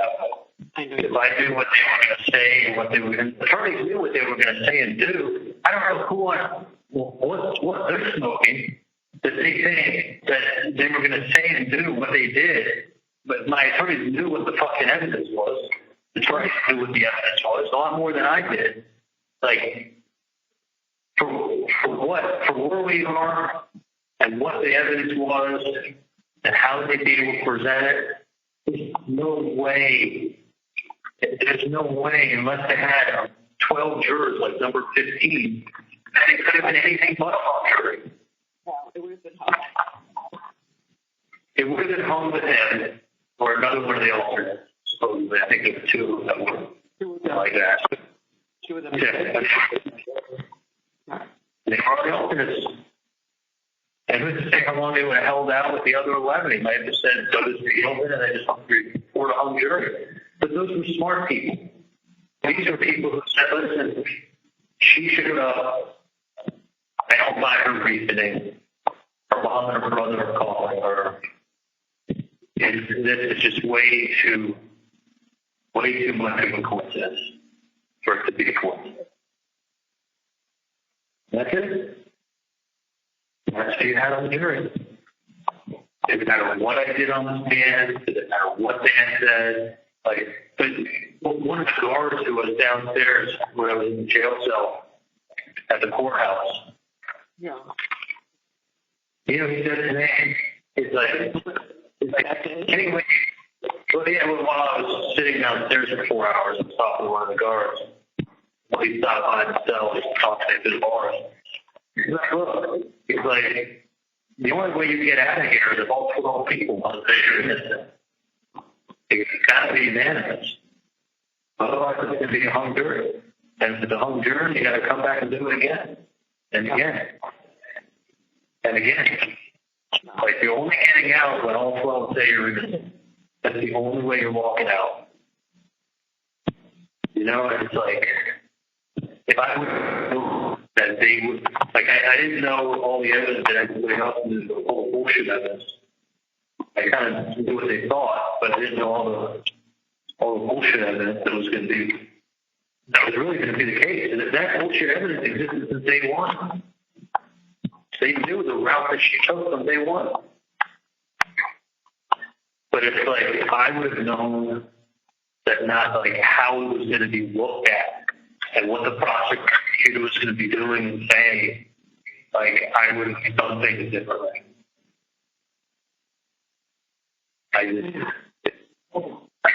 got talked out of it by people that I thought that my knowledge and best interest or going up my ass and just thinking positively or very hopeful, or you don't have to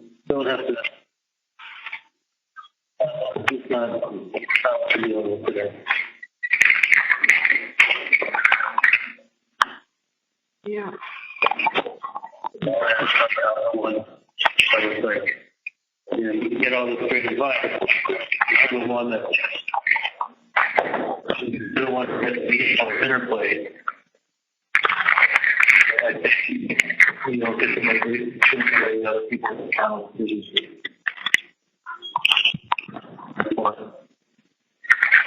don't want to see anything on the dinner plate. And I can tell you, I know for a fact that if I would have thought things as rationally as I am now, like, kind of looking at both sides and then fully see what people in Tallahassee look like that are going to be looking at me, I would know how right I was.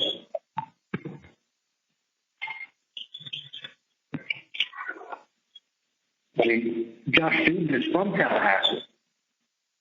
I thought you said he was from Fort Lauderdale. He spent 4 years up here.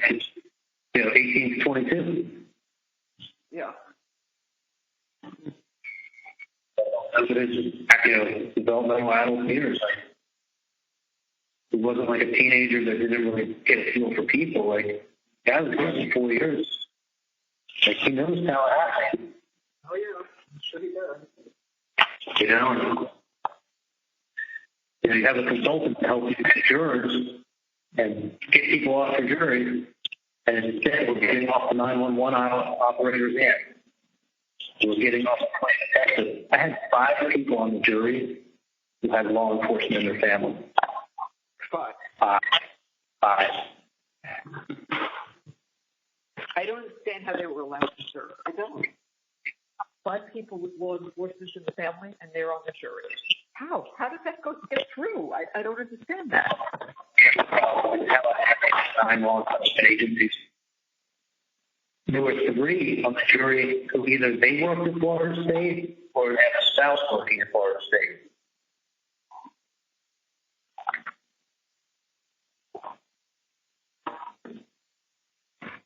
And I would wonder if you work in Florida State and you book me innocent, how secure is your job? Your name is going to be released, and everyone in Florida State is going to know that you were on my jury. I mean, I had a guy that worked at the bookstore in Florida State. 30-year-old fat guy that looked like he was an inbred that was working in the bookstore in Florida State. They told him,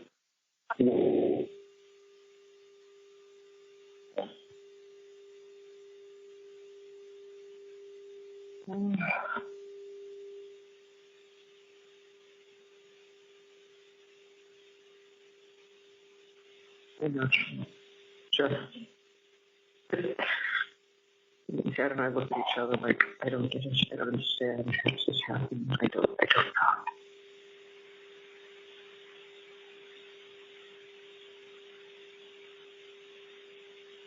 You there, honey? Charlie? Charlie? Are you there, Charlie? Charlie? Charlie, are you there? I don't know. Hello, this is a prepaid collect call from Charlie. an incarcerated individual at the Leon County Jail. This call is not private. It will be recorded and may be monitored. If you believe this should be a private call, please hang up and follow facility instructions to register this number as a private number. To accept charges and consent to this recorded call, press 1. To refuse, thank you for using Securus. You may start the conversation now.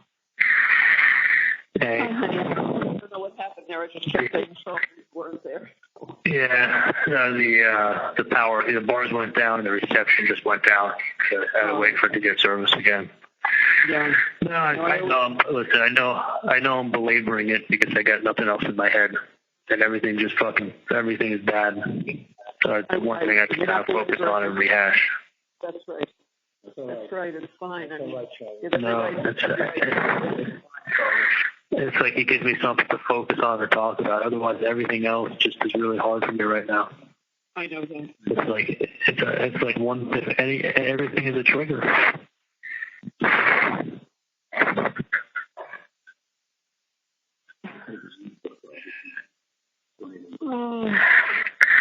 don't even know what to say. I've never been like this, but it's like usually I can always focus on something. This is like I focus on the appeal, and then I think about it, and I'm like, check out your last name, and check out where you are, and you didn't have one fucking juror with all the guns that you brought out of blazing, with all the work that was put into it, with everything that you fucking brought to the table. You couldn't get one. You couldn't even get them to deliberate. You couldn't even get them to. Dan was telling them what wires to listen to, what time. They didn't have to listen to the whole wire. Go to 3 minutes and 36 seconds. No. They weren't even listening. They weren't even taking notes. Like, their minds were made up. Dan was telling them to go to this wire and to play the wire and hear it for themselves at 3 minutes and 34 seconds. You know what Georgia did? She had a photocopy of the transcript with the words highlighted, so you could read it on the screen for yourself right there. You didn't have to go back to the jury room. Read it right now. I'll read it to you. Like, I almost feel like, you there? No. Yeah, I almost feel like Dan should have had, like, if Dan made it for a 5th grade level, he should have made it for a 3rd grade level.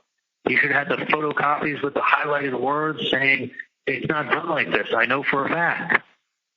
You know, but like everything they explained away, but they actually heard that over and over. It's just, I don't know what didn't penetrate. I don't know.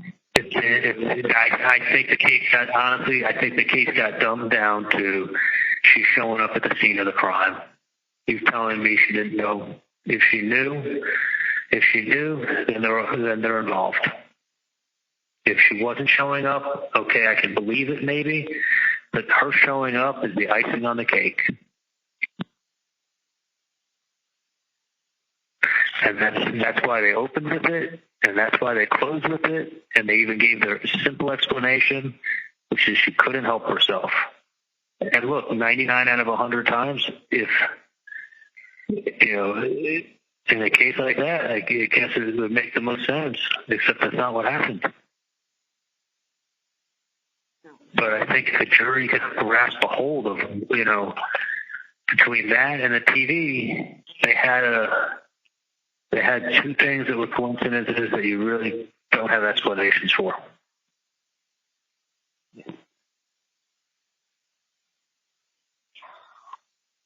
And it was the day, and it came up the day of the murder and the day of the bump. Why is everybody talking TV talk? And the TV joke ties it all in. 1, 2, 3. And then she's showing up at the scene of the crime. I mean, I had somebody ask me that, like, a couple of years ago. It's like, did that really happen? Like, I go, trust me. Like, nobody did. Like, she showed up. They're like, man, that's like 1 in a million. Yeah. And I go, yep. So you mean to tell me 1 in a million you're right, the other 1 in a million you're innocent? You know, even if you say it's 1 in 10,000, now you're starting off the debate saying, listen, 1 in 10,000 times I'm right. All right, you want to bet I'm right on this one? You can't win it. You can't. Once somebody in their head says, if that's really her explanation, what are the fucking chances? That's near impossible for me to conceptualize.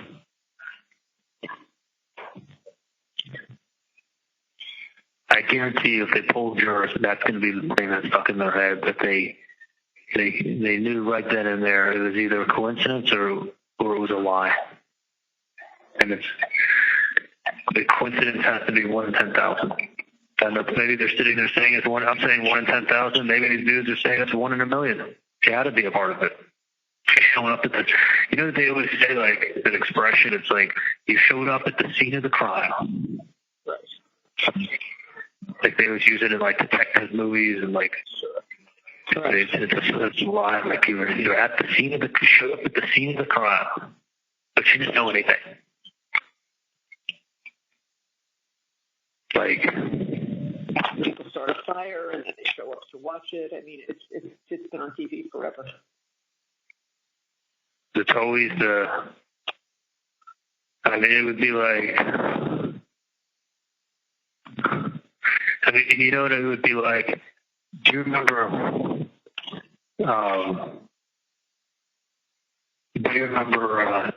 that mafia guy in New York, Paul Castellano?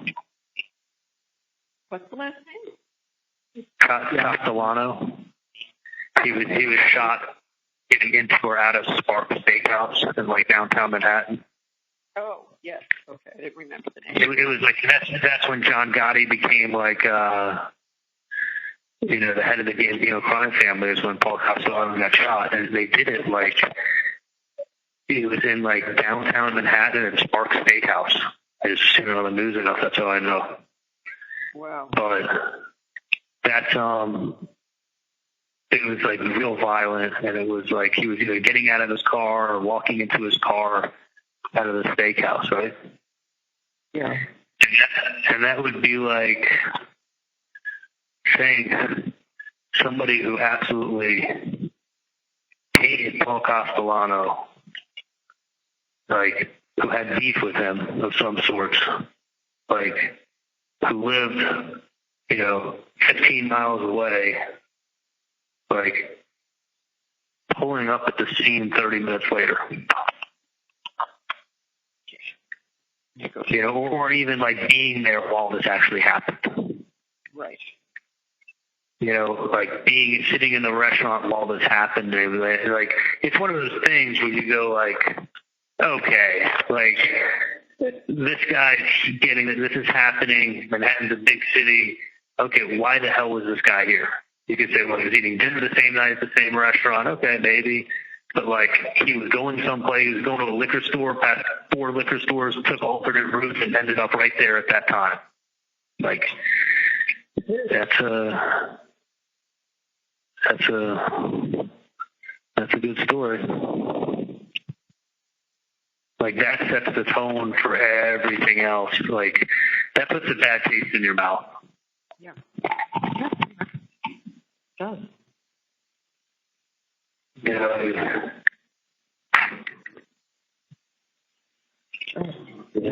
They showed up at the scene of the crime, randomly, from your house to his house. Like, what did it say? Was it a 17-minute drive? I think so. I think that's what they said. Yeah. Okay.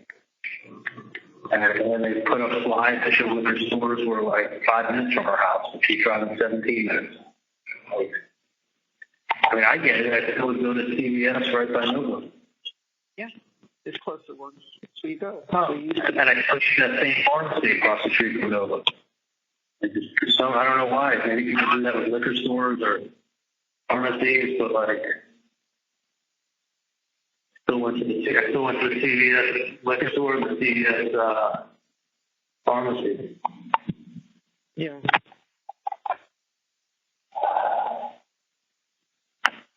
But anyway, what I'm just saying is, like, if I ever were to get an appeal, and listen, Dan told me this. I'm sure he told you the same thing.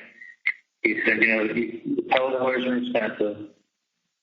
Spend some money on an appellate lawyer, but don't look to spend a fortune because hope. You got to give yourself some hope. It's going to take a year and a half, 2 years, and maybe something will happen, and maybe someone will write something about the case, and something will come forward. Then you got to get a new trial. And I always, what sickens me is that it's not me getting a new trial like most people who are on appeal to get new trials or whatever. Nobody really knows about the case, or it's an old case, or you pick a jury. You show up for jury duty, you don't know what the hell case you're going to get on.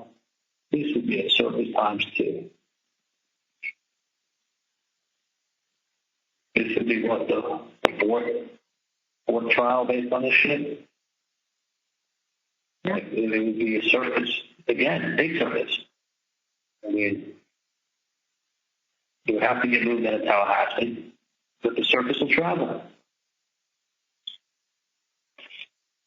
And for as well as our case was put together, you couldn't get one fucking person.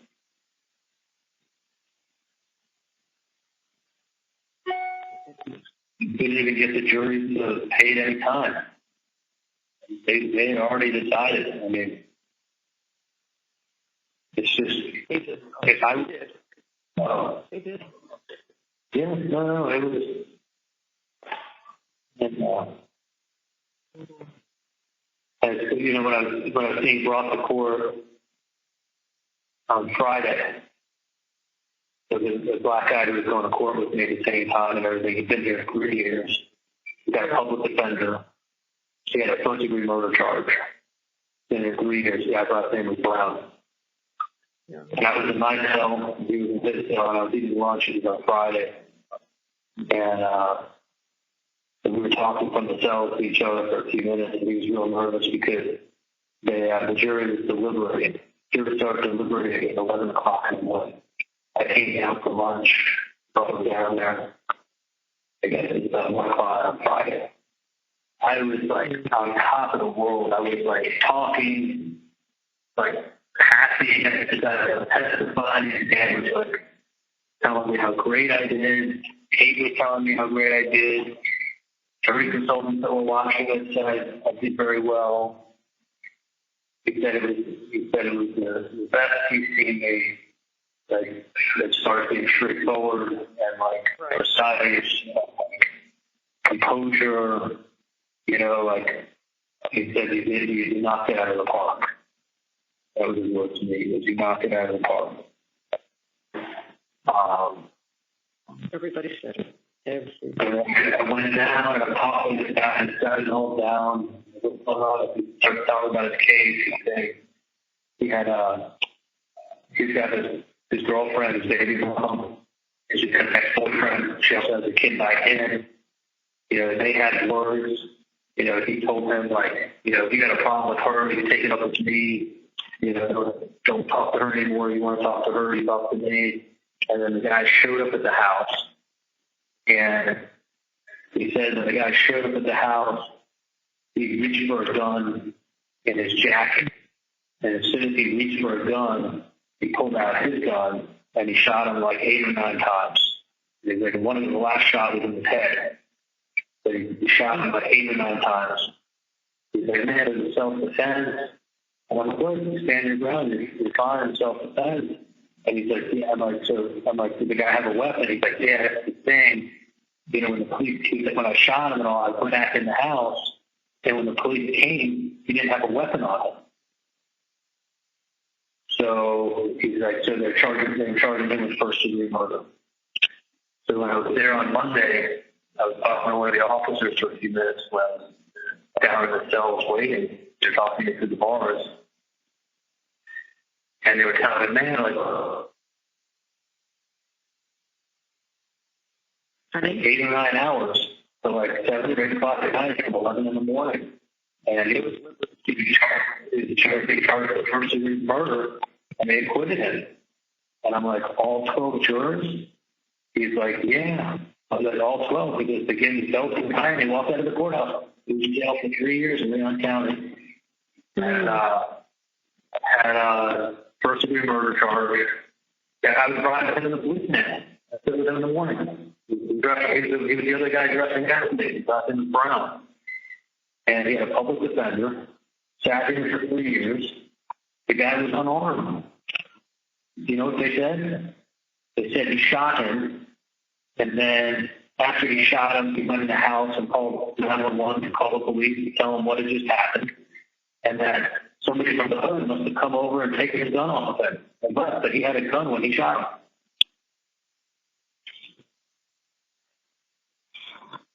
And he said he had a gun, and I saw it as he was pulling it out. He goes, but when I shot him a bunch of times, ran out of the house, called the police, and someone from the hood must have come over and taken the gun. And they said, when the police showed up, they said there wasn't anybody standing around, there wasn't people around, nobody didn't know that. Then that's what the cop downstairs was telling me. He said, there wasn't a crowd. There's nobody around. So it wasn't like, there must have been one dude that saw him fall, ran, stole his gun from him, and then kept running, and nobody saw that guy do that. So they have no witness of anyone taking a gun. He just swears that the guy was armed, that someone from the hood, after he fell to the ground and died, went over to the murder victim and stole his handgun from him. And the jury acquitted him.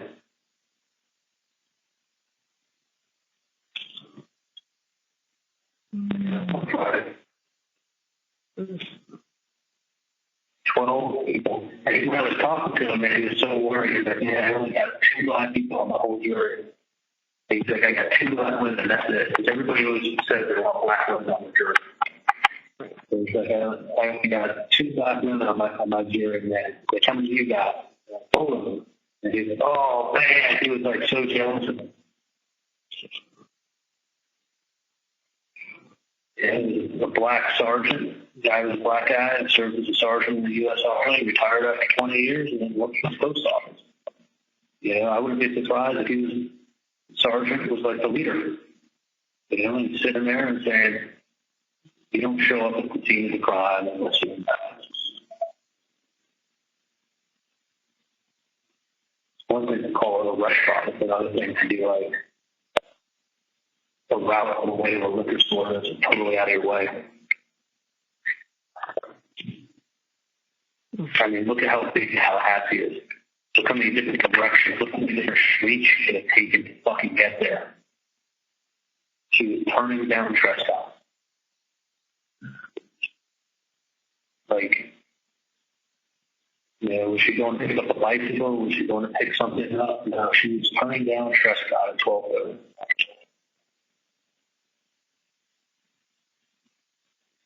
Unexplainable.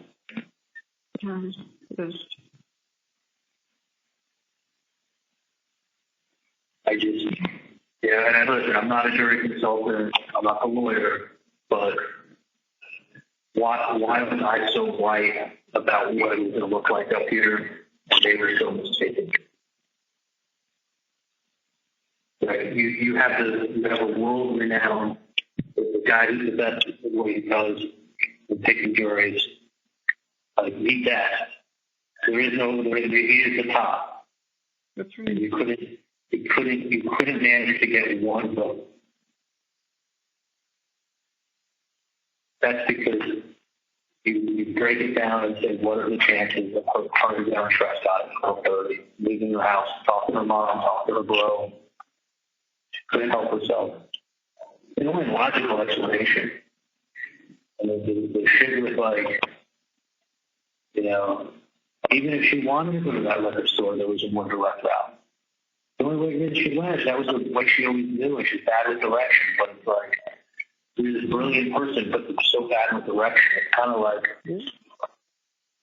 hard to understand to some people. You know, you got this brilliant mind, but you can't find your way out of a paper bag. It doesn't flow. You know what I'm saying? The people that are that small have such a direction. Like, you've only been in town for 8 years and you got electronic devices. So you're taking even the long route to go to that liquor store. Passing 4 liquor stores that are closer. Well, these are simple people. And even if you're not a real simple person, you look at that and you go, what the fuck are the chances? Yeah. And that's before you start piling on all the other things now you need to explain. And that's before you get to your TV. That's just what the fuck are you doing driving down Trescott at 12:30 Monday?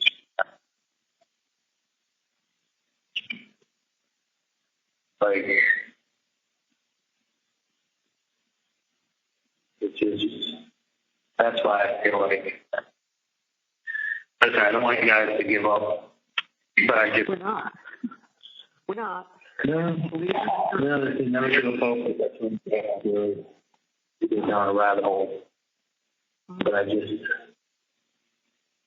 that's very, very, listen, if the trial was going poorly, I would understand. I know. It was not going No, it was going. Everyone told you, not your parents. Everyone told you. People I know, people I know, everyone. Yeah, and then it's like, okay, did the witness get to say something? Did I screw up something? Did Dan screw up something? Like, no. It's called the pile of shit that they were able to make out of taking things out of context. And TV said, and when did you run up at the crime scene? Is enough to say beyond that? And also dressing up a probable or reasonable doubt to make it be like, common sense, you know, people listen. I think if somebody's showing up at the scene of the crime and they don't have a fucking real good reason of why they're there to be backed out, I say that's super fishy.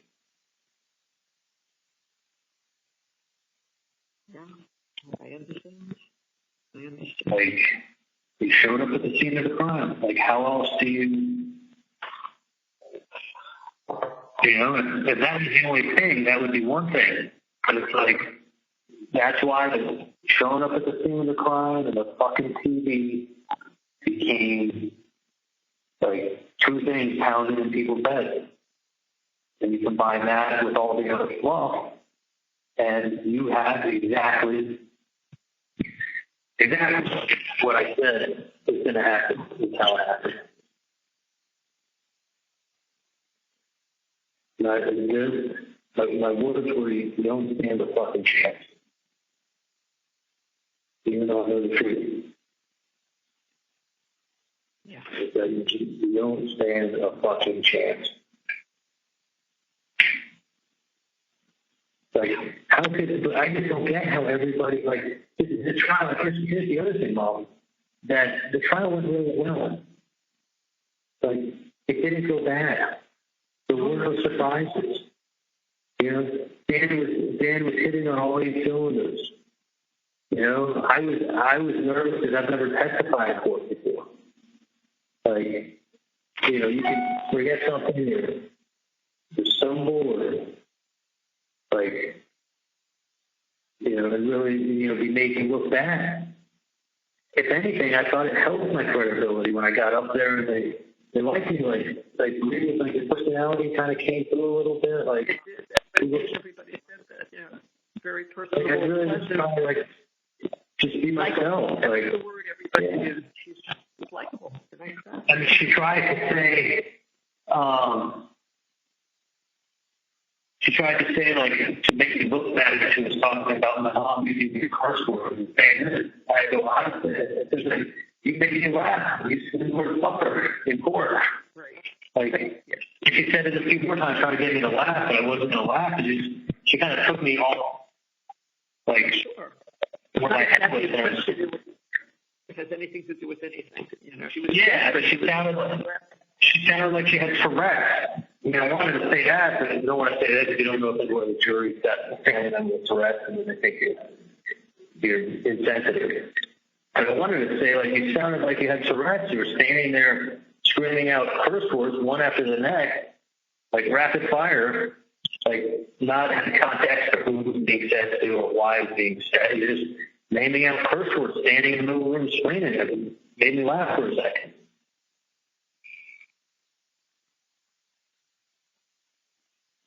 You know, it's like, that's all I was laughing at. Thought I thought for a sec. But she really, like, I was in such a good mood Saturday. I remember calling her and I was like, she started asking me how old was Maria and what did we do for days. I knew she had nothing else to ask. She was out of questions. She didn't know what to do. Yeah, I had the answers to the real questions in the case. The other answers I can't give her an answer for is a liquor store and the no-code TV. No, you can't. No code. You can't. It's still like, someone presented this case to me, and they said, they told me her reasons for going, you know, to Washington, traveling on that route, on that street, on that time, on that day, instead of the other liquor stores or taking another route. I would say, boy, something doesn't smell right.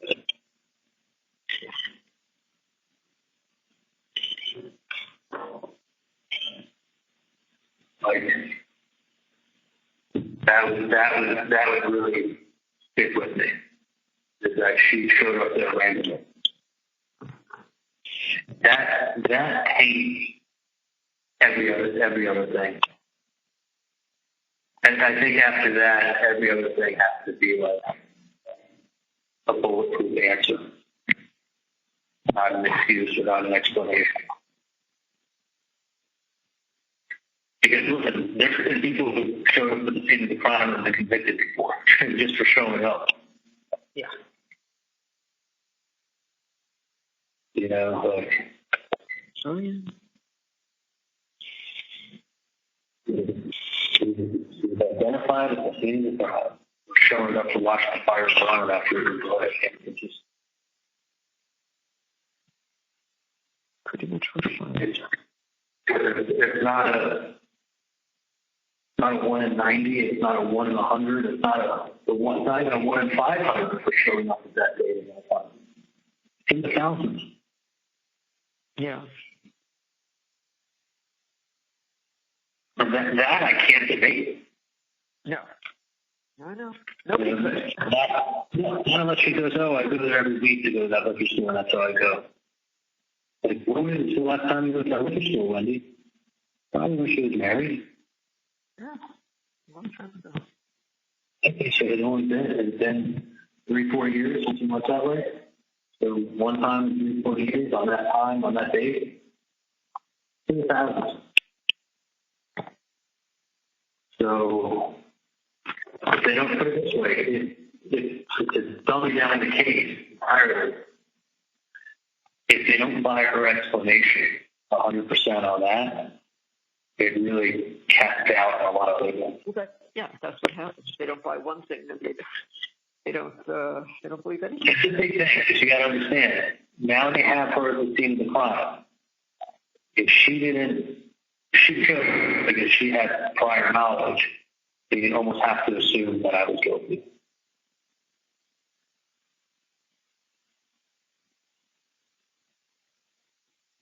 Yeah.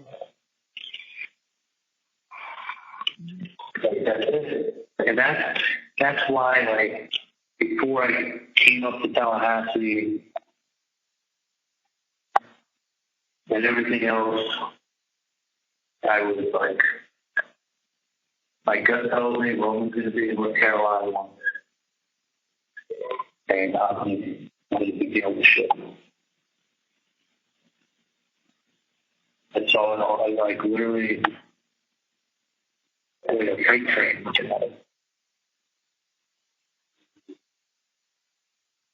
Kind of what it seems like. What's that? I said that's kind of what it seems like. It's just, You know? Yeah, I'll never forget when we went for a walk and I was standing in the middle of the street.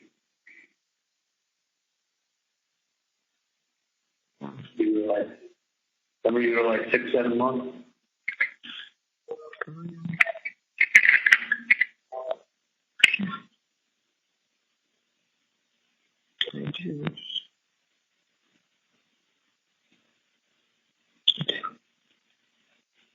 That was exactly what you said to me. It was 6 or 7 months.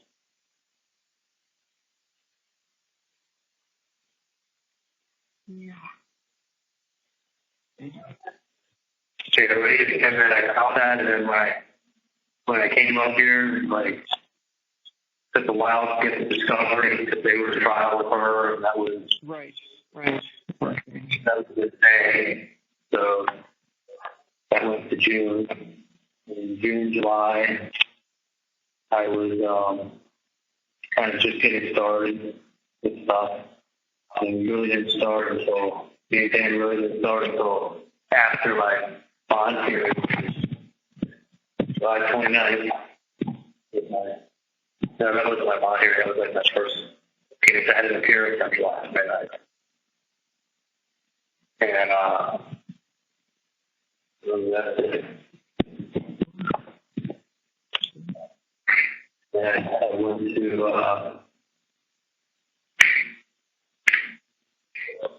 to court then, and I remember saying to Dan, like, you think we could do it? He's like, well, I think we could probably get the case done November or possibly December. Because like November, Thanksgiving time's not any time for trials because nothing happens in December. And the case doesn't really, doesn't pick up until the second or third week of January. He's like, so we'll have it set for February.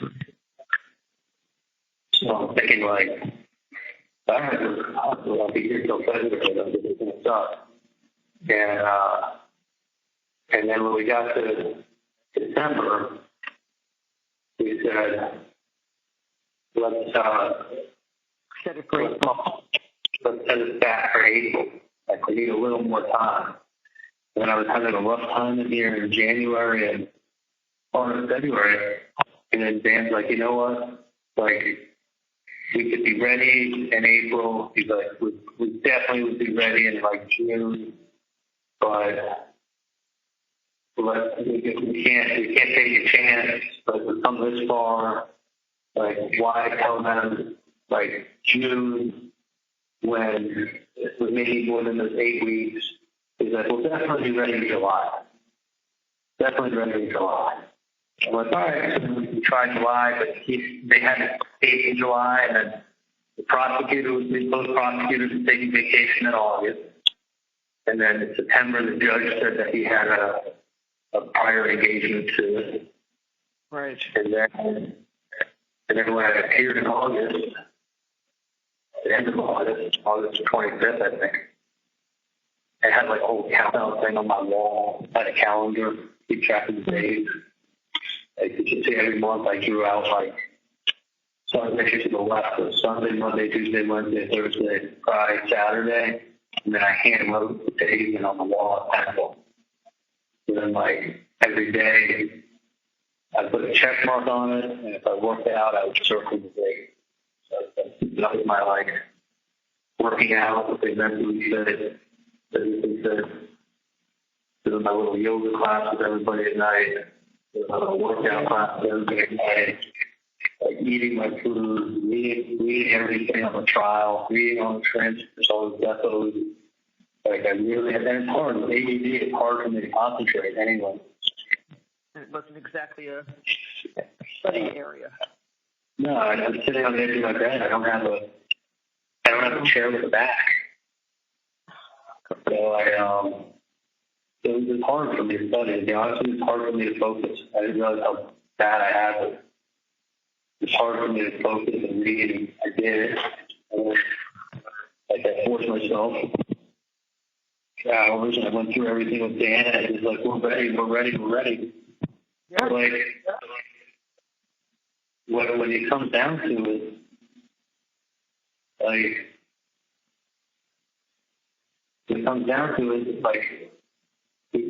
my initial gut feeling was that it was right. Like, looking back on it, like, thinking of Dan thinking, and he left it all out there, like, he did the best he could. Like, yeah. Like, for fucking, you know, having the best lawyer who's working his tail off, who had that team, like, it wasn't just him plugging away in his solo office. He had a team doing the trial with him. Like, he could have kept a whole lot more for himself. He just did it himself and didn't bring someone else. Like, hey, he brought Kate in. You know, and then all the people he had in his office, like, he had people that had so much experience and knowledge and constantly, I mean, he did a mock jury. He had 25 people on the phone for the mock jury. You know, like, everything, you know, the feedback was tremendous. You know, so that got me, like, really, really pumped. You know, and then having Josh Dubin up there, like, I can't thank you guys enough for doing that.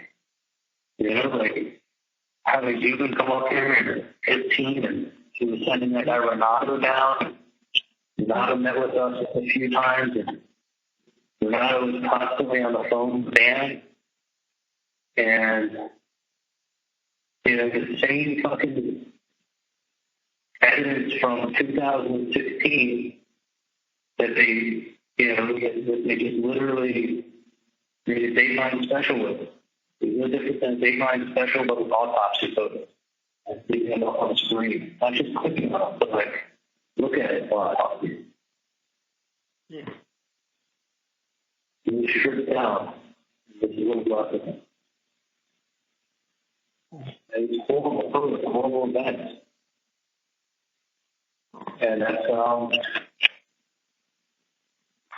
that's what people are looking at, and they're getting furious. And you got some Miami bitch who put it down in Tallahassee. She thinks she's better than everybody. She even wrote it in her book. Who's showing up at the crime scene. Like, those are two facts that you can't dispute. She wanted to leave, and she got to leave. She thought it was a little stop on the way to nowhere, on the way to civilization. Figured out what happened. And didn't show up on the 18th. And your mom and your brother both spoke to you that way. Like, that's what the case was about. And then while your TV was getting fixed, and your mom and your brother's making a TV joke, and your mom's using TV code when someone approaches her, why doesn't she just say how much money it was? This is old and it's rattled. It's scared. No. I was sitting in front of the TV. That's exactly what. Yeah. Well, no, I'm saying, but why you were being like, saying, because it's bad, they asked for $5,000. I asked you, like, I would take it back to you. What was it, 15 years ago, playing Family Feud? You said, name an item that costs a couple grand. It was that TV. It wouldn't be a blender. Yeah. You know, it would have, But as you said, one thing alone, it's not one thing alone. It's just, it was, and it wasn't even her presentation, really. It was her making it, just basically dumbing it down. Let's dumb it down. Let's set up what they, you know. yeah, it was false. Use of common sense. She couldn't help herself. She showed up there. Even his best friend said that he said this. Like, she's getting eyewitness, or she's getting, you know, people to come in and say I said things. Like, all fitting together. She made it all fit together, folks. And she showed up at the class. Yeah. She couldn't, and listen, if you told that to 100 people, with the explanation that I delayed you 10 times since you've been on the phone, they would say, what is the fucking chance? 100% happened. Yeah, but what are the chances that it was random? And that's the result. If it wasn't random, then she's involved and they're involved. But then you got all these other people making comments and saying shit I never said. It's kind of tough. Which all fits the story. It was a Dateline. It was like sitting in the courtroom and watching Dateline. Like it deviated from being a child to being a Dateline. Yeah. Cousin paste. Folks, they like talk with that voice, and they're like, kind of like, and look what happened next. And then look what this person did, and look what this person did. Like, they're all normal events. I guess it's beautiful. I literally picture myself coming home.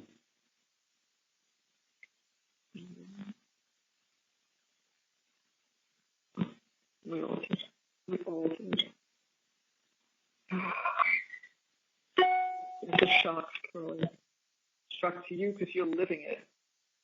Shock to us. We can't believe this happened. Cannot believe it.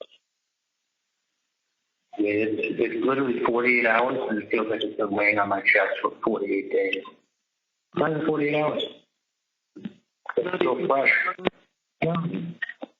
I mean, I don't know how it feels to you guys, but it feels like it was 48 days ago. That's my body did. Dad said to me this morning, I feel like it's weeks ago.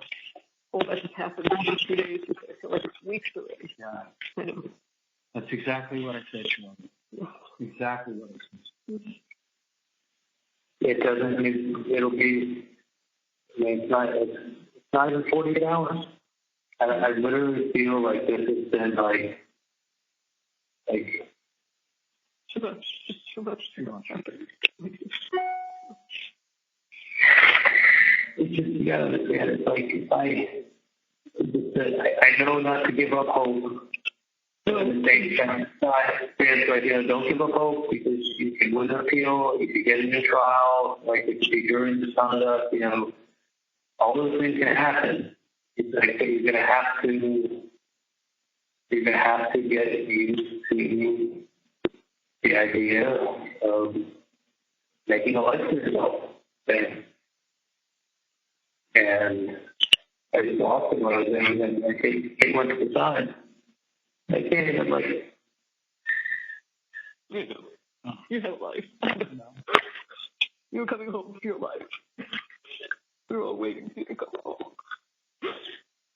it doesn't seem real. I mean, it's just like, it doesn't seem like if I did it, or if I was fucking, you know, having the trial go bad and I could see it happening, it's just like, Nobody's source. I'm giving my stuff away here, thinking like, I was feeling so, I didn't feel like I was in jail. I was just like in the zone. Yeah. Mentally, I was like,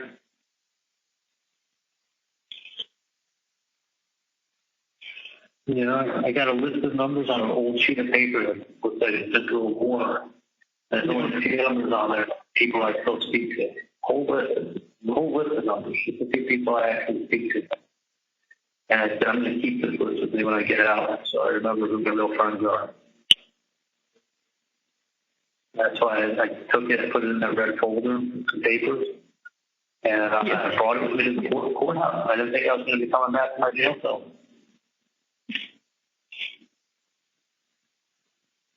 Dan thought he was driving you home.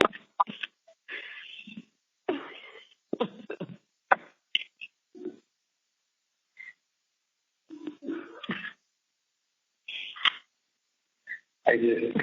Yeah. I thought I was going to do so much fun with that. I was even thinking like maybe I won't end up living out in Asia. Maybe I'll end up staying here and having a real solid relationship with him. And I was thinking I'd go out there for a while and come back and probably end up staying here. You know, and be like people would know that I'm innocent.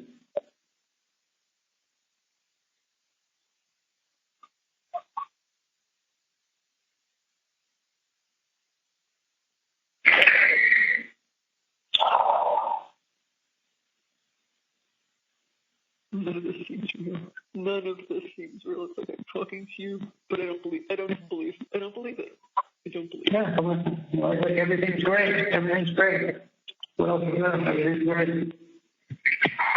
I'm doing good. Stay strong. As long as I get out of here, I'll be fine. You just said it every single time. I'm fine. I know one thing I've been told many times, where I am now is like,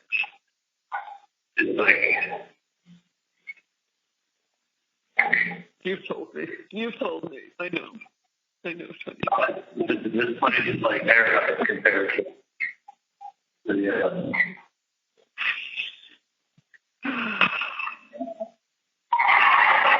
It is. I mean, I have a good feeling that if there is a protective measure, it's all general people that have that same custody level. They gotta have one of them in Florida, where you know it's one area that they keep a general population group that they can't mix with other people.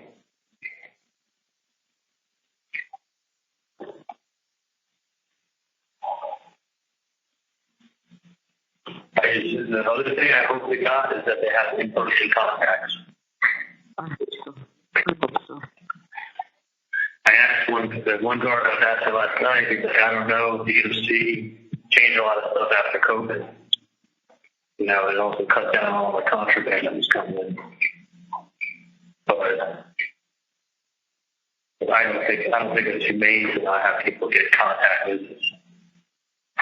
No, it's not.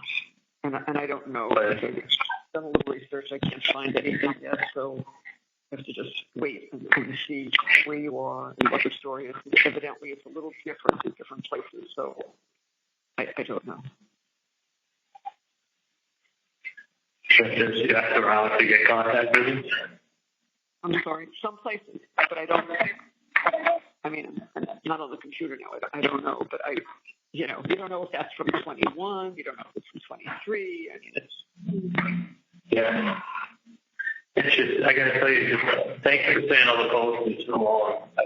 Oh, please. Good to have you guys. Really good to be here.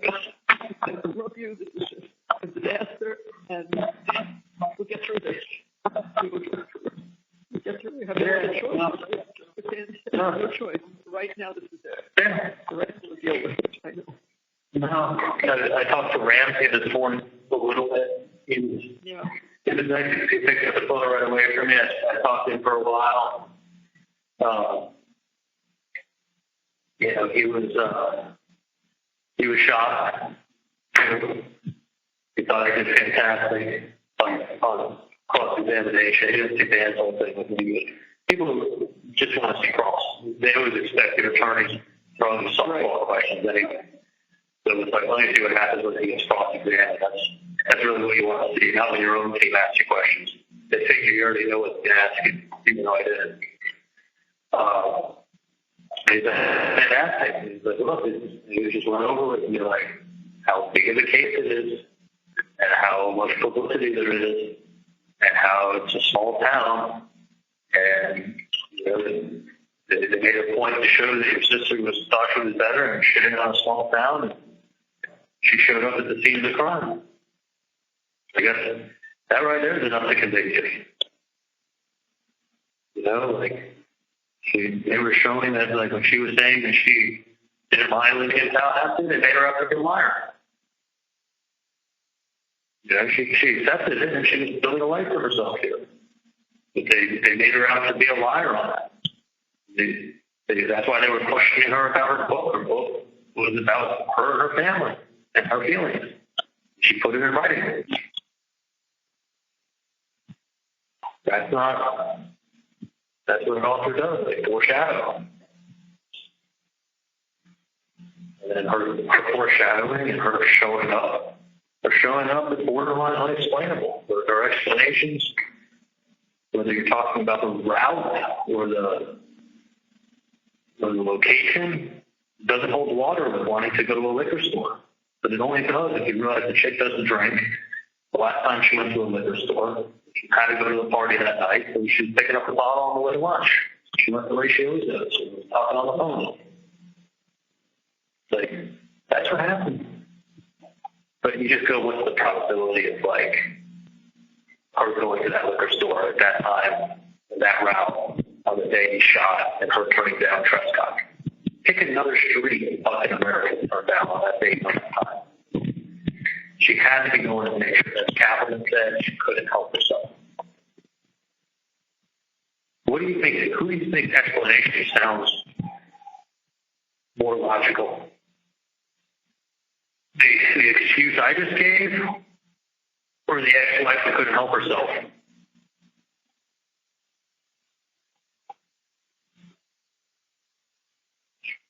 You know, who claims that there's no benefit, but Katherine starts bringing up the millions.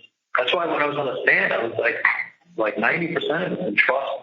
She can't touch it, and it's for the kids. I think I handled that pretty well. You did. You did. Yeah, it's just, you know, and then you said, you don't know all her personal finances. How would you know? But the money is for the children. It's not for her. yeah, like she's not even the executor of the trust. She's not even in control of it. No, sure.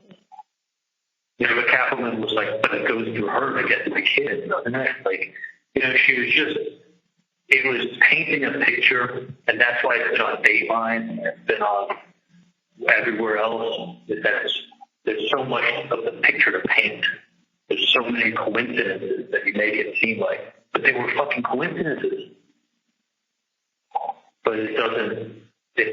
I'm telling you, when you start a story, when you start out saying it's a 1 in 10,000 chance this person's telling the truth, you're fighting an uphill. You're fighting in a near impossible battle for there. Everything better line up with validation of what you're saying is what happened, with rock solid validation after that one. And then you just go, oh, the only piece of the puzzle that doesn't fit is when he's showing up there that day. Otherwise, you just pick it everything. And then between the fluff, you put up an autopsy photo.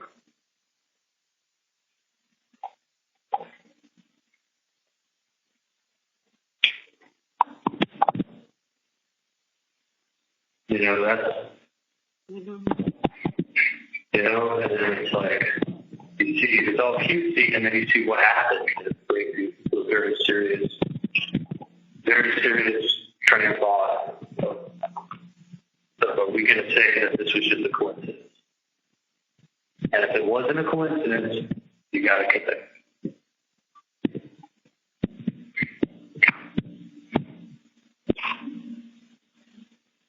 Yeah, I think that it, you know, and that, which just gets me is like, I knew almost all this stuff, like months and months and months before I got picked up, by 2020. And I sat there and was in denial. I mean, I do, but I was like, I let myself get talked to by other people who at the end of the day,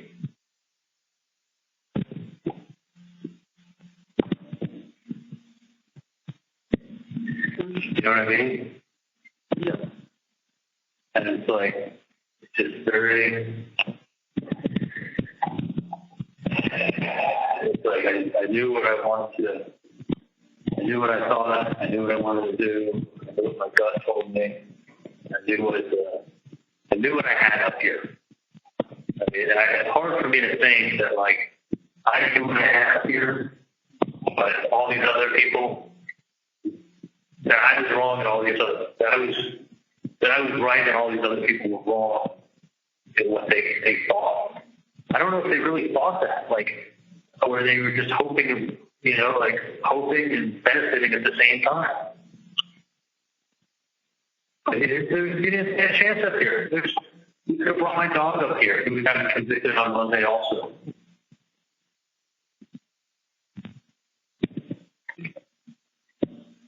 Like, you know, it's all the auxiliary stuff that they brought in that I knew that that I thought in my heart of hearts, like, you know, I knew the truth, but I'm like, yeah, I mean, when I talked to someone about it briefly, I said, yeah, 1 in a million. I know, crazy, 1 in a million. It should have clicked that, like, Sonny, you're saying it's 1 in a million or 1 in 10,000. Everybody else is thinking the same fucking thing. Now go try to convince people that this is that one that doesn't look like what it is. And you're sitting in Tallahassee telling them that Wendy was going down Trescott because she was going to a liquor store. Like, just about the purchase she made at the liquor store, they were photographing a liquor bottle. They thought they had it with that. Oh, yeah, she did. Well, what's the chance that that's what they wanted her to do? Well, there's 5,000 things in a damn liquor store. And I'm just saying, I really don't know how many bottles there are in a liquor store, but it seems when I go to a liquor store, there's like 5,000 different items that you can buy. Right? Yeah. I mean, you could literally pick up like 5,000 different types of wine, champagnes, bourbons, bottles, tequilas, scotches. She ended a drinker. It's probably the one and only time in her entire life she ever bought a bourbon.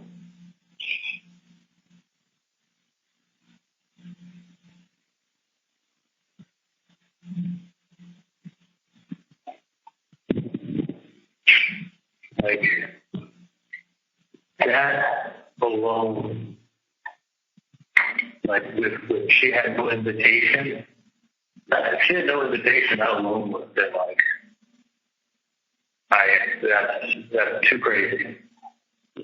Drive down Prescott to buy a bottle of Poland.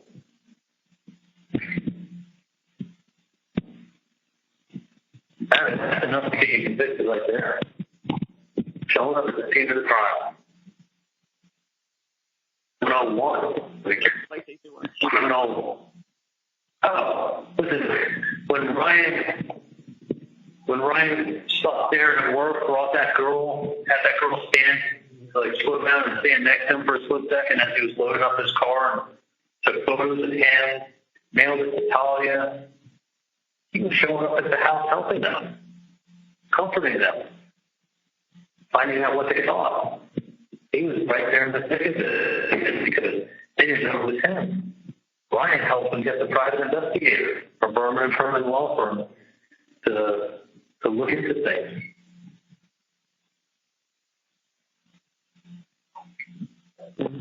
Darren's talking to the private investigator, telling Ryan what the PI is saying. He didn't realize that he was talking to the guy that set up the photos, wrote the letter, stole his best friend's money, got him to hate his best friend, and it wasn't working enough, so he had to put the last nail in the coffin. I mean, it had to be me. Had to be.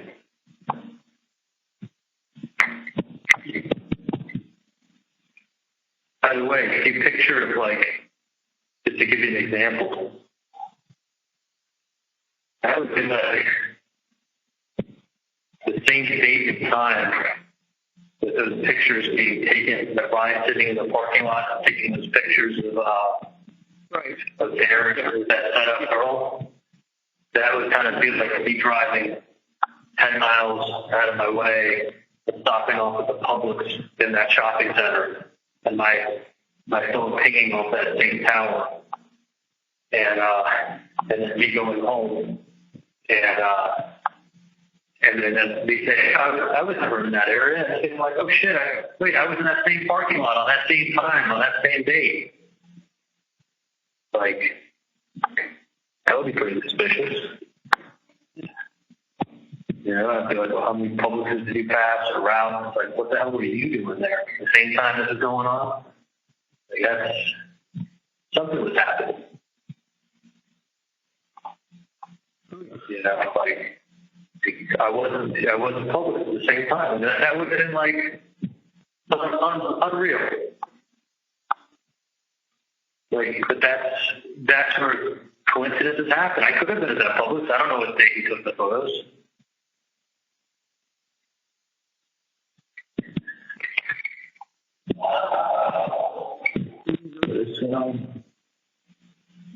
It's one of those things that just.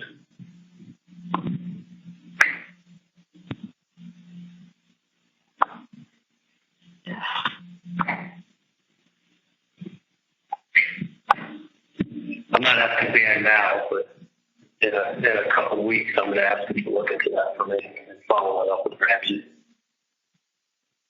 You know, it's funny you said that because I think Dad can. I think he can, along with Alex.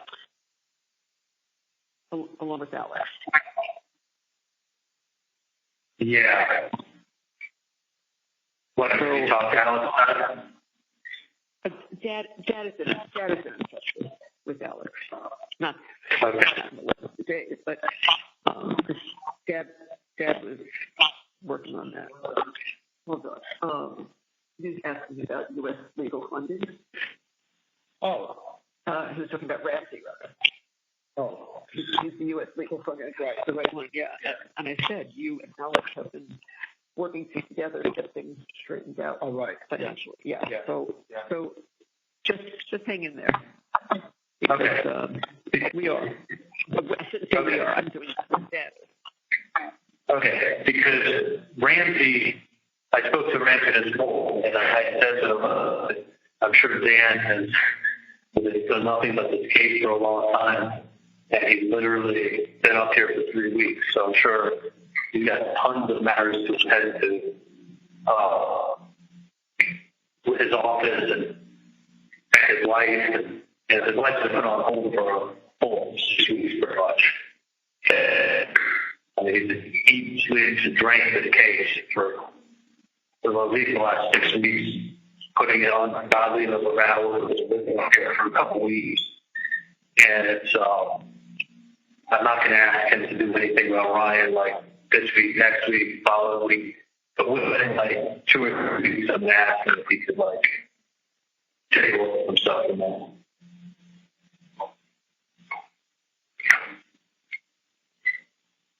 You're saying 2 or 3 weeks from now? Yeah. I don't want to. I want him to catch his breath for that. You know, and I know that he even told me, like, I thought he was getting me out, but he was like, he's like, when I get you out, don't ask me to do that the next day. He's like, give me a little time to catch my breath. So I think he needs a little more time to catch his breath in this one. Yeah. Oh, believe me, I would not. The only thing I bother him about is just to ask a question like for you earlier or whatever, to text him a quick question. Otherwise, I would not bother him. I know it. No, he's beside himself. Not as beside himself as I am. You know, like, I mean, he knows, like, I asked him, I said, what do you think's gonna happen with Katie? I said, he goes, well, I don't think they promised her or anything, but, you know, they may give her, you know, a 20-year sentence, you know. They may say you got to do 15, 20 years. And he goes, but she's been in there for 7. So if you have to do 20, you get 85%. So if you have to do 20, you get out at 17. And then he's already been in there 7, over 7. So if she gets a 20-year sentence, she'll have 17 years. And then over 7, she'll have 9 years and change. She'll be out.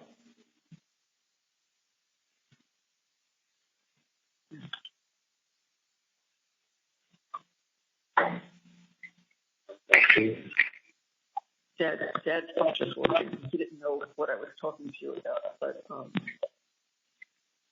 yeah. But he just saw what I wrote down, so he knows he's working on that. Okay. I mean, don't stress yourself out with it now. I mean, No, not right now. Yeah. Yeah, but I'm saying within the next couple of weeks, we'll get the ball rolling with that. Absolutely. As far as like,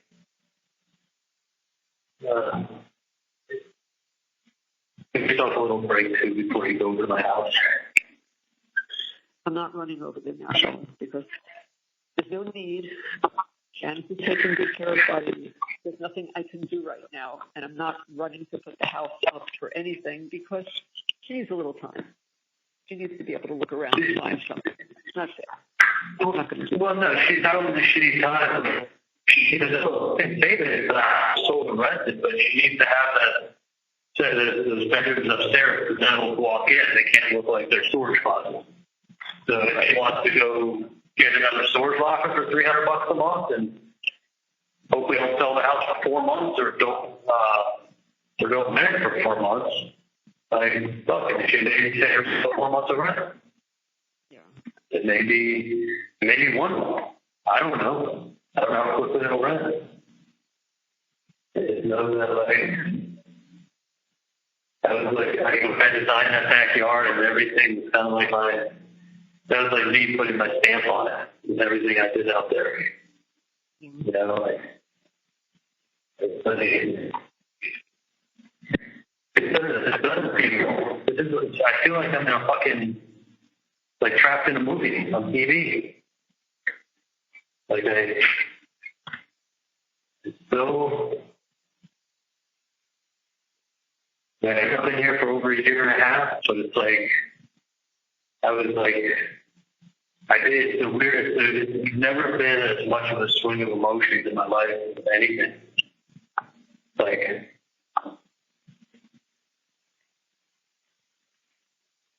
I mean, like I said, I'd rather. I know what you'd rather. It's, you know, it's just have some regret about so many things. Then I also have sadness on so many different levels. The sadness, and I just have regret on so many different levels. And then I think of Roro. You know, the last time I saw him, I like literally ran away. I like patted his head as he walked away and breathed long and made that run to lunch. I thought that. I just remember like last day exactly how it was, and I saw him a good time. It made that moment at the house. Dad came over that morning. Then I took him to breathe long and we went to talk that.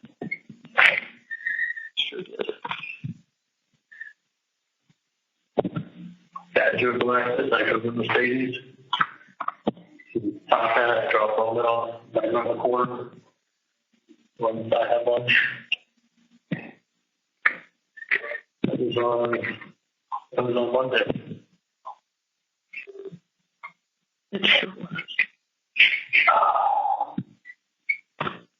Yeah, my brother talked to you and your friend's kid who was looking for a free place to stay in Miami, stay at your place. I said, what the fuck are you doing having that guy to do there?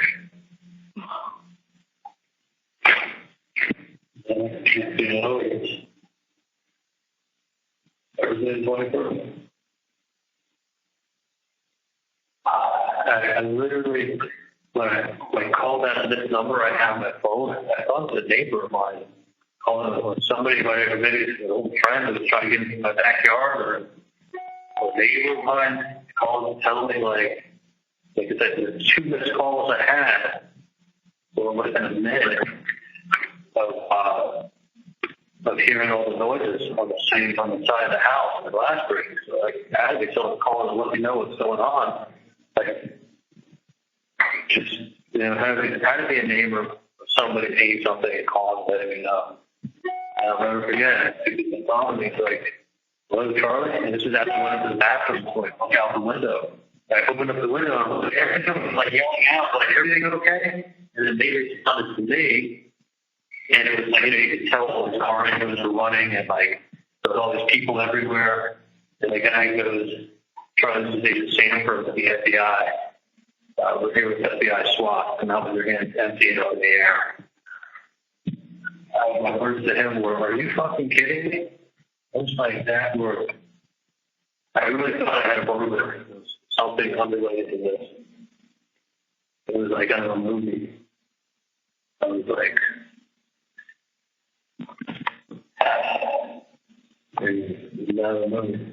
like, going outside, I got to get by the bubbles and walk outside.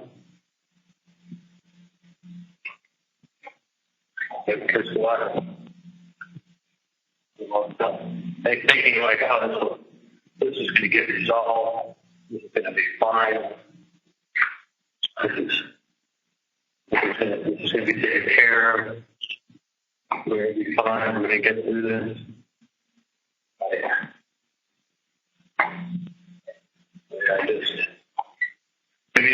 I never really, Marcus sort of told me don't watch these shows on TV or anything like that. I thought it was the teasers and stuff. But like, I think maybe if I would have watched the full one. But that TV, you don't think they're going to do that in a courtroom. No, you don't. You know? Oh, what is it? And listen, I get it. I've done it with you for an hour or two. Like, folks, what are the chances? I said that to people. I said, what are the fucking chances that this happens like this? And their answer is, that's crazy. Yeah, because if that's what happened, that's crazy is an appropriate answer. But it's like, you say that's crazy once, you say that's crazy twice, pretty soon you're doing is saying that's crazy. Or could she just not help herself?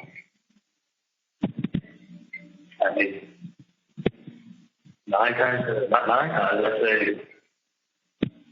9 out of 100 is showing up for a reason. Taking a shortcut, the long cut from 10 miles away to pass by and see what's going on.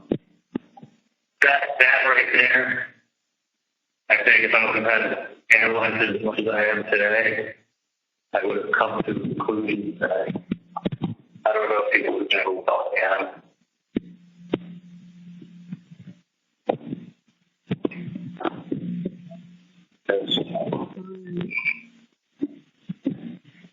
the yeah.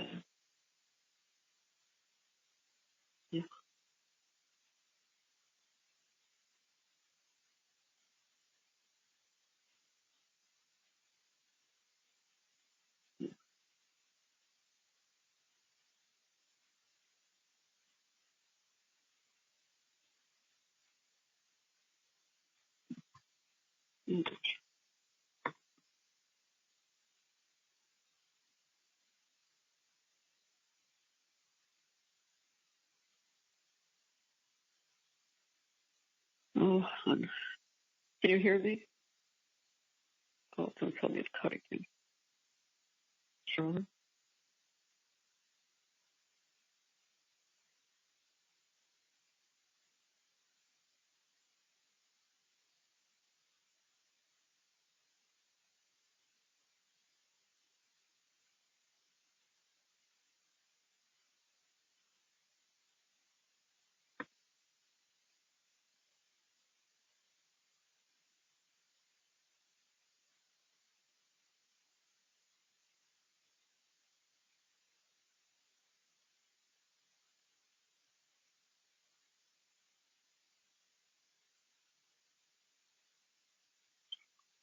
Yeah, it just click over.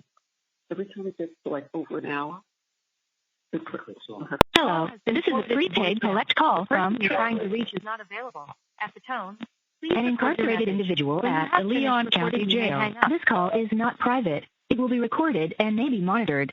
If you believe this should be a private call, please hang up and follow facility instructions to register this number as a private number. To accept charges and consent to this recorded call, press 1. To refuse charges, press 2. If you would like to permanently block your number from receiving calls from this facility, press 6. For balance and rate quotes, press 7. To accept charges and consent to this recorded call, press 1. To refuse charges, press 2. If you would like to permanently block your number from receiving calls from this facility, press 6. For balance and rate quotes, press 7.